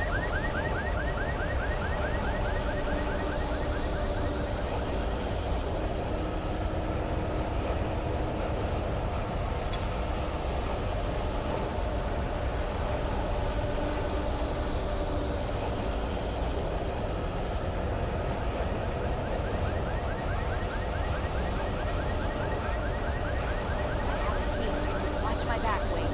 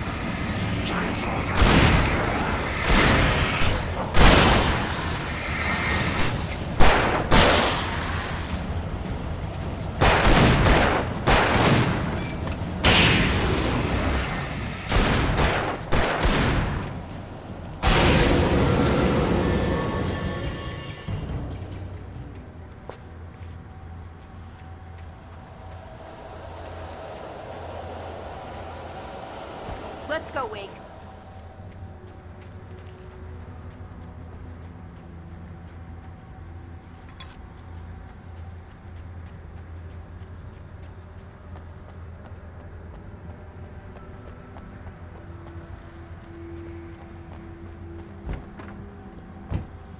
Okay, someone's messed with the fuse box here, but you should be able to jury-rig it while I find the keys.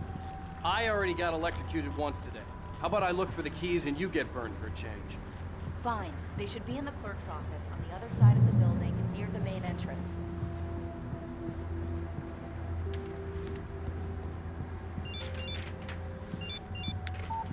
The message was from Barry. He was getting worried at the station. He wanted us to hurry.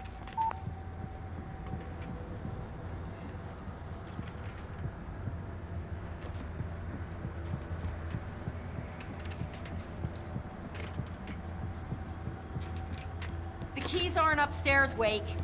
I'm just gonna take a quick look. Freedom. A fusion of vigilance, conscience, and uncompromising clarity of vision. A need so fundamental, it permeates our very being. And yet, a man may be brought to his knees in a single heartbeat. In Night Springs. Tonight's episode, taken in his prime. For young Manny, the night hasn't been kind. He's a marked man, selected for a lifetime of servitude after answering an ad in the newspaper. But first, a little field surgery is required. Well, well, look what I found. Please, no! Yeah, I think you're just about ready for it. Best if you don't resist this, kid. We gotta beat it out of you. What? I don't understand. What did I do? I just wanted to get a job in the service industry. Wow, you're gonna serve all right. Please! There it is! It's coming out now. Right between the self-esteem and the childhood traumas. What are you doing to me? It's Herman. There, I got it. Believe me, kid, this free will thing is more trouble than it's worth.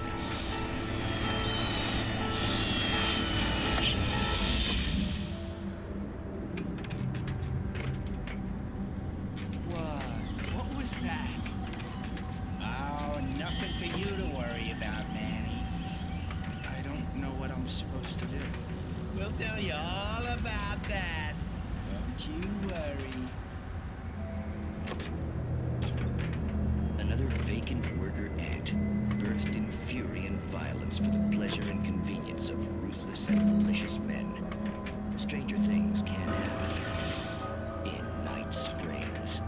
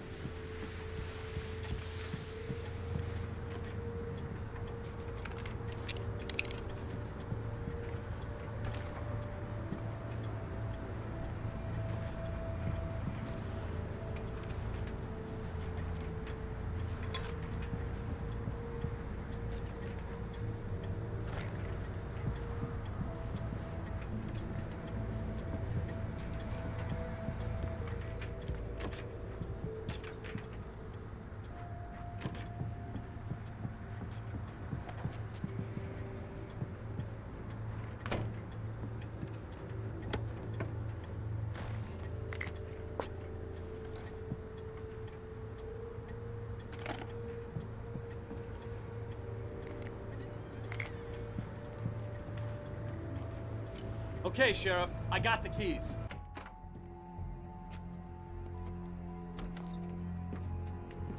Barry? Why isn't he inside? Oh God! Oh God!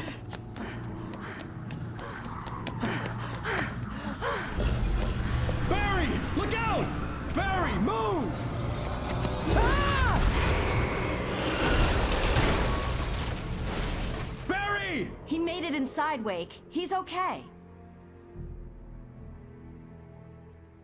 The storefront's blocked. Come on, Wake, let's go around. We can meet him in the back.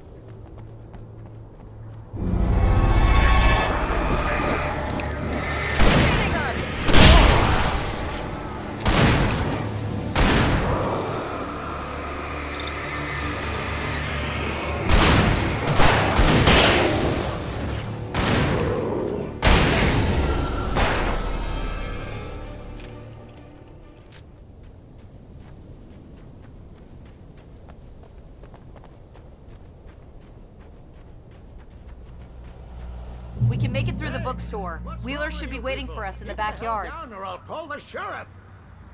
Oh, hi, Doc. I've got it. Don't worry about it. Sarah, about time somebody showed up. All this shooting in the air is idiotic. One of these days they'll kill somebody. And over Deerfest. I know. Go back to bed. He's got a point, Wake. Look, this town can't take this. It's me they want. The sooner I get out of here, the sooner you can all get back to life as usual. I hope you're right. Come on, let me get this door open. Wait, you got the keys to the bookstore? Perks of being the sheriff. A girl needs to get around.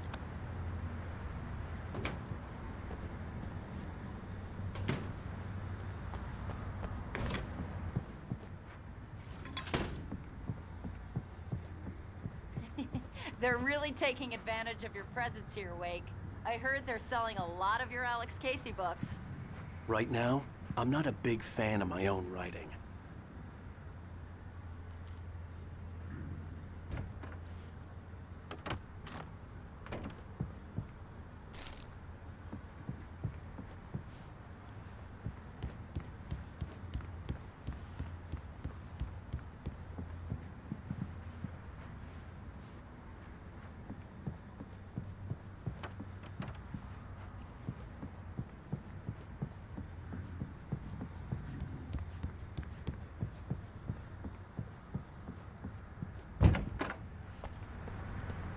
I don't see Barry. Look, wait, maybe that's him. That's the way to the chopper.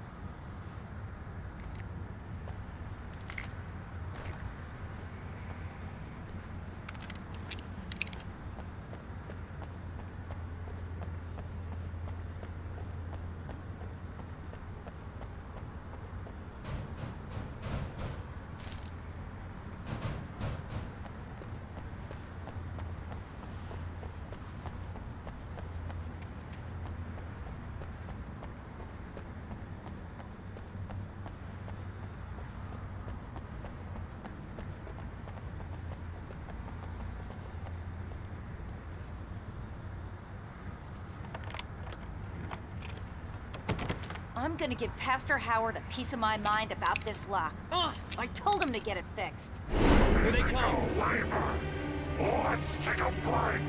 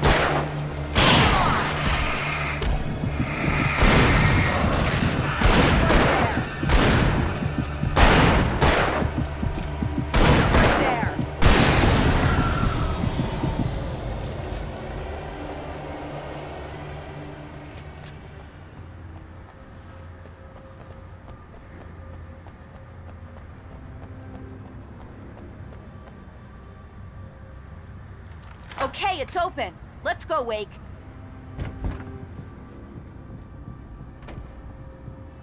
Wow. We keep them lit all night long on the night before Deerfest. Why?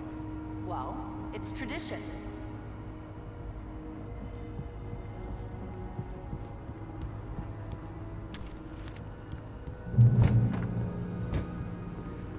We're almost there. We'll have to go through the basement to get to the parking lot. Yeah, there's no way going through the crypt will turn out to be a bad idea.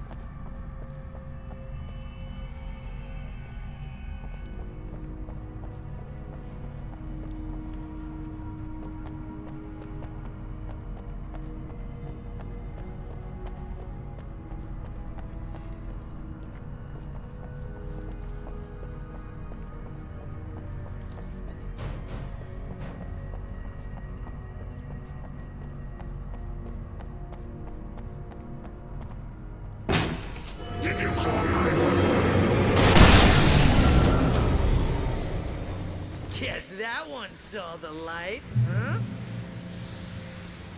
You didn't like that one? A tough audience. Well, I got plenty more. What are the Christmas lights for? Protection, man. Like garlic against vampires. Vampires.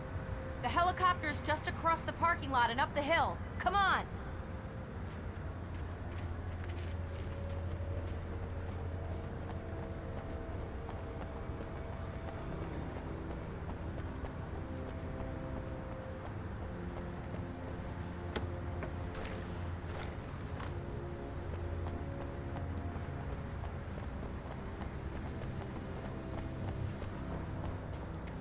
Bright Falls General Store is now my favorite place in the entire world. See this headlamp? It's like a superpower. I can just look at one of those things and they die. It's my flaming eye of Mordor. I wish I didn't say that. Yeah. Hey, I want a headlamp. Last one. Bastard.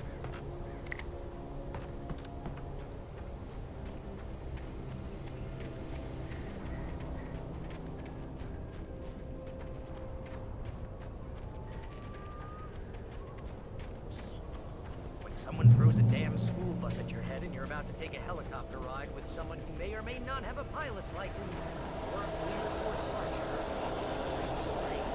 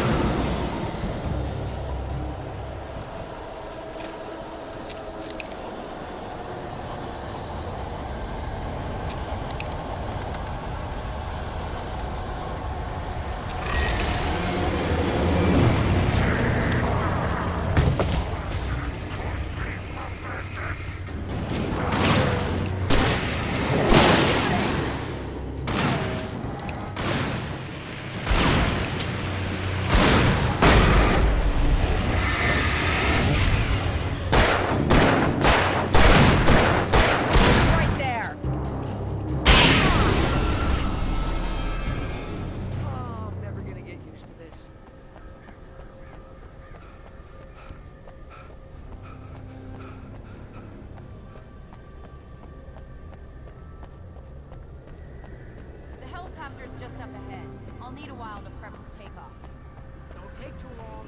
I want to get out of here.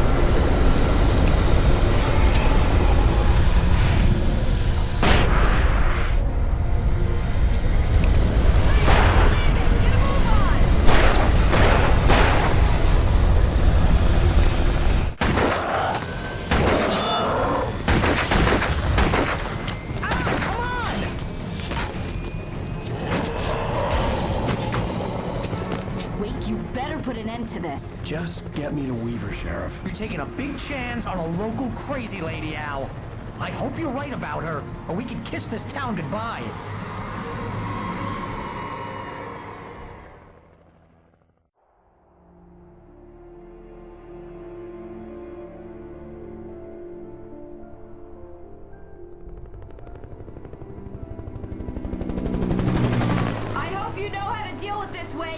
I guess you New Yorkers are used to rough situations like this. Right. The city's a war zone. King Kong, mutant alligators, and Alex Casey shoots the place up every weekend. Look, I never even carried a gun until a couple of days ago. Well, my dad used to be a cop there. Tells some pretty wild stories. Stuff like this? No, just normal bad stuff. Kinda like your books, Wake. I used to tease Dad that he was just like Alex Casey. You've read me. Oh, sure.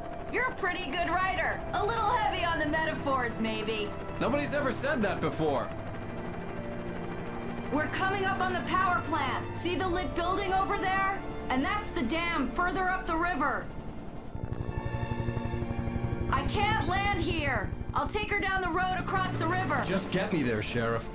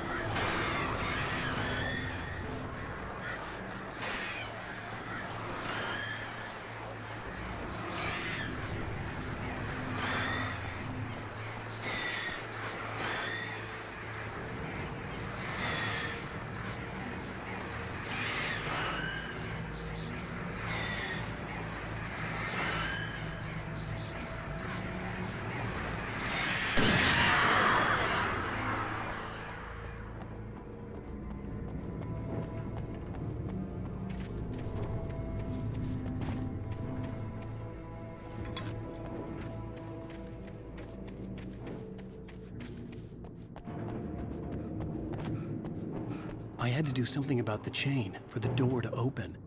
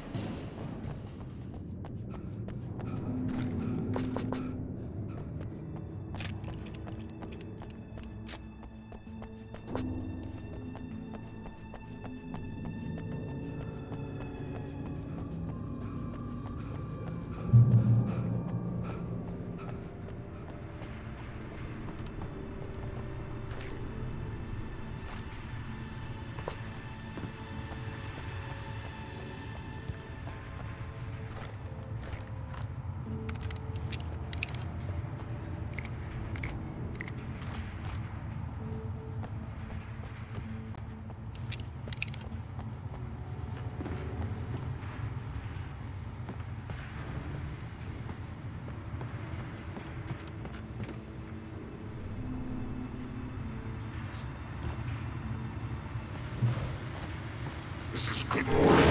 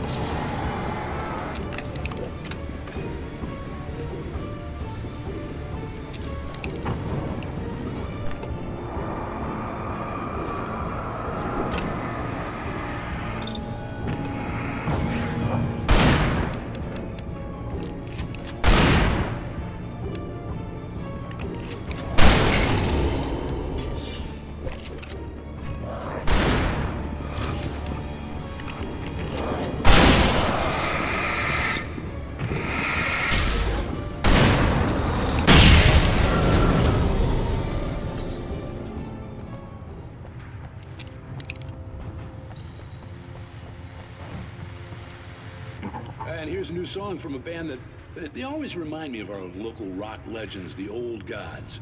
I couldn't tell you why. I guess it's just, yeah, one of those things. Anyway, here's Poets of the Fall and their latest single, War.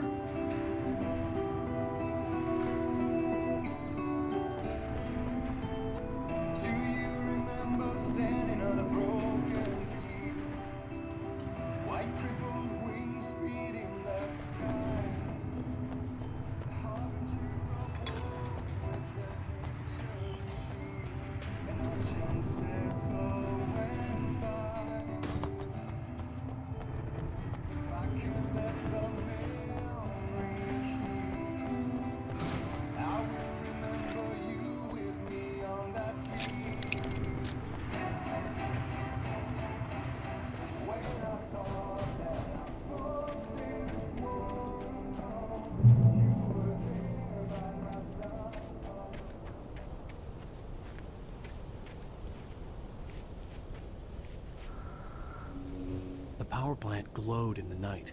It was close, but I had to find a way across.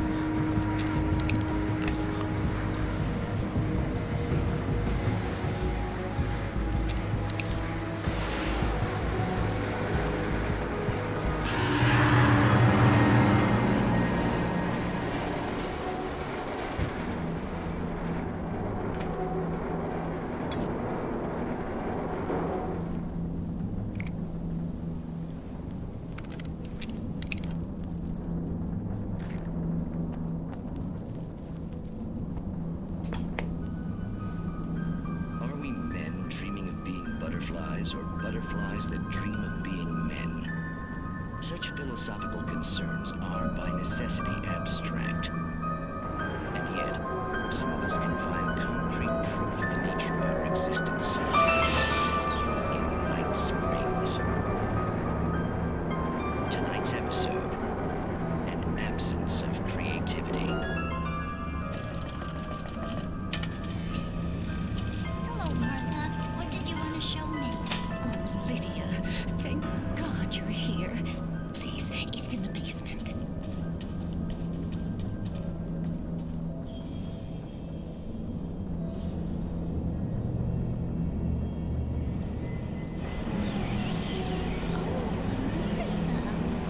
That's amazing. Isn't it just? I found it here this morning. It's like it isn't there, but I can't look straight at it. Yes. I'm sorry.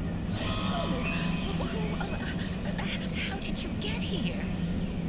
Well, I'm trying to work. Did you put this thing here? In a way. To be more precise, I put everything here but that. Really? But what is it?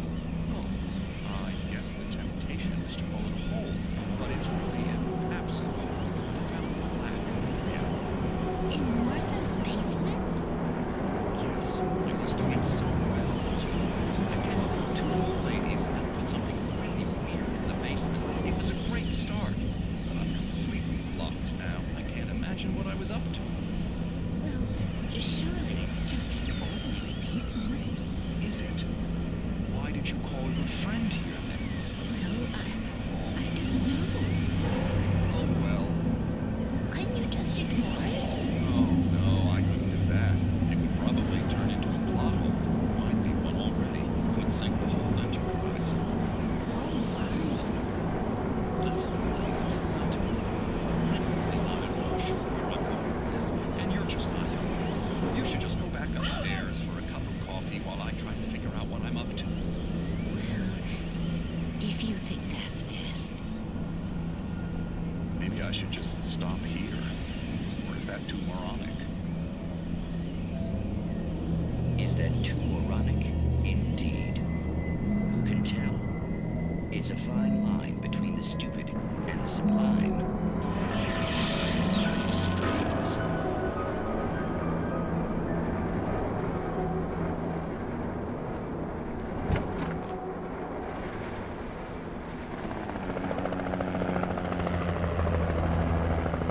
We managed to lose the flock. You're almost at the power plant. Keep going. We'll give you support.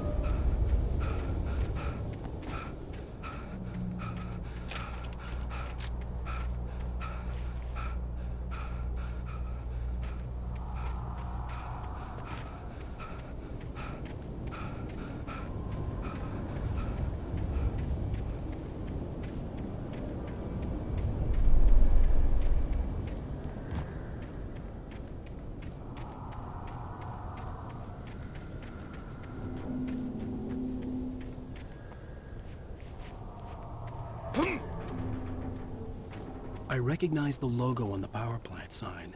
I'd seen a version of it painted all over the area, signifying hidden caches of supplies.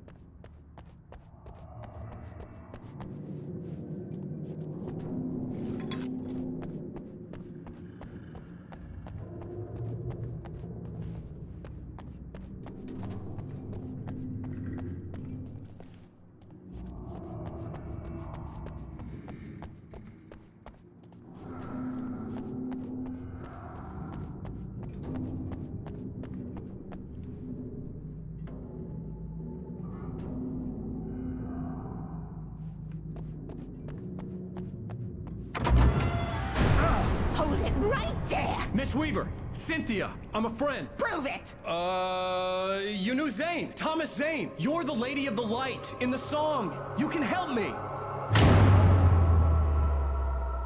About time! Young man, I've been waiting a very long time for you. It's in the well-lit room.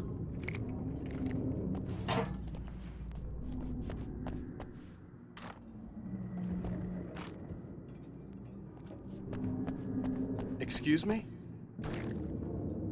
What you need to drive the darkness back. The well-lit room is at the dam. I built the room to keep it safe. Will it help me find Alice? Will it get me back to the cabin? Fine, let's go. I can get my friends to come back with the helicopter. Oh, we won't go outside. Never at night. That's rule number 1. You've been breaking the rules, young man, and where has that gotten us, hmm? Oh, I know a secret route. A lit route. Old water pipe. Something was damaged at the transformer yard. It's draining all the reserve power. Without it, the pipe will go dark. The power to the yard must be cut. Let me guess. You want me to do it? Young man, you're the one who likes to break the rules. I can't be outside in the dark. The kill switch is outside.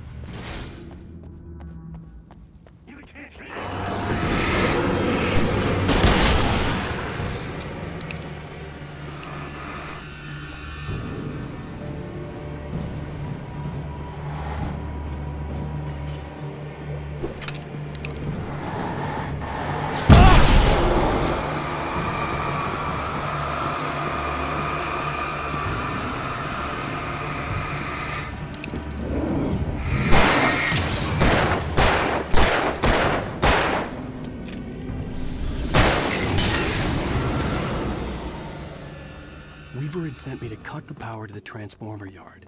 I was willing to do grunt work for her to get her to help me. I hoped Weaver was dependable. I'd stumbled into this crazy world a little over a week ago. She had been living this insanity for decades.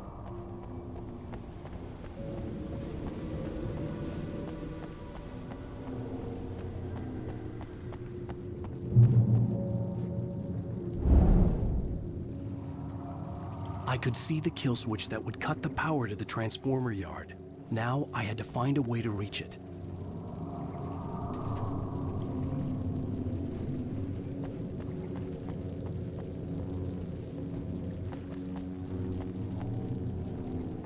If I could figure out the gates, I could use them to get to the kill switch.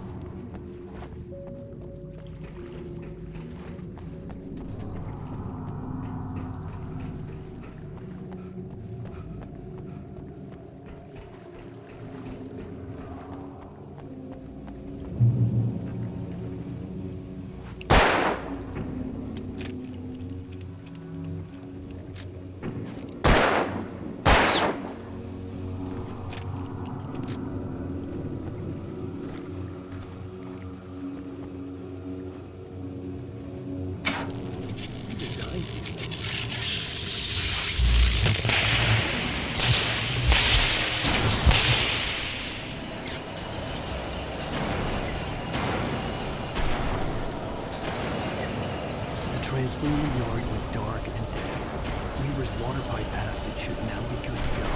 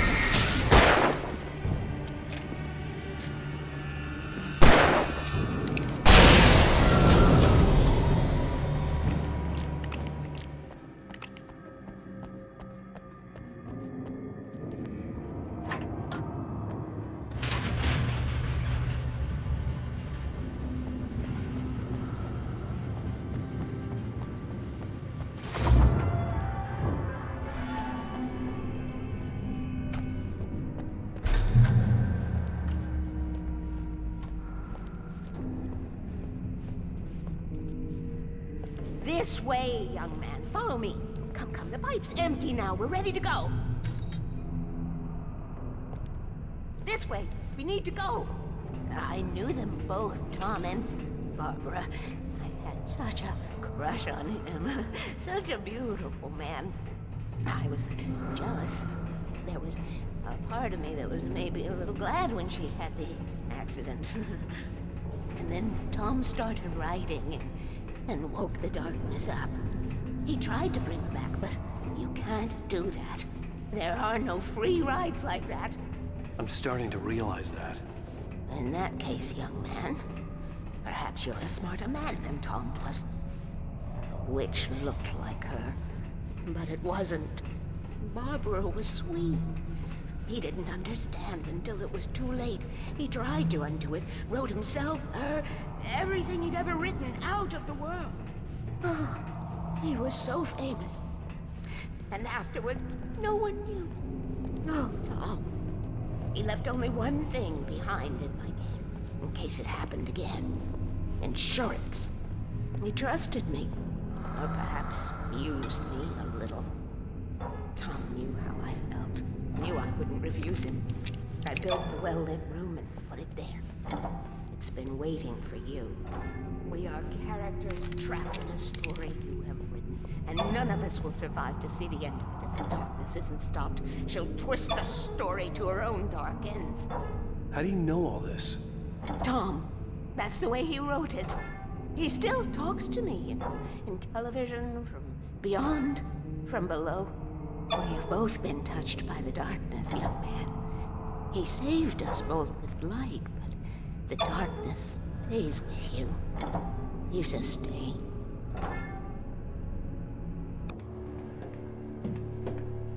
This pipe will take us directly to the well-lit room. Okay, I need to call my friends, tell them where we're going. Hello? Al! Barry, we're headed to the dam in one of the pipes. Meet us there. Okay, I'll tell Sarah. It's Sarah now? Whoa! No! For the sweet love of... Barry! Barry! We gotta go see if they're okay. They're probably dead. You must reach the well-lit room. This is no time to be a selfish idiot. That's my best friend.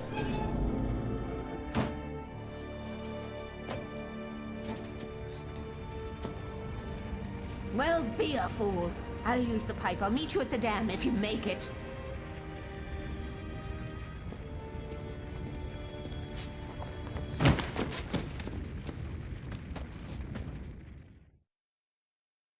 At least I didn't have to worry about her. She knew how to stay safe.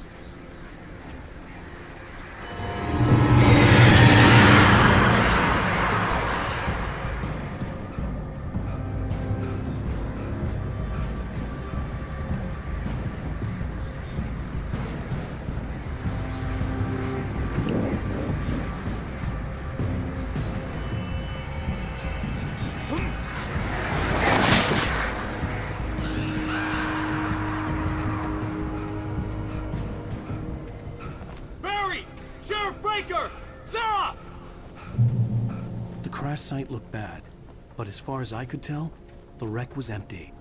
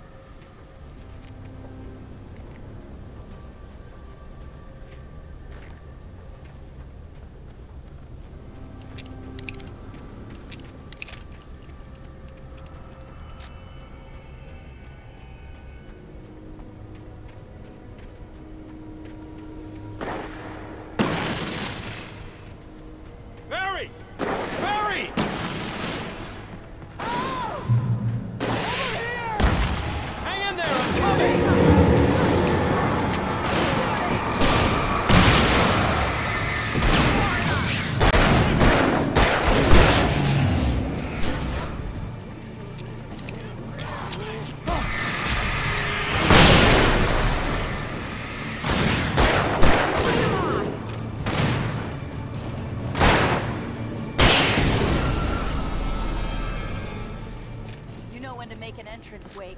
We were ready to make like Butch Cassidy and the Sundance Kid. I have a different ending in mind. Yeah, I'm fine. Thanks for asking. I knew you'd be all right. How's that? The flaming eye of Mordor? Laugh it up, funny man. Didn't we have somewhere to go? Weaver will meet us at the dam.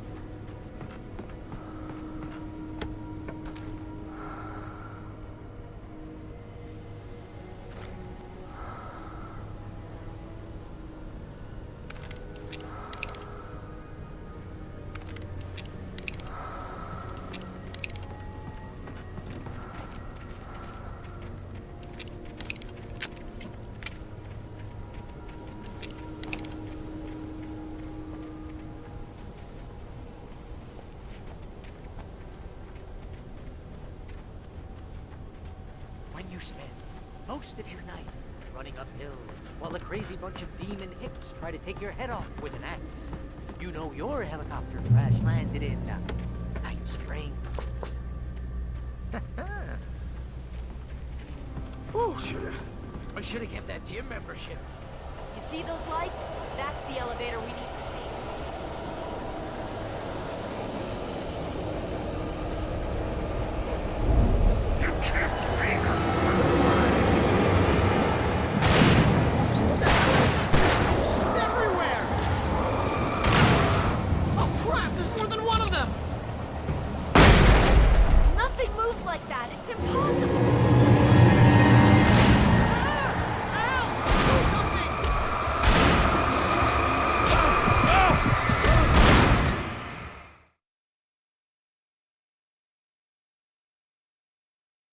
Landed in Night Springs. Oh, I should have kept that gym membership. You see those lights? That's the elevator we need to take.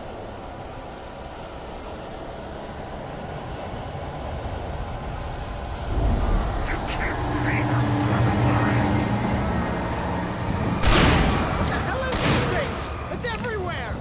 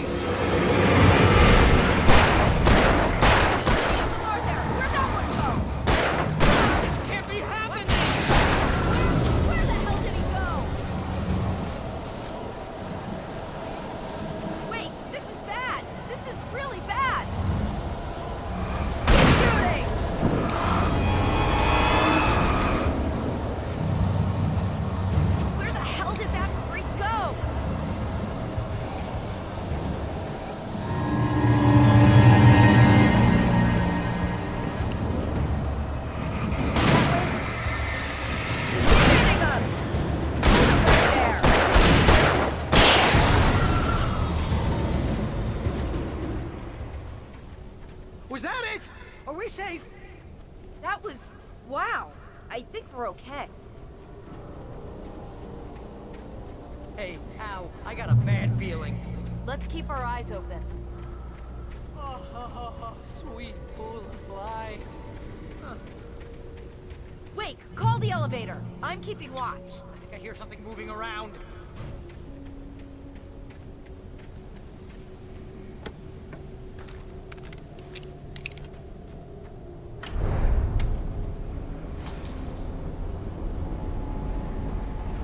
Heads up! Here they come! Oh no! Oh no! They're coming! We have to hold them off!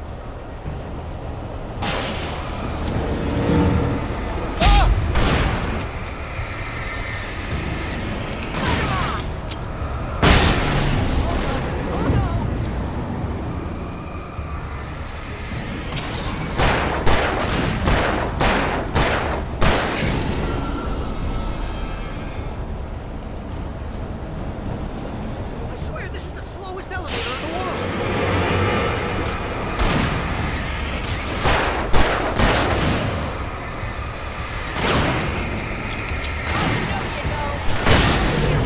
Just hold on!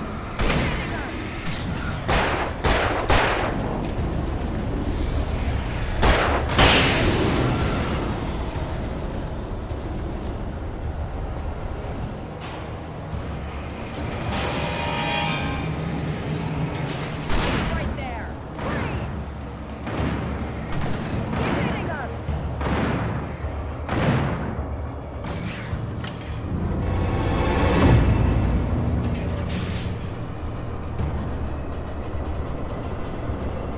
We're almost there. There's an entrance into the dam at the top. What's the plan, Wake? Well, Weaver's crazy, but she's got something Zane left behind. Something to fix this. Gee, could you be a little more vague? Thomas Zane? Seriously? Might as well be Paul Bunyan or Bigfoot. Yeah, well, he was real.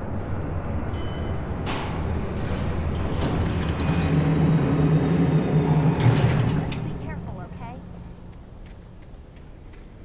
Oh, jeez, I hate this.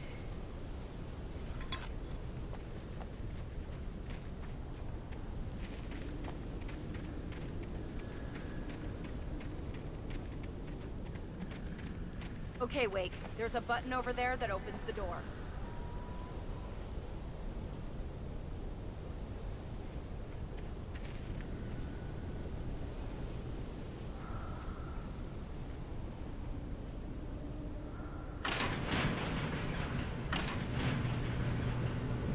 I think something's broken. Hold the button down so we can get in.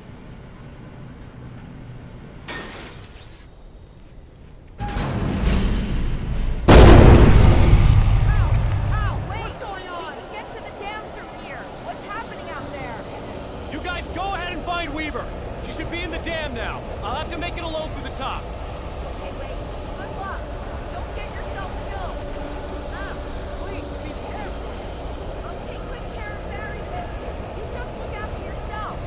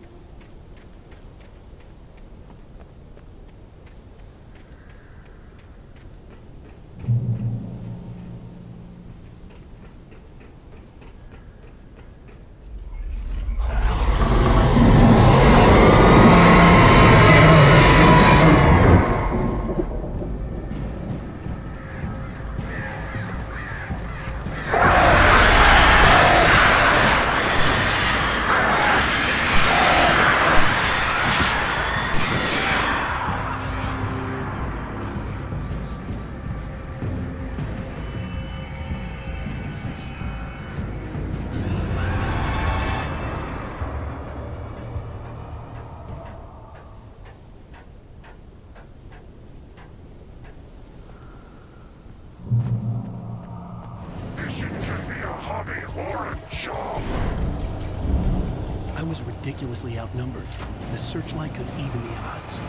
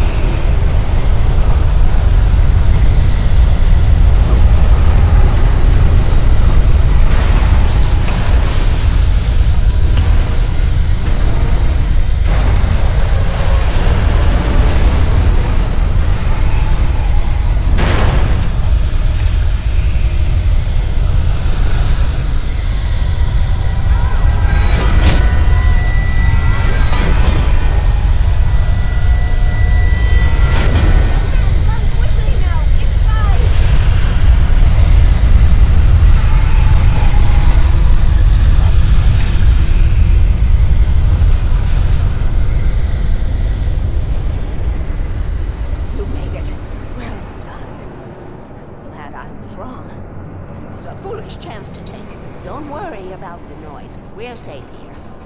I have looked after the well-lit room for many, many years now. There is no shadow in the well-lit room. The power is fail-safe, and all the bulbs are numbered and changed regularly based on their make and model. Right.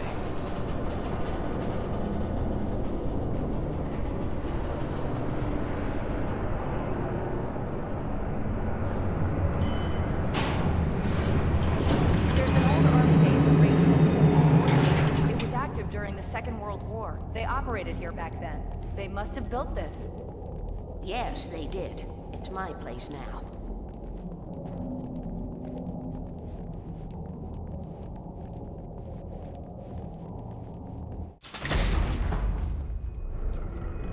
Take it, and I won't need to worry about the room anymore, because 6 and 33 and 118 need changing soon, and I don't want to climb up the ladder to change them because it's very late, and I'm tired.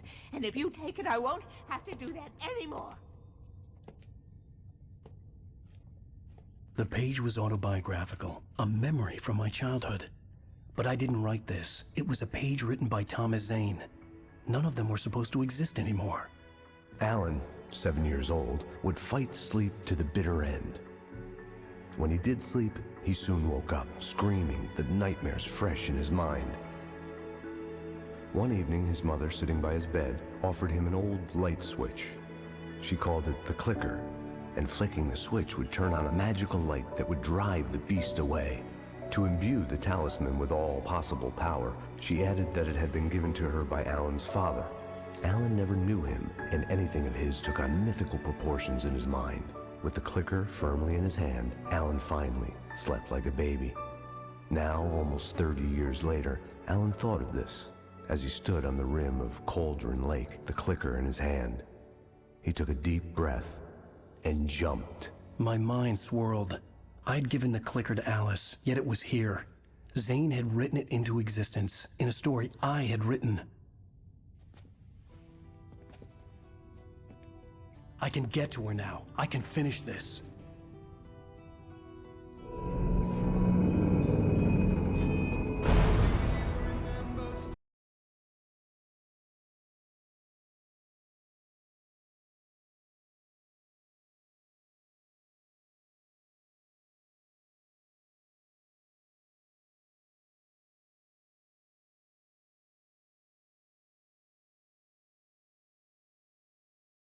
Story that has come true. Thomas Zane did the same in the 70s. You will go no further. If I continue like the Dark Presence wants me to, the story I'm writing won't save Alice. It's a horror story. No one will survive. You knew Zane! Thomas Zane! You're the Lady of the Light in the song! He left something behind to help me. The clicker. Alan thought of this as he stood on the rim of Cauldron Lake, the clicker in his hand. He took a deep breath and jumped. I can get to her now. I can finish this.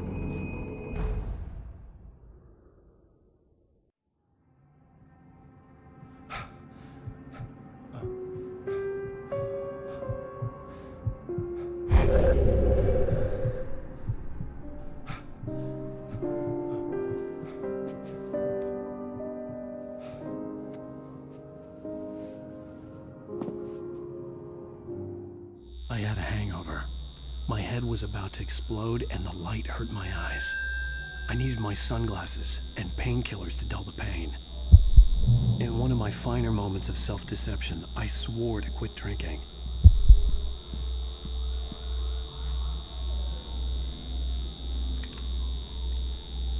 The sunglasses made the world look bearable. Now I could keep my eyes open without feeling like a vampire in the sun.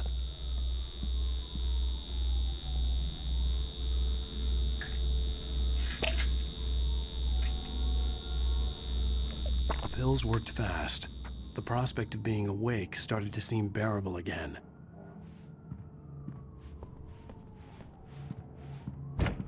There was a message waiting for me on the machine. You have one new message. Al! Are you still asleep? Wakey, wakey! You should have your show on your TiVo. If Alice wasn't too mad to record it. She called me earlier and really chewed me out. Yeah, we went a little overboard last night. But parties are a part of this business.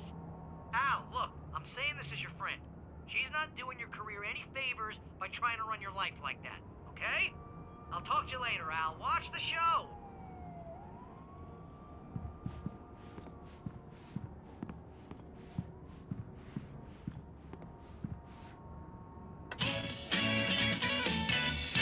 Ladies and gentlemen, welcome back to the Harry Gallic Show. Thank you, everybody. We have a great show tonight. I've been talking with the best-selling author Alan Wake about his new book, The Sudden Stop. Yeah, good read. Go buy it. No, it is a good read. Look, I'm gonna be honest here. Is that wise? No, but I'm gonna do it anyway. I got people who give me the lowdown on books. I'm a busy guy. But this one, I actually read from cover to cover. I mean, I'm a big fan. Wow, thanks. Now, this might be a spoiler for those who haven't read the book yet. Based on the sales figures, the 2 people out there who haven't read the book yet. But this last book is all about the death of the main character, the hard-boiled New York detective, Alex Casey. Now, there's been a lot of outrage about this. Why the hell did you kill Casey? What the hell were you thinking, man? Good riddance. No, seriously though. 7 years and 6 books is a long time. He was a gloomy guy to spend all your working hours with, and it was a good run. but it's time to explore new things. My next book will be a departure from the old for me. You selfish bastard, always thinking of yourself. Well, you've certainly given us a lot of entertainment over the years. And now that you mention it, Casey was a gloomy guy. Never had much luck with his love life with the ladies. Was that autobiographical in any way? Yeah, no kidding. Casey's lady friends tended to die on him. With Casey, it was all about his pain. No, nothing autobiographical about that. I'm a happily married man. My wife is my muse. Well, congratulations. That's great to hear.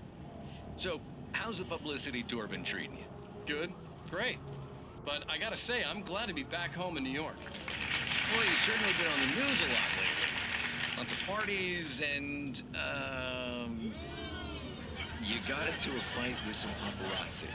Oh, man. Well, that guy was really in my face. I lost my temper. I know that wasn't cool. Well, you are famous for that temper. Well, I did also write several books. Well, your latest novel is called The Sudden Stop, and it's in bookstores now. Go get it.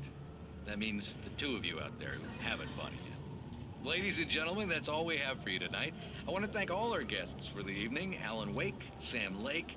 Once more, do the face for a Sam. And our musical guests, Poets of the Fall. Thank you. At least I'd been funny. I told myself I could live with that. Did you watch the show?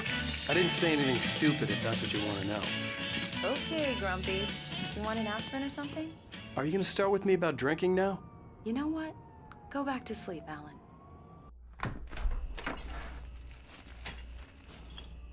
What? Now you can't even talk to me? Well, this morning I was angry because you said you'd be home at midnight and you showed up at 7 a.m. and passed out in mid-sentence. Now I'm over it. Are you angry? This goddamn tour. It's gotten out of hand. Oh, honey. It's almost over, right? We can get back to normal. Then you can start writing again. I'm sorry, honey. Alan, you're not thinking straight. Just take a shower and go back to bed, huh? Yeah, you're right, honey.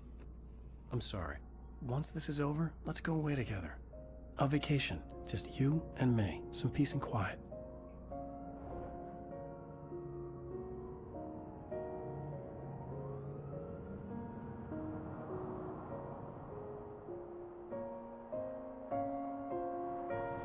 Somehow, the clicker was the key to the cabin.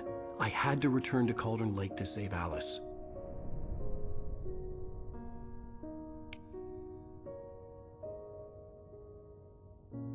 I'm going back to the lake to finish this. I'm going to write an ending to the story in the manuscript on my own terms, to make it all right. Why can't you just write it here? The last page is still in the typewriter. I need to read it first. Everything needs to be just right. Zane tried to cut some corners, and it didn't end well. Okay, ready when you are. I'm sorry, Sarah, but I need to do this alone. Barry, take her gun. Miss Weaver, close the door when I leave.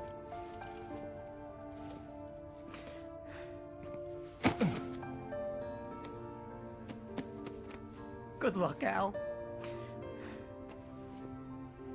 See you later.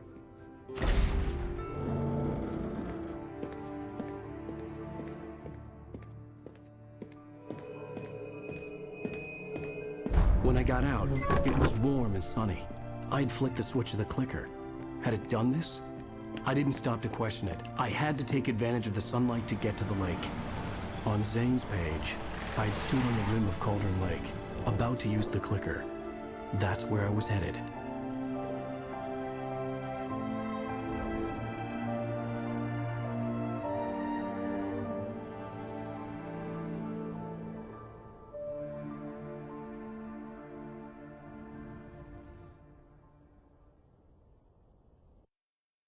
Alone, in daylight, surrounded by the beauty of the Pacific Northwest landscape. It was hard not to let doubt creep in one last time. I could still chalk everything up to a dream, a delusion. I had enough imagination to make up something like this. Having been in the cabin all this time, trapped in a story inside my head, gone mad from grief over Alice's death like Hartman had claimed, there would be no way of knowing. I told myself it didn't really matter. My course was set.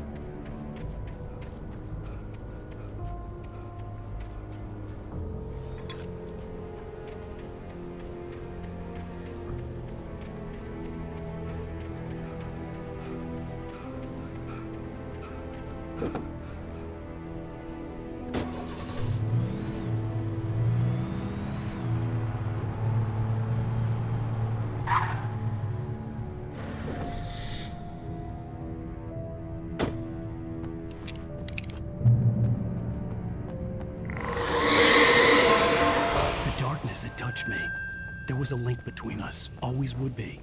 I could feel its presence again, getting closer.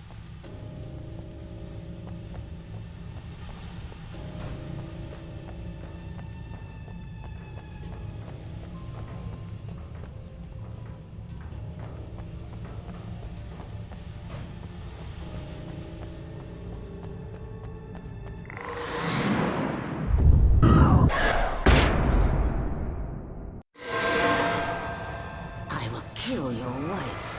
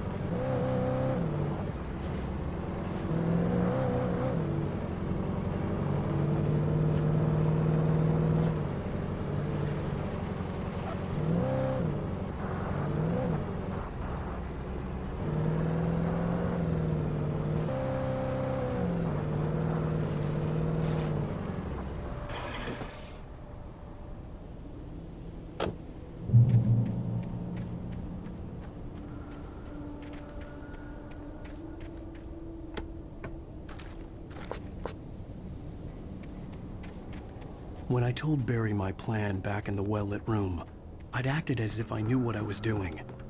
I didn't. I was operating on the shifting logic of a dream. I had to fight my way to the lake through the horrors of the night. I had to flick an old battered light switch imbued with childhood magic. I had to write a happy ending to a horror story. I had to save my wife from the dark prison she was being held in.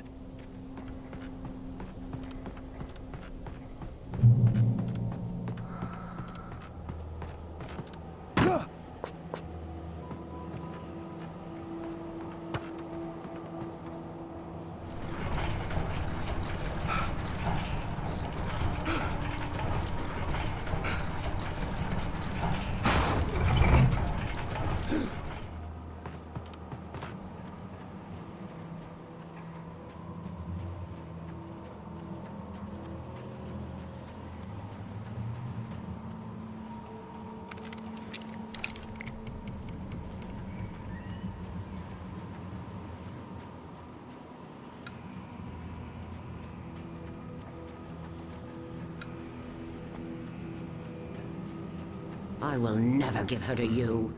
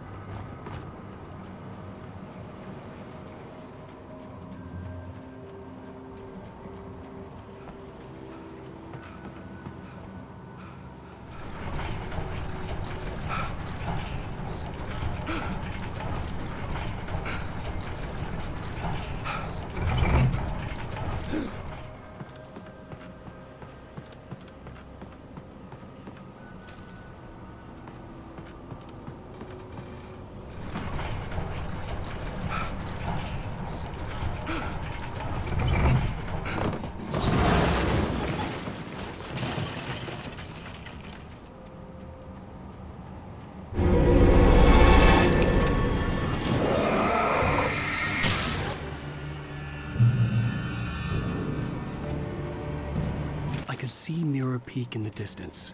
That's where Cauldron Lake was.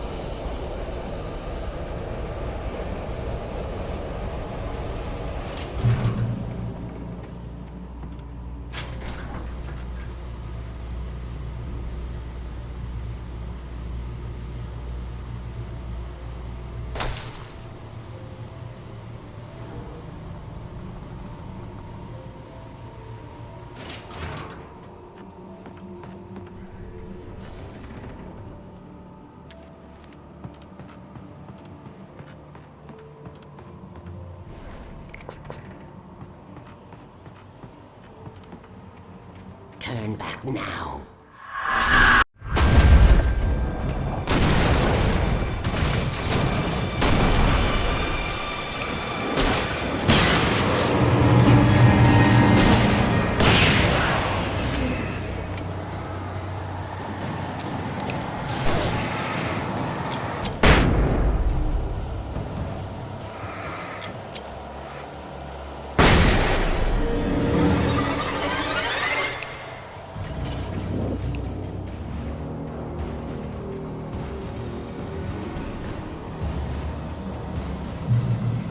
Do as you're told.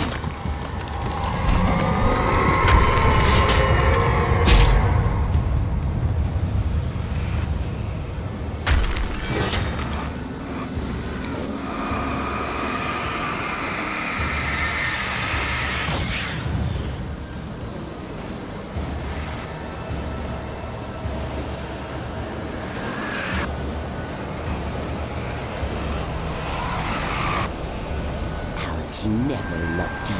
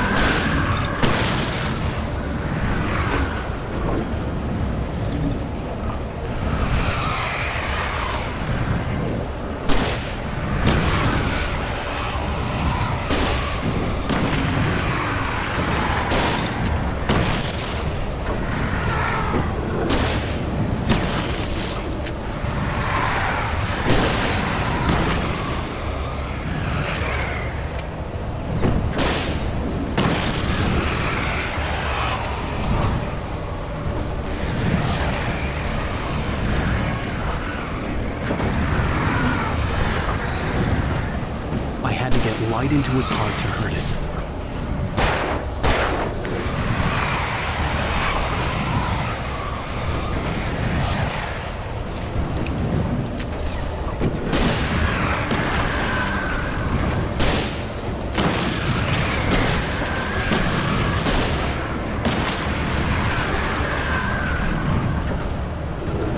You will fail.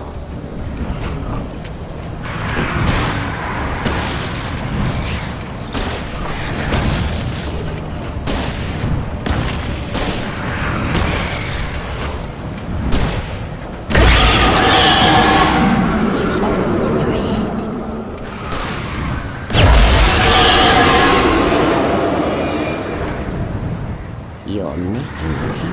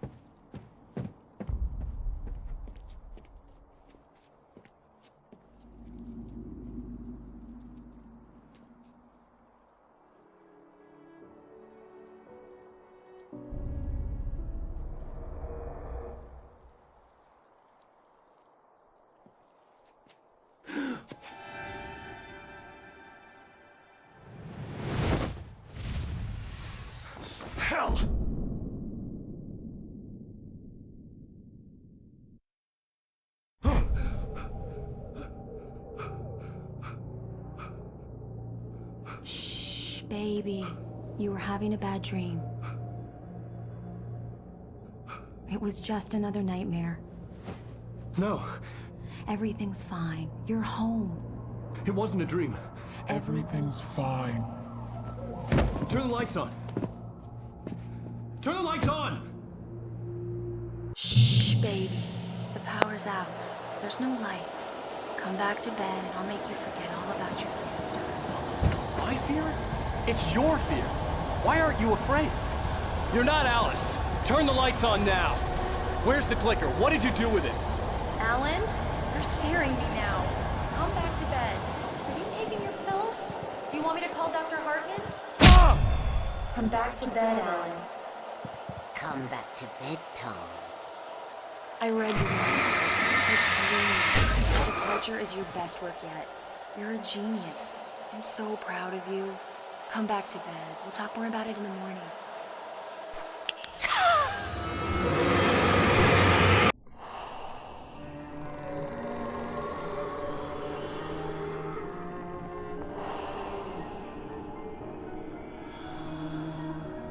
You must find your way to the cabin. It stands in your way. It won't let you pass. It has no heart. It's filled with darkness. You must fill its heart with light.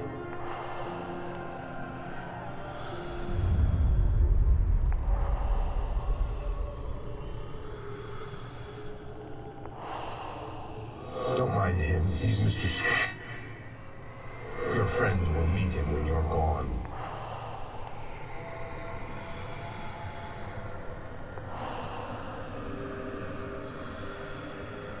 Use the clicker.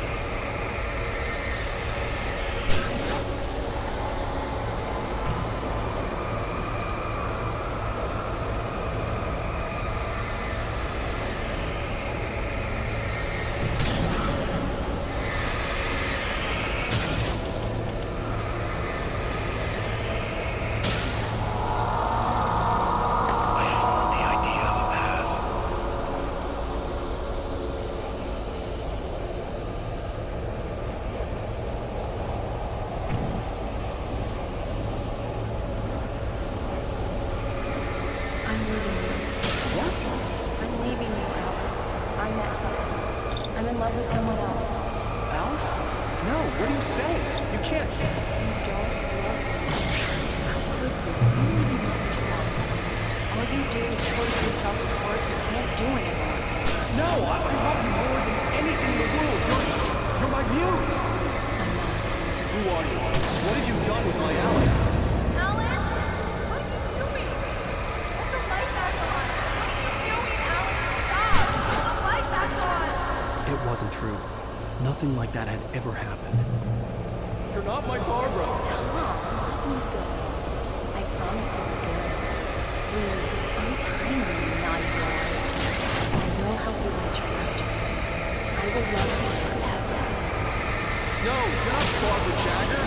I made a terrible mistake. I should have never written you back. You came back wrong. Your heart is filled with darkness. Put that knife away, Thomas. Put it down. Heart's filled with darkness. Cut it out. Take you back to the depths of paper.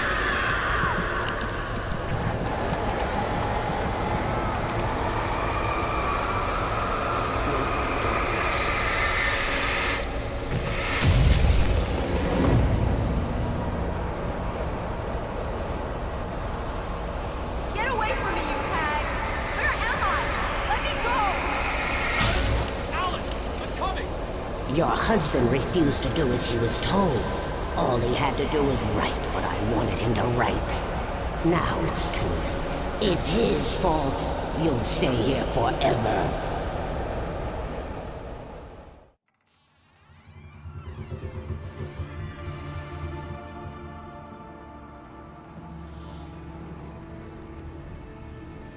Now you will never get her back.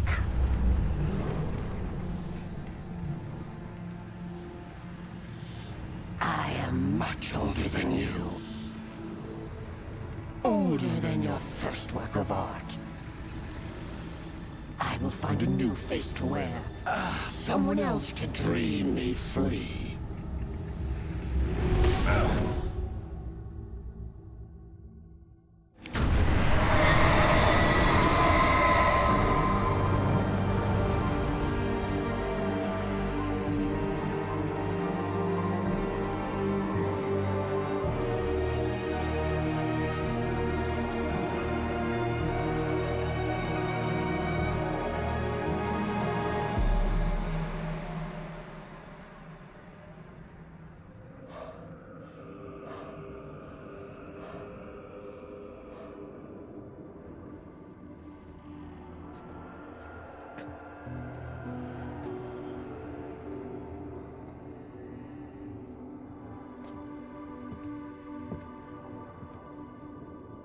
I could feel Alice's presence close by. I understood what I had to do now. I knew how to write the ending to Departure. There's light and there's darkness. Cause and effect. There's guilt and there's atonement. But the scales always need to balance. Everything has a price. That's where Zane had gone wrong. There's a long journey through the night back into the light. Alice? Alice?